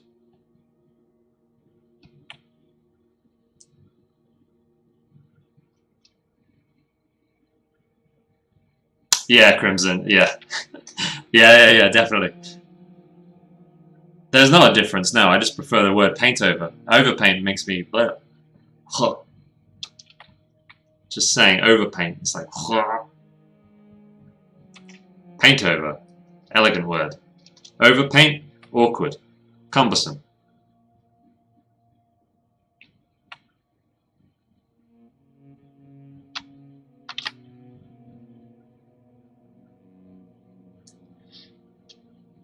Yeah. Go for it, dude. Yeah.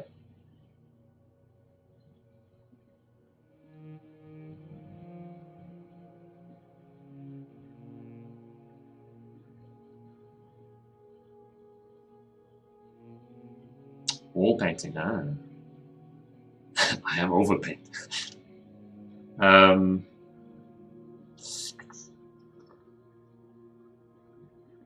What about the other blob arm? Oh yeah, it needs defining. It's one of those things that's like in shadow, so I leave it quite late. Yeah, I can kind of picture it, but I don't think other people know what's going on there.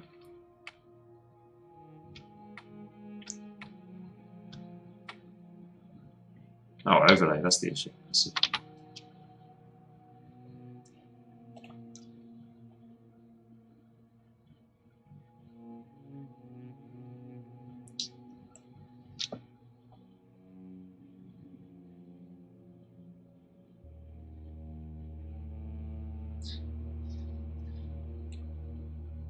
It look, yeah.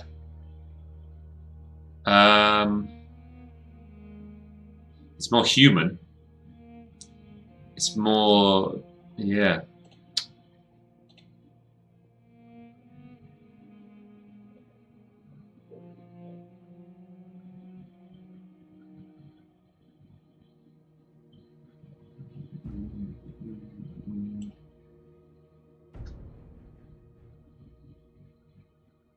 Overtake and takeover.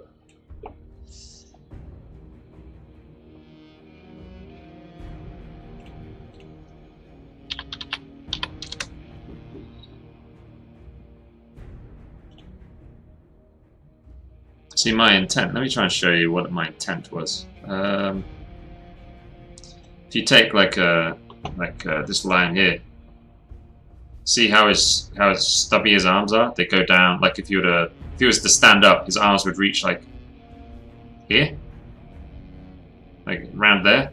That was the kind of thing that I was trying to capture. You know what I mean? Like not wrists down by groin. It'd be wrists at the waist. Around belly button, you know? It was that idea that I was...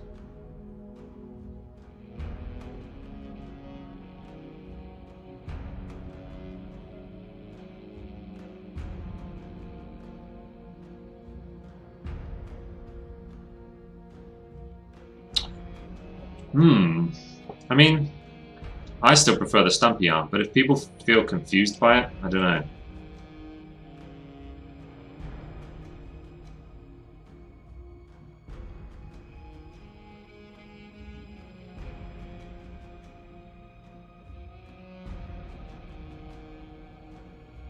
Oh, the elbow. So if I was to move the elbow...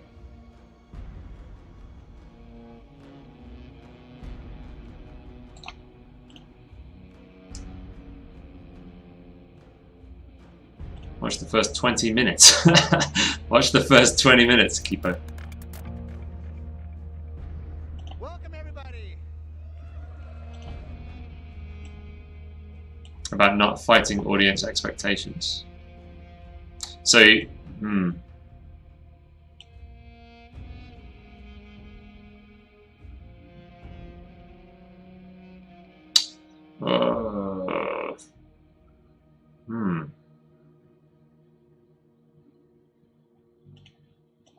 Yeah, I know what you're saying. I know what you're saying, David. If I was to move the elbow, would that change how things feel? Whoa.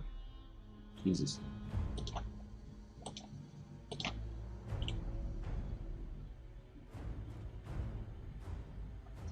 Yeah.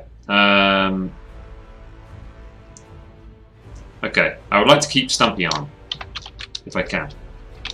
As long as it doesn't throw people off.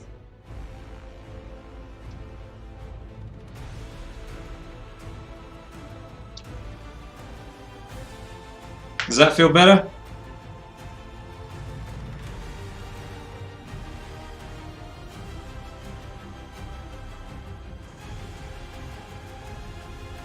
Yeah? Okay.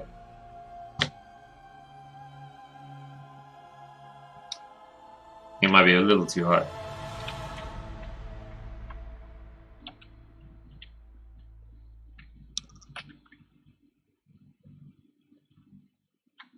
Yeah.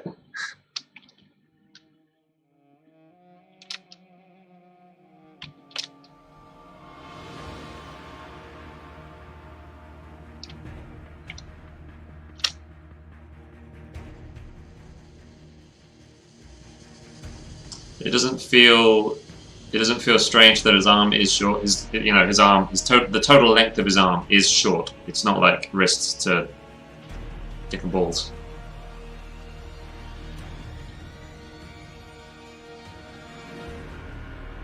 Fixed in 10 seconds. Okay, cool.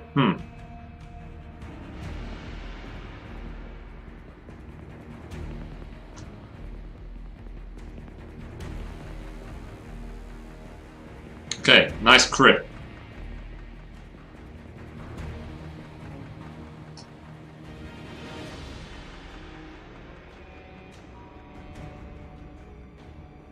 Nice crit, dude. Cool.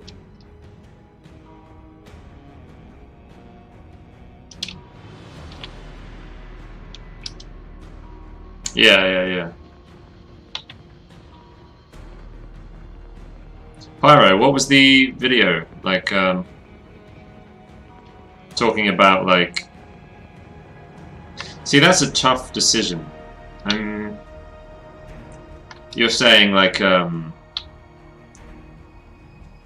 you're going to do anthropomorphic lions, kind of do them as people are used to seeing anthropomorphic lions. Like, I get that. Oh, no. Brutish. No, you're fine, man. It's cool. That's a tough decision. I mean,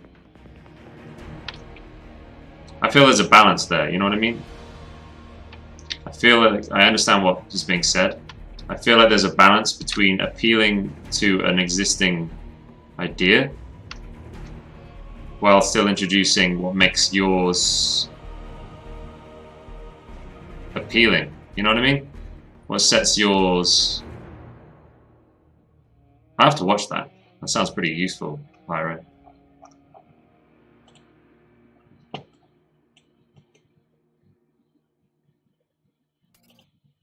I'll add this to my watch later.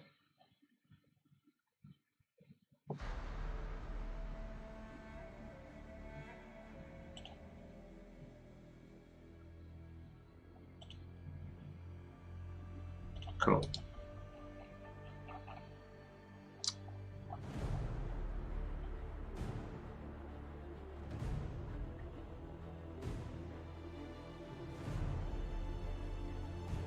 Just catching up.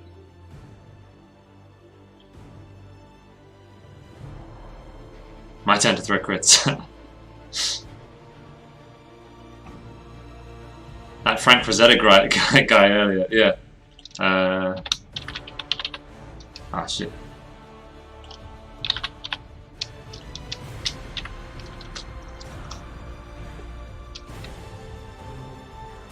I saw it on your Discord. Really? I haven't seen that.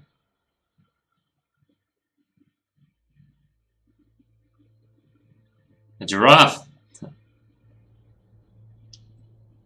It's an art talk.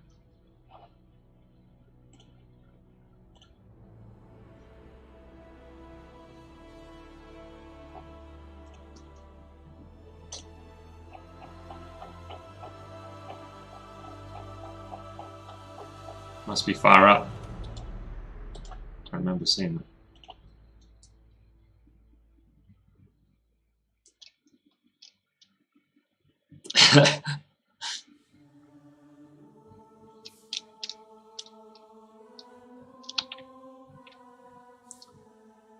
Yeah, I'd be interested to hear the Magic the Gathering dude talking about that specific point. Pyro. What's the exact?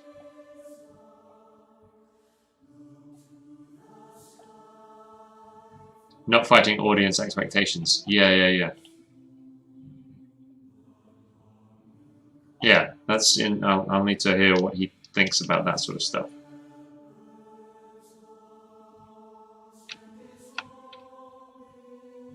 I'm just saying what I can keep from the new.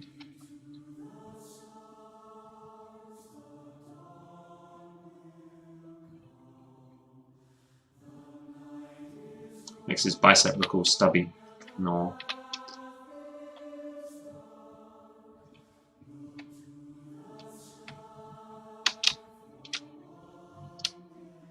Cool. Yeah, because that's something that's like I find hard to. You got to kind of feel out. You know what I mean?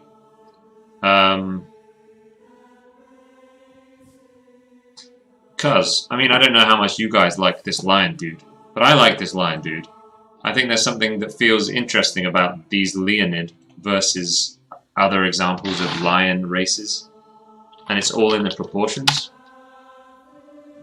Lion men. See, I don't know if it's I don't know. Oh, that doesn't work. Fantasy.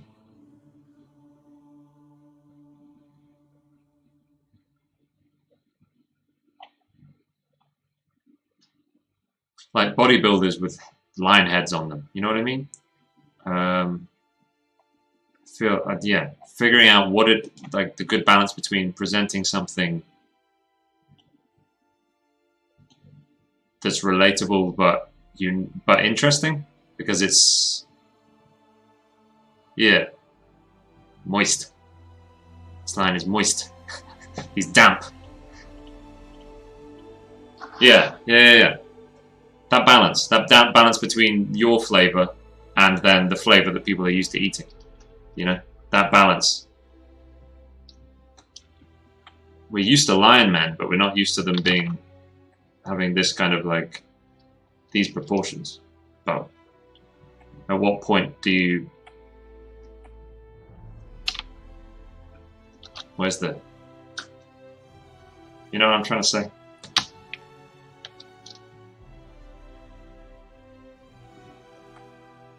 Yeah, that's sort of those ideas anyway.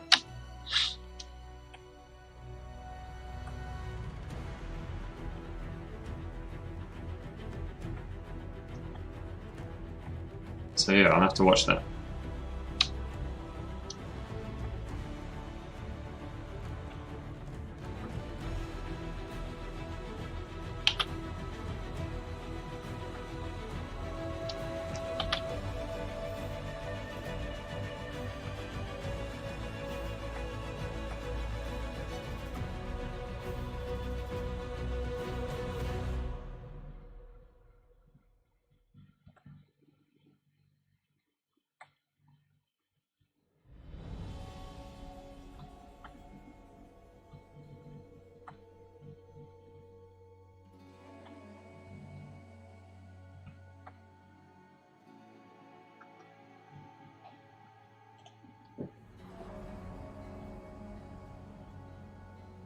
What's this?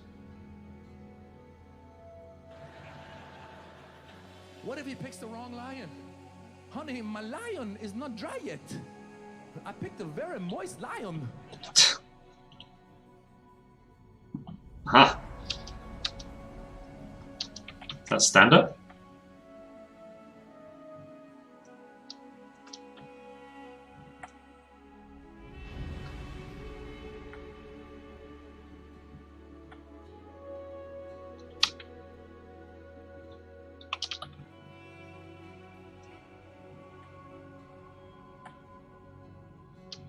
Maz Jabrani.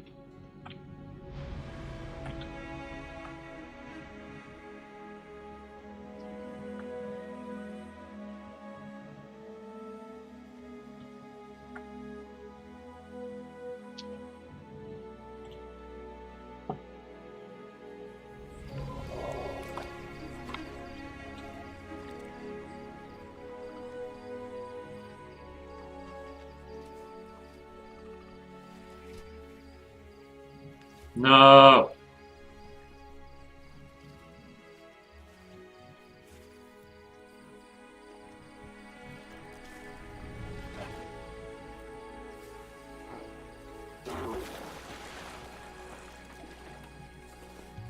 He's gonna drown.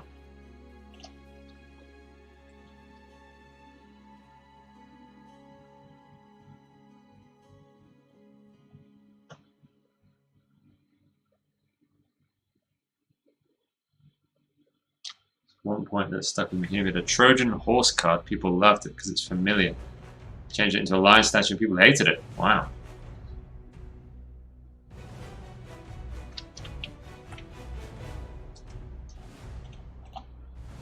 Christopher Walken. That's cool. Yeah.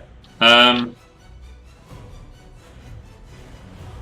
don't know. This point will stick with me, I think. That'll be something that I probably end up, like David saying, the upper arm and the lower arm, having them the same length. I'll probably end up making sure to do that in my, you know, the Leonid and the Hyanid pieces in the future. Because I think the way I got these proportions was I kept the upper arm the same length as a human arm, roughly, and then just shortened the forearm, you know.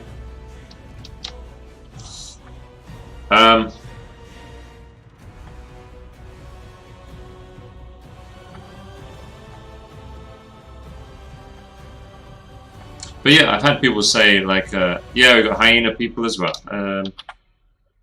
I have to double check the proportions of the arms.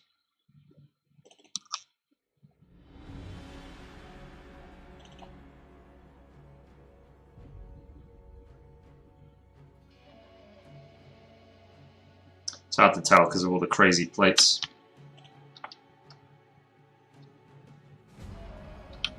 They got stubby arms as well, as you can see.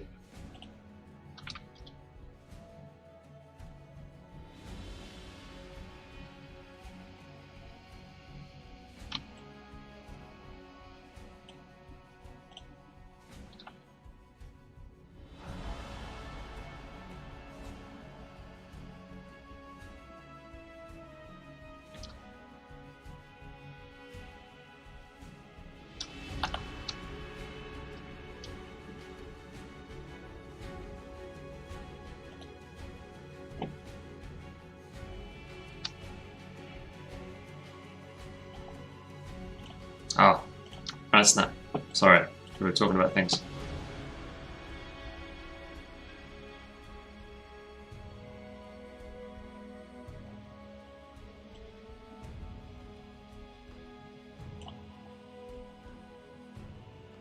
What's the problem, Ratsnap? This looks awesome.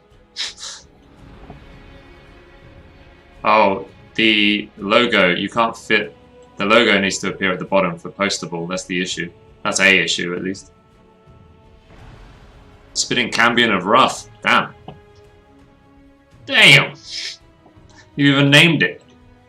I hadn't come up with the name for it.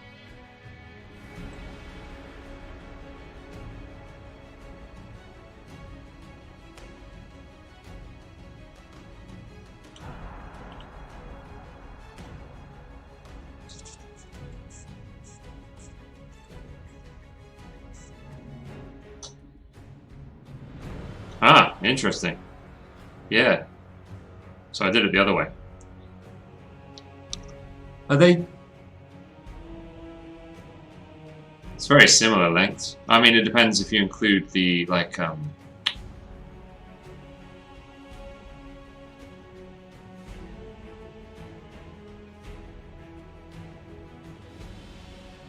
yeah, interesting. Oh well. It's one bit of art.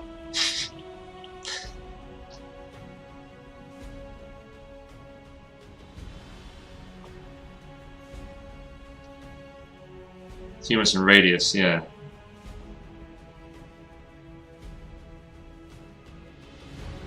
So the ulnar is like...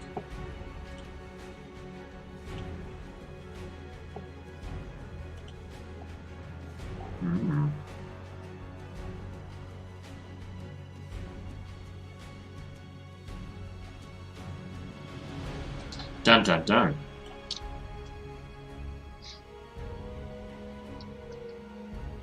Moose!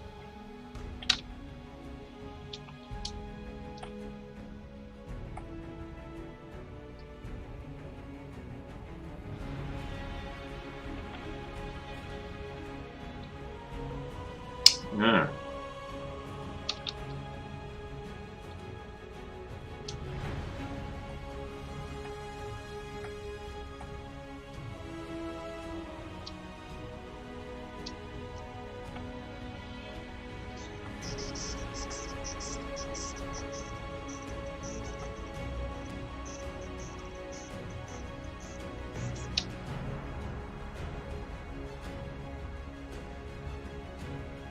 Not sure. What's the high pass finishing trick?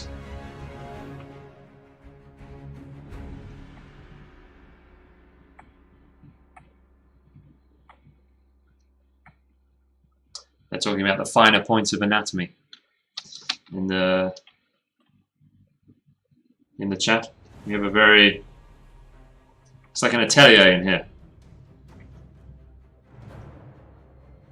Anatomy battle, round 1. Fight.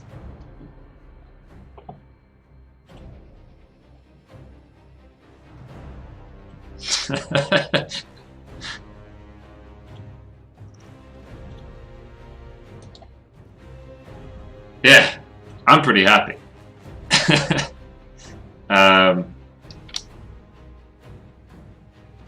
But I can see, like, if someone's like, that's not a line. Like, look, there to there is equal to there to here.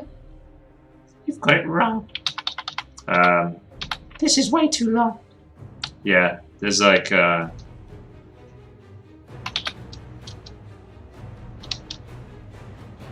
a lot of ways to rip this to bits.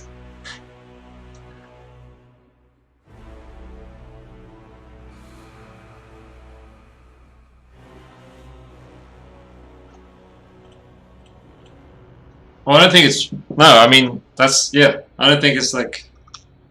I think it's like you do you, man. For sure.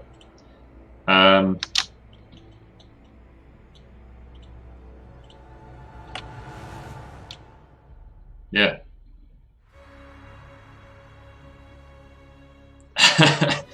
It's my Mr. Bubs. It's my Mr. Bubs voice. Ah, Mr. Bubs. Okay. Moose. Merge layer. Filter. Other. High pass. Okay. Radius 10%. Oh, the... Oh. Oh, I've seen this kind of thing. I didn't realize it was high pass. I've seen this sort of thing. And it adds, like, it's like, sort of like sharpening. But... Huh. You gotta play with the radius. I think my radius is too high. So it's a way of giving your brush strokes almost like a traditional texture. Yeah.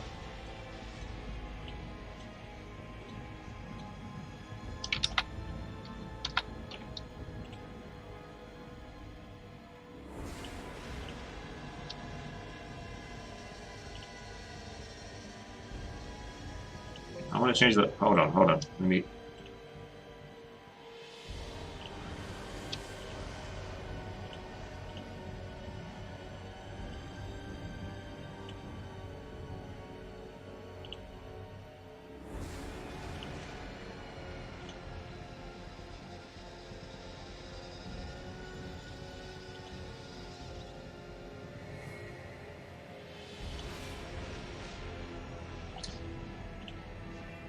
I've seen this sort of thing done, but it took a few more steps when I tried it before. The way I saw wasn't using high pass, it involved like a bit more finicky messing around. This is a much more elegant way of pulling it off. Ah, well thank you Moose, I might end up playing with that a little bit.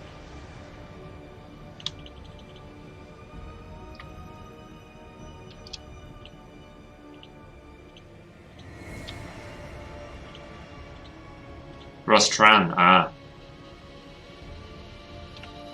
Yeah, the way I saw was using something else. It might have been...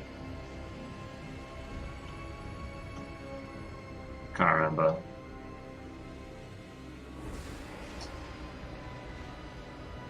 Which, Oh, it doesn't matter. Yeah, thank you, Moose. Yeah, I'll play with that. Yeah, the way I saw it, maybe it was in Boss and Beveling or something. I can't remember. But that's way more elegant. Maybe it was Sharpen with, like, directional... Yeah.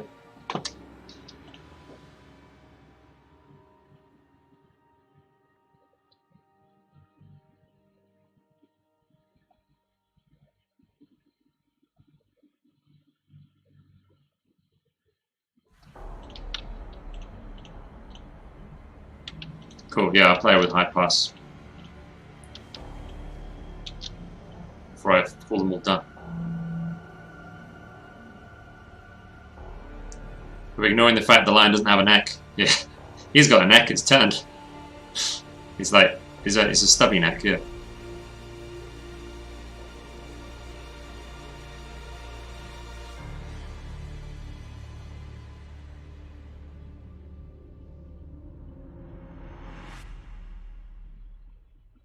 Alright, David. Cheers, dude.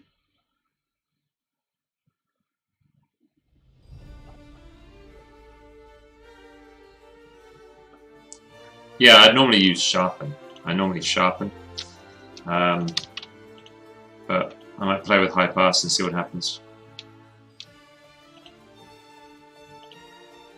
I prefer it now as well, with the longer forearm. I'm glad I didn't have to lose the stumpy arms though. I like stumpy arm. Stumpy arm lion.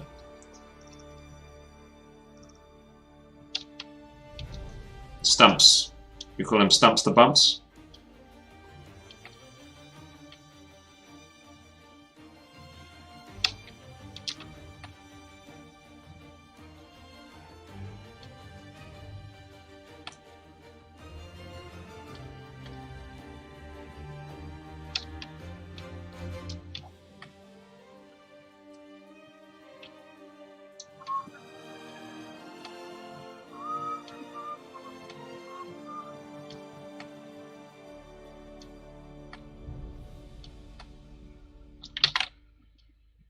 Moose. Moose, moose, moose, moose, moose. I'm trying to figure out advertising the subreddit. I'm trying to figure out what on earth should my protocol be. Yeah,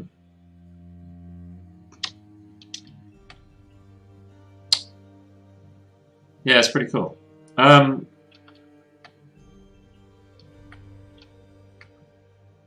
feel a little bit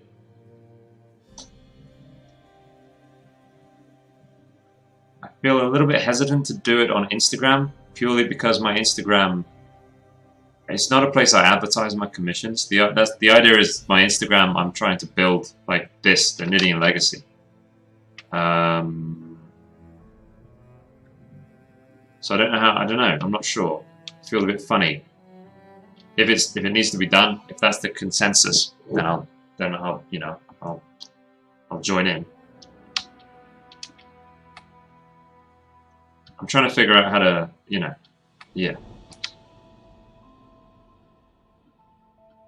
I'm trying to figure out how to advertise it without feeling like I'm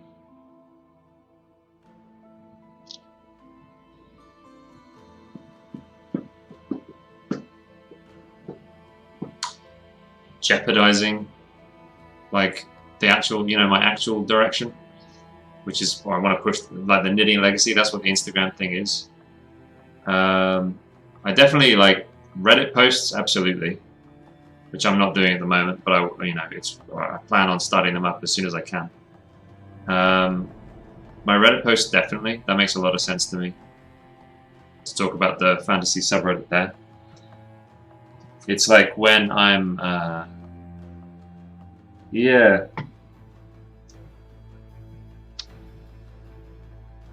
I guess it's what you guys would be happy with. Because what I'm really trying to push is things like my Patreon and my stream. You know what I mean? It's not commissions. So I feel a bit, yeah, I feel like the other guys, they see me pushing my Patreon and my Twitch, and they're like, Chris doesn't do enough to advertise the subreddit. It's because, you know, that's the reason. And I don't want to, I don't know, I'm trying to figure out how to balance it so everybody's happy. Everybody's okay.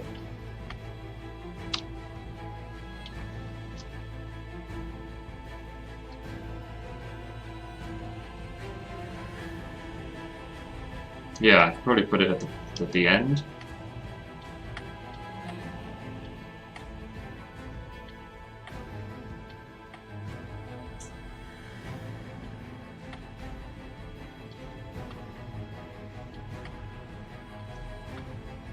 And just going before the hashtags, right? I don't know if this is a public conversation. I don't know how you feel about talking about this. I'm just thinking things like frequency of adverts and things like that. Should there be like an enforced or at least an encouraged frequency of adverts on the various members? Say one guy puts an advert in every single Instagram post he does, but he only posts once every 2 weeks, whereas another guy only puts it in, you know, he posts like twice a day, and he only puts it in, you know, I don't know, one a week. He's still posting the advert twice as much as the other dude, but on the surface it's going to feel like, oh, he's not advertising the subreddit very often. I'm just wondering, should there be like a, because the monitoring the Reddit thing is like, yeah, exactly, yeah. Monitoring the Reddit thing is easy. You can just see, or you can only advertise once a week anyway, so we can keep tabs on that. Super simple. It's just like, look for his latest advert. Does it have the Reddit in it? But things like private, yeah, Instagram accounts, Twitter's, streams. Just wondering what your thoughts are.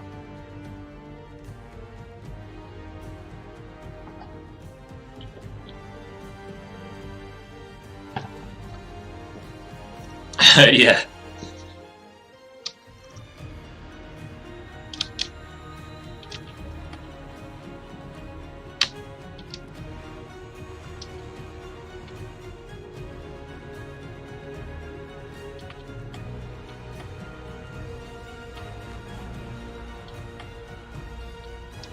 Hey Enzo. Well, yeah, I'm very happy to. I mean, yeah, talking about it here, easy peasy. It fits. Talking about it on the Discord, super easy peasy as well.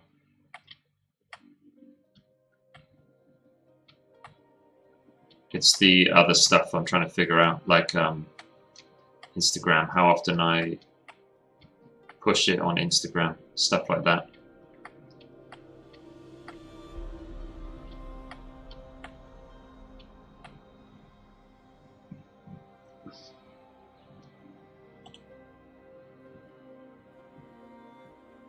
Enzo, your drawings you've been doing? I don't remember what your last drawings looked like. These look like, I was like, holy shit, Enzo. God dang.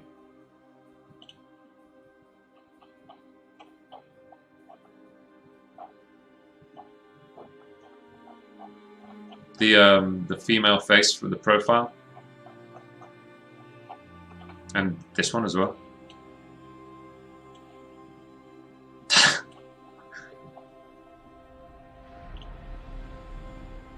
I don't know, they feel like, and the bird especially, I was like, what?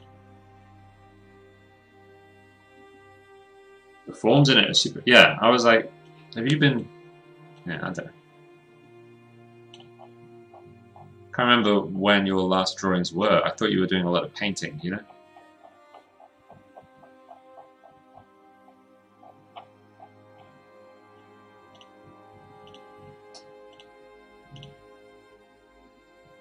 Alright, Rat Snap. Dude, I love this. What do you guys reckon to this thing that Ratsnap just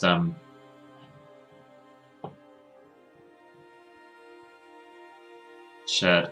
The idea is this would be like a 5x7 postcard. It would have the art with the like spitting Cambion of Wrath card 1, and you know, this sort of thing on one side. On the other side, it would have D&D rules.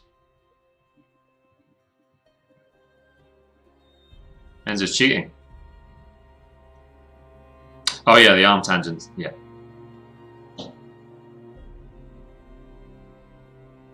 I think it looks real good. I mean, it needs refining. This is literally Ratsnap grabbed this guy. He found like the skull and stuff. I don't know how he found it, but this was the thing I doodled ages ago, and he just threw it all together. The font that I recommended.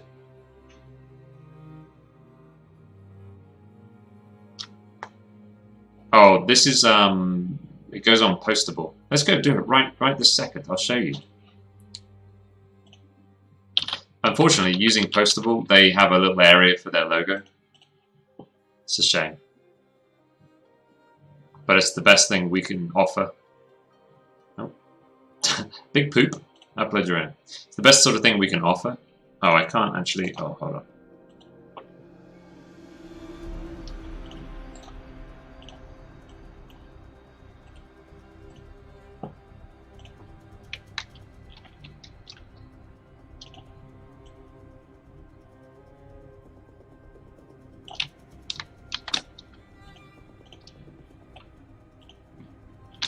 The best sort of thing we can offer. It's basically an automated system. You upload the design to the website, upload a list of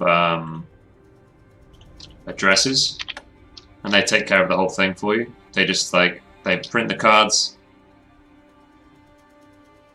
Oh, I've done it now, but I guess I'll grab them.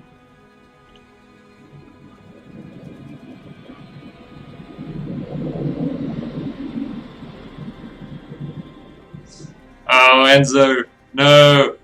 I don't want to. Yeah, he donated $1,000 to an art streamer, $1,000 the other day, and I was like, fuck. Yeah, I feel like I want $1,000, a little bit.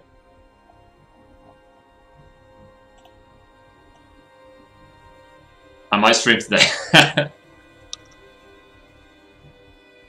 Yeah, gotta set it up.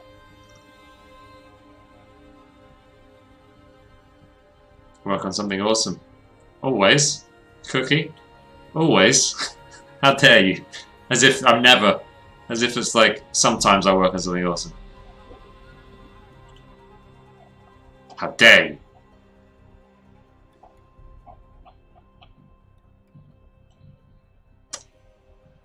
It's taking a while to load these. Work on Tiamat again. Kappa. Why is it? It's taking ages to load up. Are they huge? What's going on? Ah, there we go. Did it.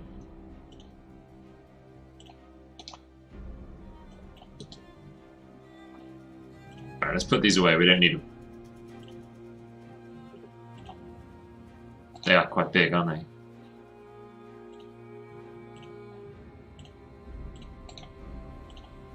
Getting there, guys, getting there. Can be inside 1.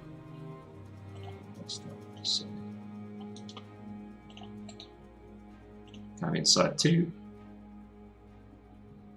Okay.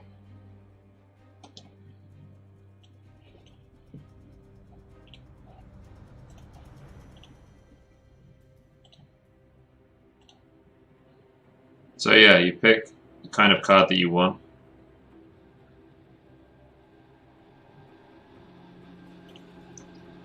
I want it in an envelope.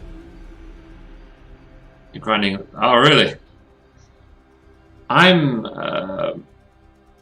forget about your usual scribbles. Yeah, I'm really juggling in my head, like what to do about places like DLive and stuff. At this point, I'm not even thinking about D Live. It's like more like, do I really want to put all my eggs in the Twitch basket? Where's desktop? Jesus. I need to clean up my local disk.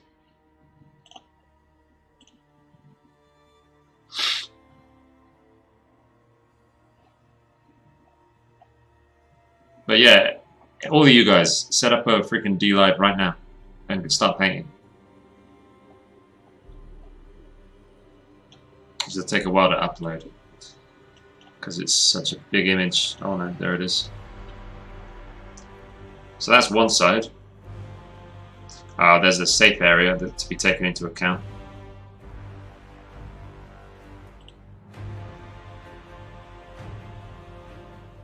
I'm doing it right now. I feel like I should just stop the stream and start up over there right this second.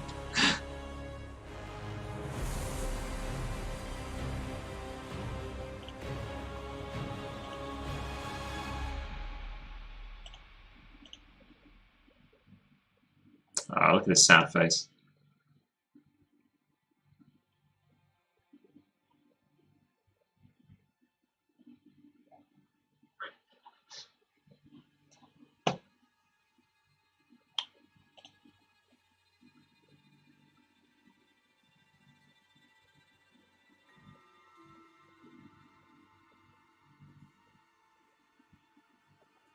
Oh, that's the front.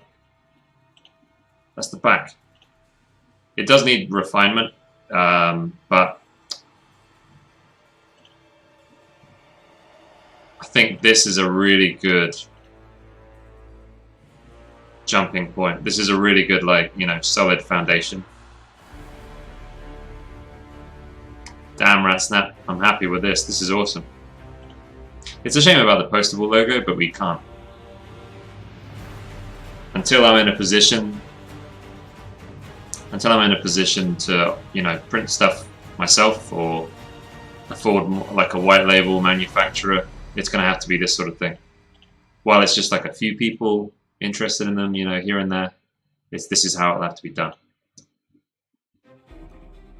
Yeah, the text, got to figure that one out. Maybe the text goes on the back. Maybe the front is just art, and then the back is like all this stuff. Maybe there's like a plate, or like a small plate or something, like a logo more kind of thing. We can play with it. These are awesome. This is badass.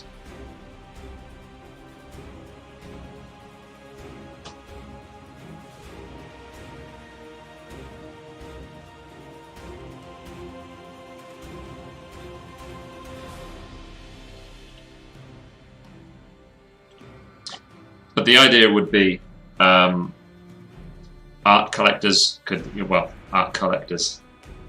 Dudes who just want to have postcards with my art on. Like one side is for them and the other side is for D&D players. So it kind of doubles up, you know. And also it adds some flavor to the art. If you're just collecting the art, it's kind of cool to be able to see a bit of like, just a bit of, you get to know what the creature is, right? Just by learning about its abilities, even if you don't play D&D. Yeah, I'm hype about that. I mean, I could Kreskar, but then I'd have to do them all myself. You know what I mean? I'd have to do it. I'd have to go and find a printer and then post them all from Thailand. If I use Postable, I just need to make the card, upload it, and then put in the addresses, and they handle everything else.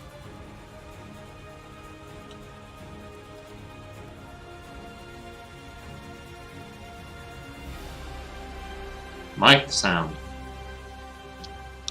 Not sure. Is the microphone sounding different? I mean, Kreskar, that's yeah, I mean, eventually we'll see how it goes, right? This is the easiest way to, because this way I can just, if it's 2 people, you know what I mean? I can just do that easy peasy. if it ends up being 100 people that want these, yeah, that would be cool actually, Kreska. That would be really cool. But yeah, if it was like 100 people that wanted them, then I'd figure something better out. But it, you know, for now it will be doing this.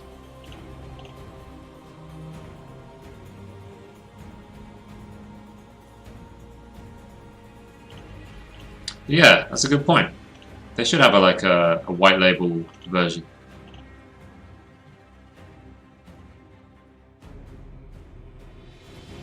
Sounds like a Kickstarter. Yeah, definitely.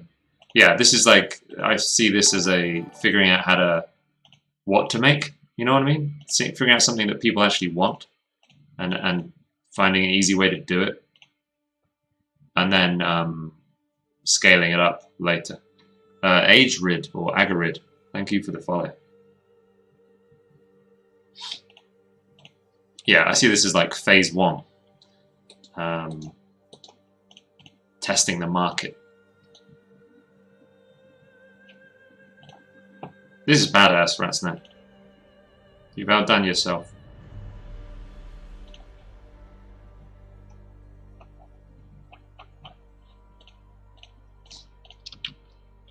Shit, so PewDiePie's handing out money in like 45 minutes. God damn. Yeah, he gave an art streamer $1,000 the other day.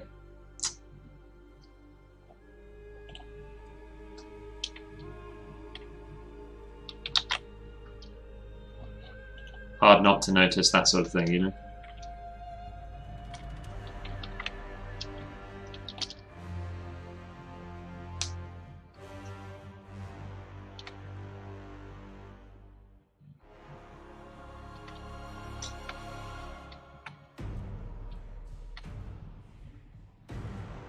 One hour and 6 minutes. Oh. Stream on DLive until they stop giving out money, then come back to Twitch. Shit. What do people think? What do you reckon? I've been planning on trying out DLive anyway.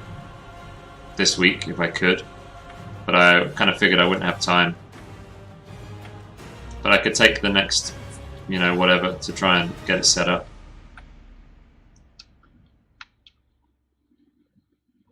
Alright. Is it Agarid or Age-rid?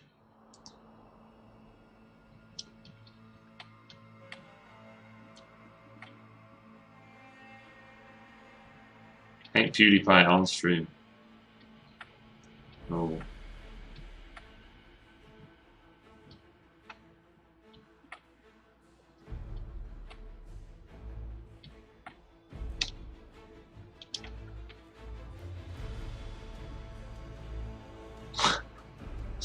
Yeah.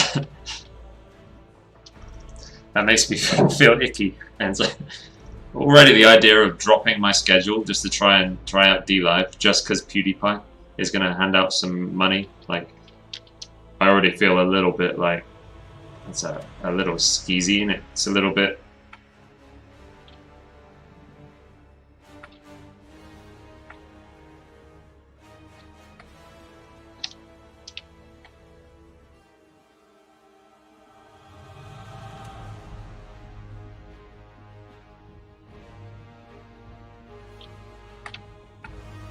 On the other hand, I do want to try out DLive.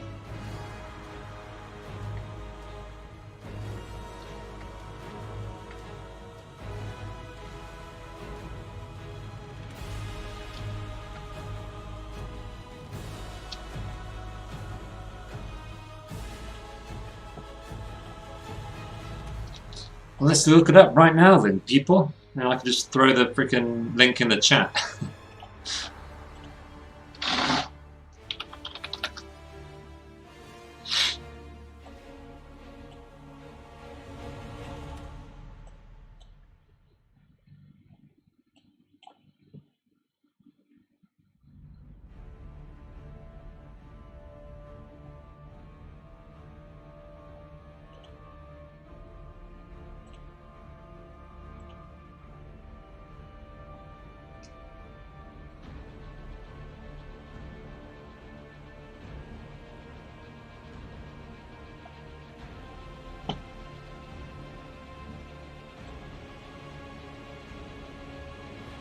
Sit this chance out. Ah. Okay, so I need to put in the title and stuff. Let me just copy it from this, yeah? DnD Races, exclamation mark. Copy. Hi, y'all. Language, English. Art. Bad words filter. Chungus. Replay thumbnail. Do I have to put a replay?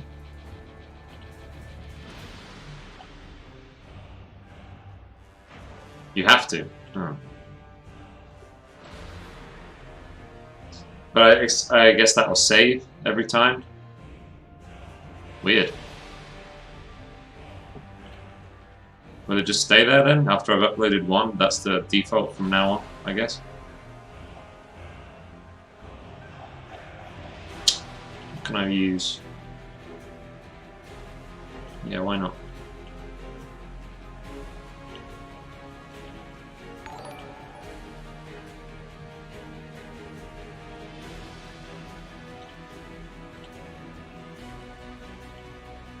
Asploid. Thank you for the follow, dude.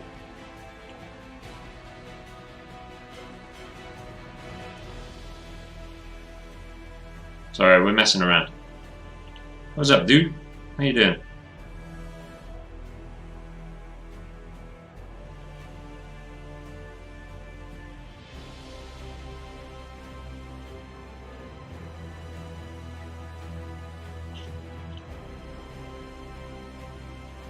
Breakfast. Ah, that looks like ass. God damn it.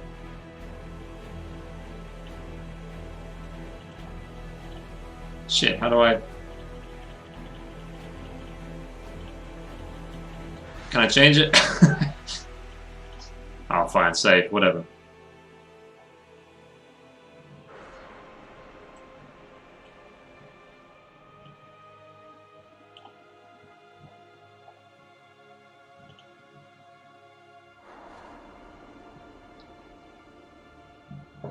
Well, well, well.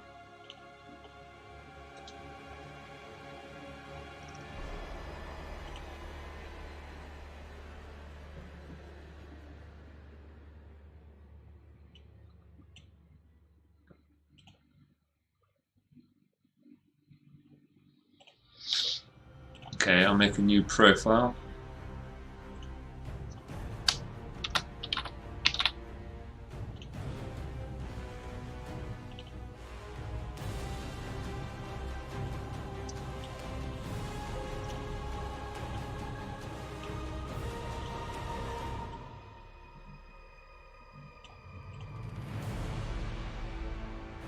You have to hit encoding server information. Once you hit save, the button's yellow. Yeah.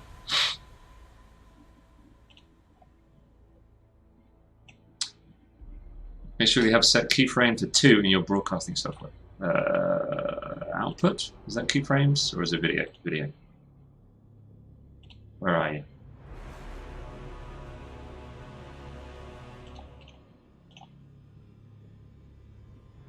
Keyframe 2. Sorry, everybody. You might be bored right now. We're about to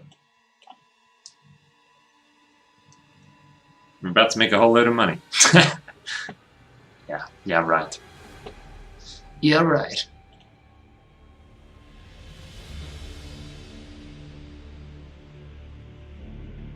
Okay. So I put keyframes to 2 and then I just hit.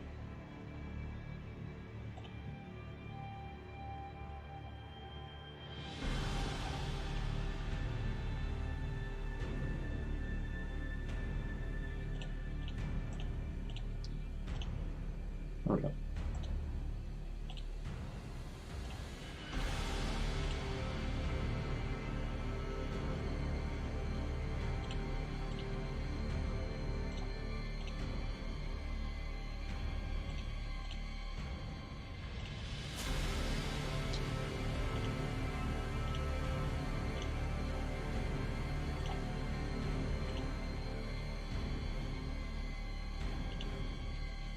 camera thingy.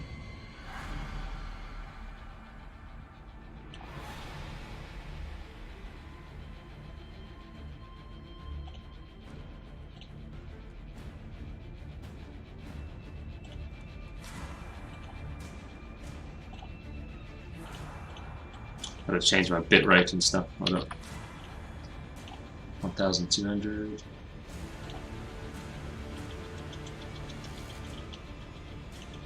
Just making sure the new profile is set up the same way. High quality.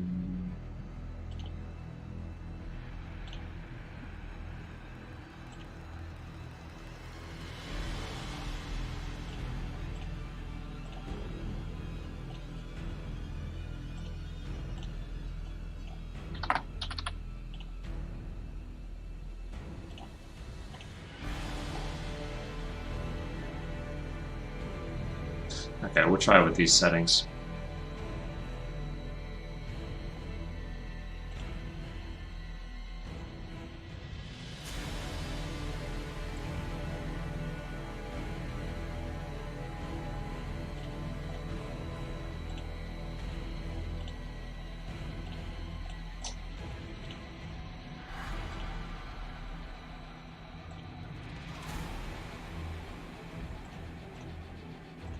Service custom.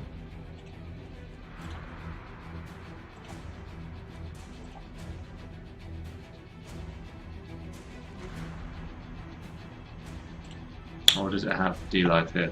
Oh, it's got D-Live, sweet.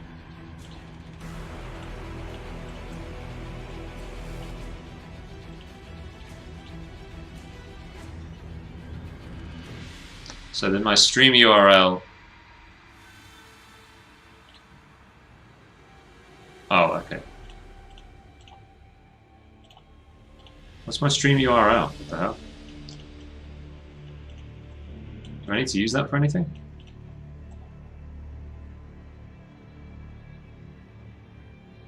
Oh, I'm trying to kind of try and use 1200. That's just my normal.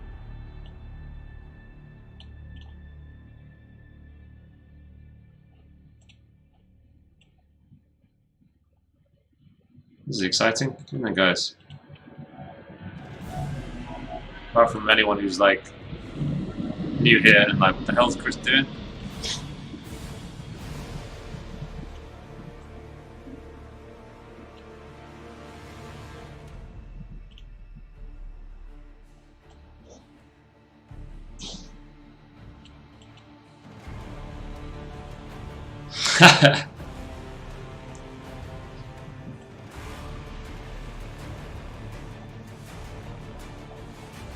Moose.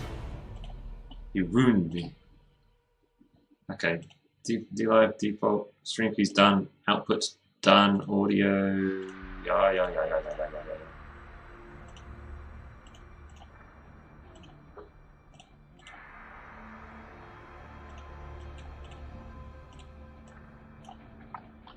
Hope this is okay. Hope this works.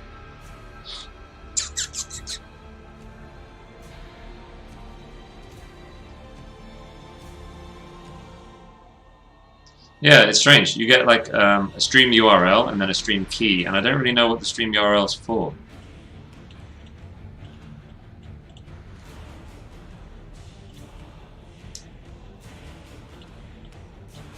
Should we just try it? I've got another OBS up and running. So what I'm going to try and do is have both streaming. The stream's going to die basically because it won't be able to upload very well.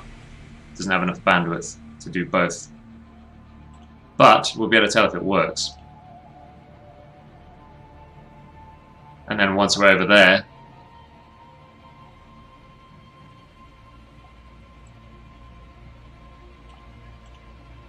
I don't think it is. If you look at it, it's like it looks like a universal stream URL. It's not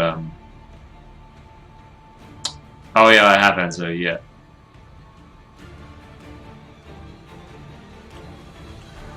D-Live is under. If you say show all, it's under show all, dude.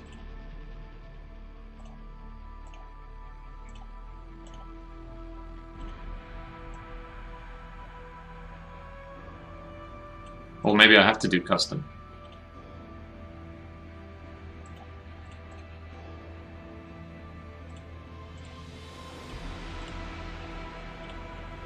Oh, is that what it's trying to say? Oh, okay.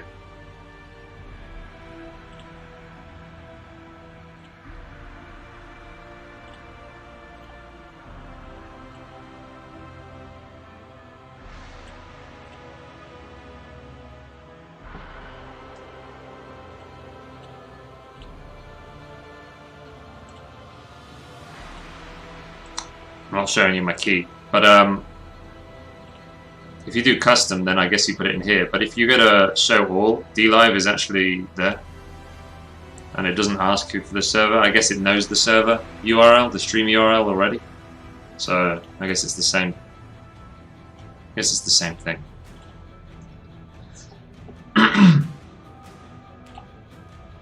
I guess it's exactly the same. You just type it in yourself. Ah, I see.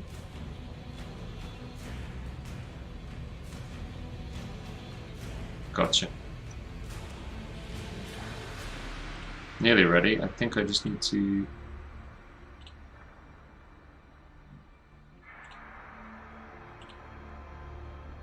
Is this going to kill the cam in... No, I'll have to... Once we switch over, I'll have to add the webcam back in. Okay, alright.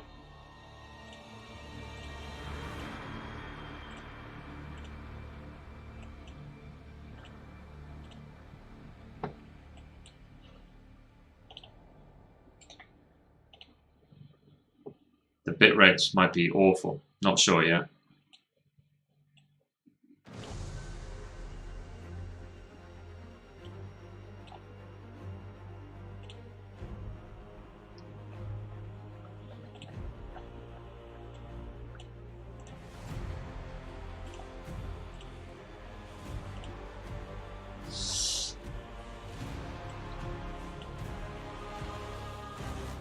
Oh.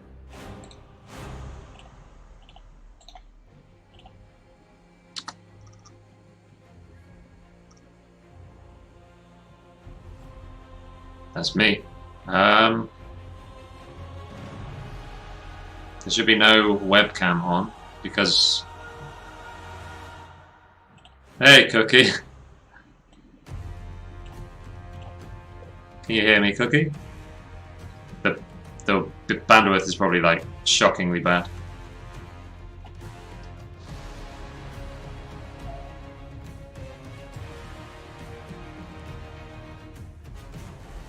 Oh, dude, all the follows.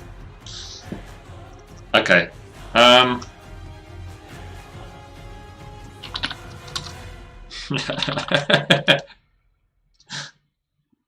So what I'll have to do is stop the stream on Twitch.